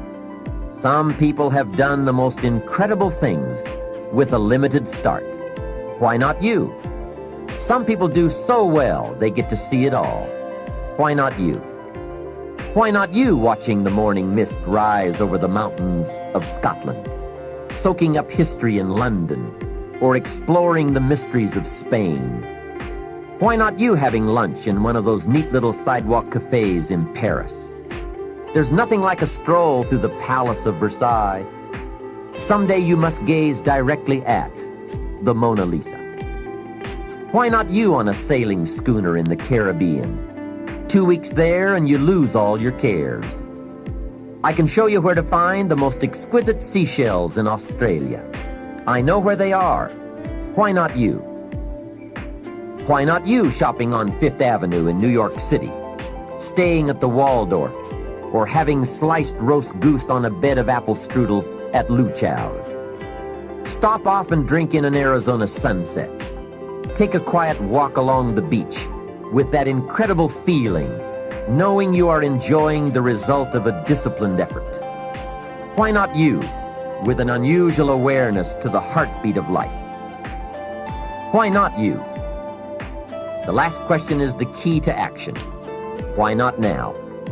Why postpone your better future any longer? Get at it today. Get some new books, make a new plan, set a new goal.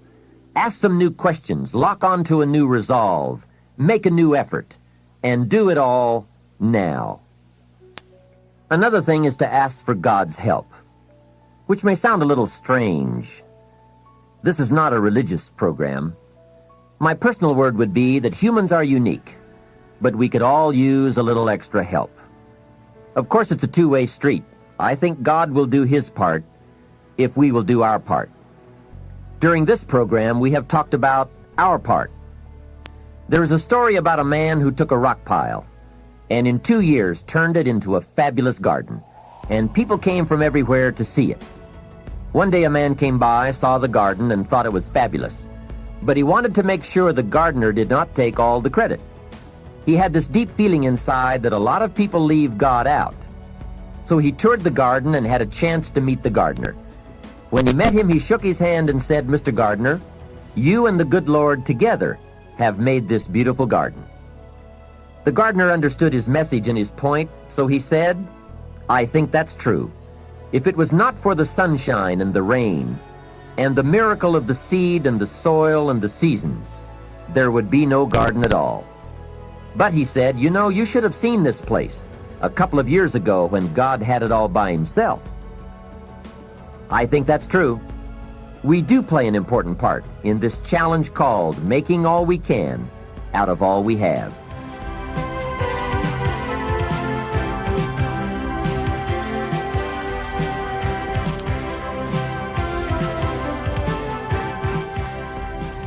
Well, we have shared a feast together during these cassette sessions, a feast of ideas that can, if we'll digest those ideas, satisfy our lifelong appetite for both wealth and happiness. Here's what I want to offer in the way of a suggestion. Now that we've feasted on the philosophical side, the theory side of the fundamentals, let me encourage you to participate in what should always follow any feast, and that is activity, exercise, and effort. In this case, the active and intense application of all that we've learned and shared together. I want to appeal to you right now to go to work. I appeal to you to review your associations with those people around you. I appeal to you to set your goals, to begin the quest for developing yourself, and to embark on a journey leading to your own financial independence by following a well-defined plan. I appeal to you to enjoy your life as you seek to improve it. I give to you my strong appeal to seek knowledge so that your value to yourself and to others might increase. And finally, I appeal to you to discipline yourself for the control and management of the precious commodity of which we are granted only a limited amount, time.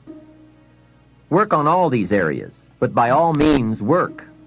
It is always easier to think than to do. It is easier to promise than to achieve. It is easier to pretend than to produce. It is easier to plan than to act. I ask you not to do what is easy, but to do what will actually bring you the achievements you seek. Those who enjoy wealth but not happiness, those who are happy but not prosperous, as well as those who are neither happy nor wealthy, seem to ignore some or all of the fundamentals we've discussed. They are perhaps too busy, too tired, too preoccupied, too lazy, and perhaps even too rich to give attention to the basics. But don't let that be you. Go to work today on the fundamentals and commit yourself to yourself. The results will be well worth it, I promise.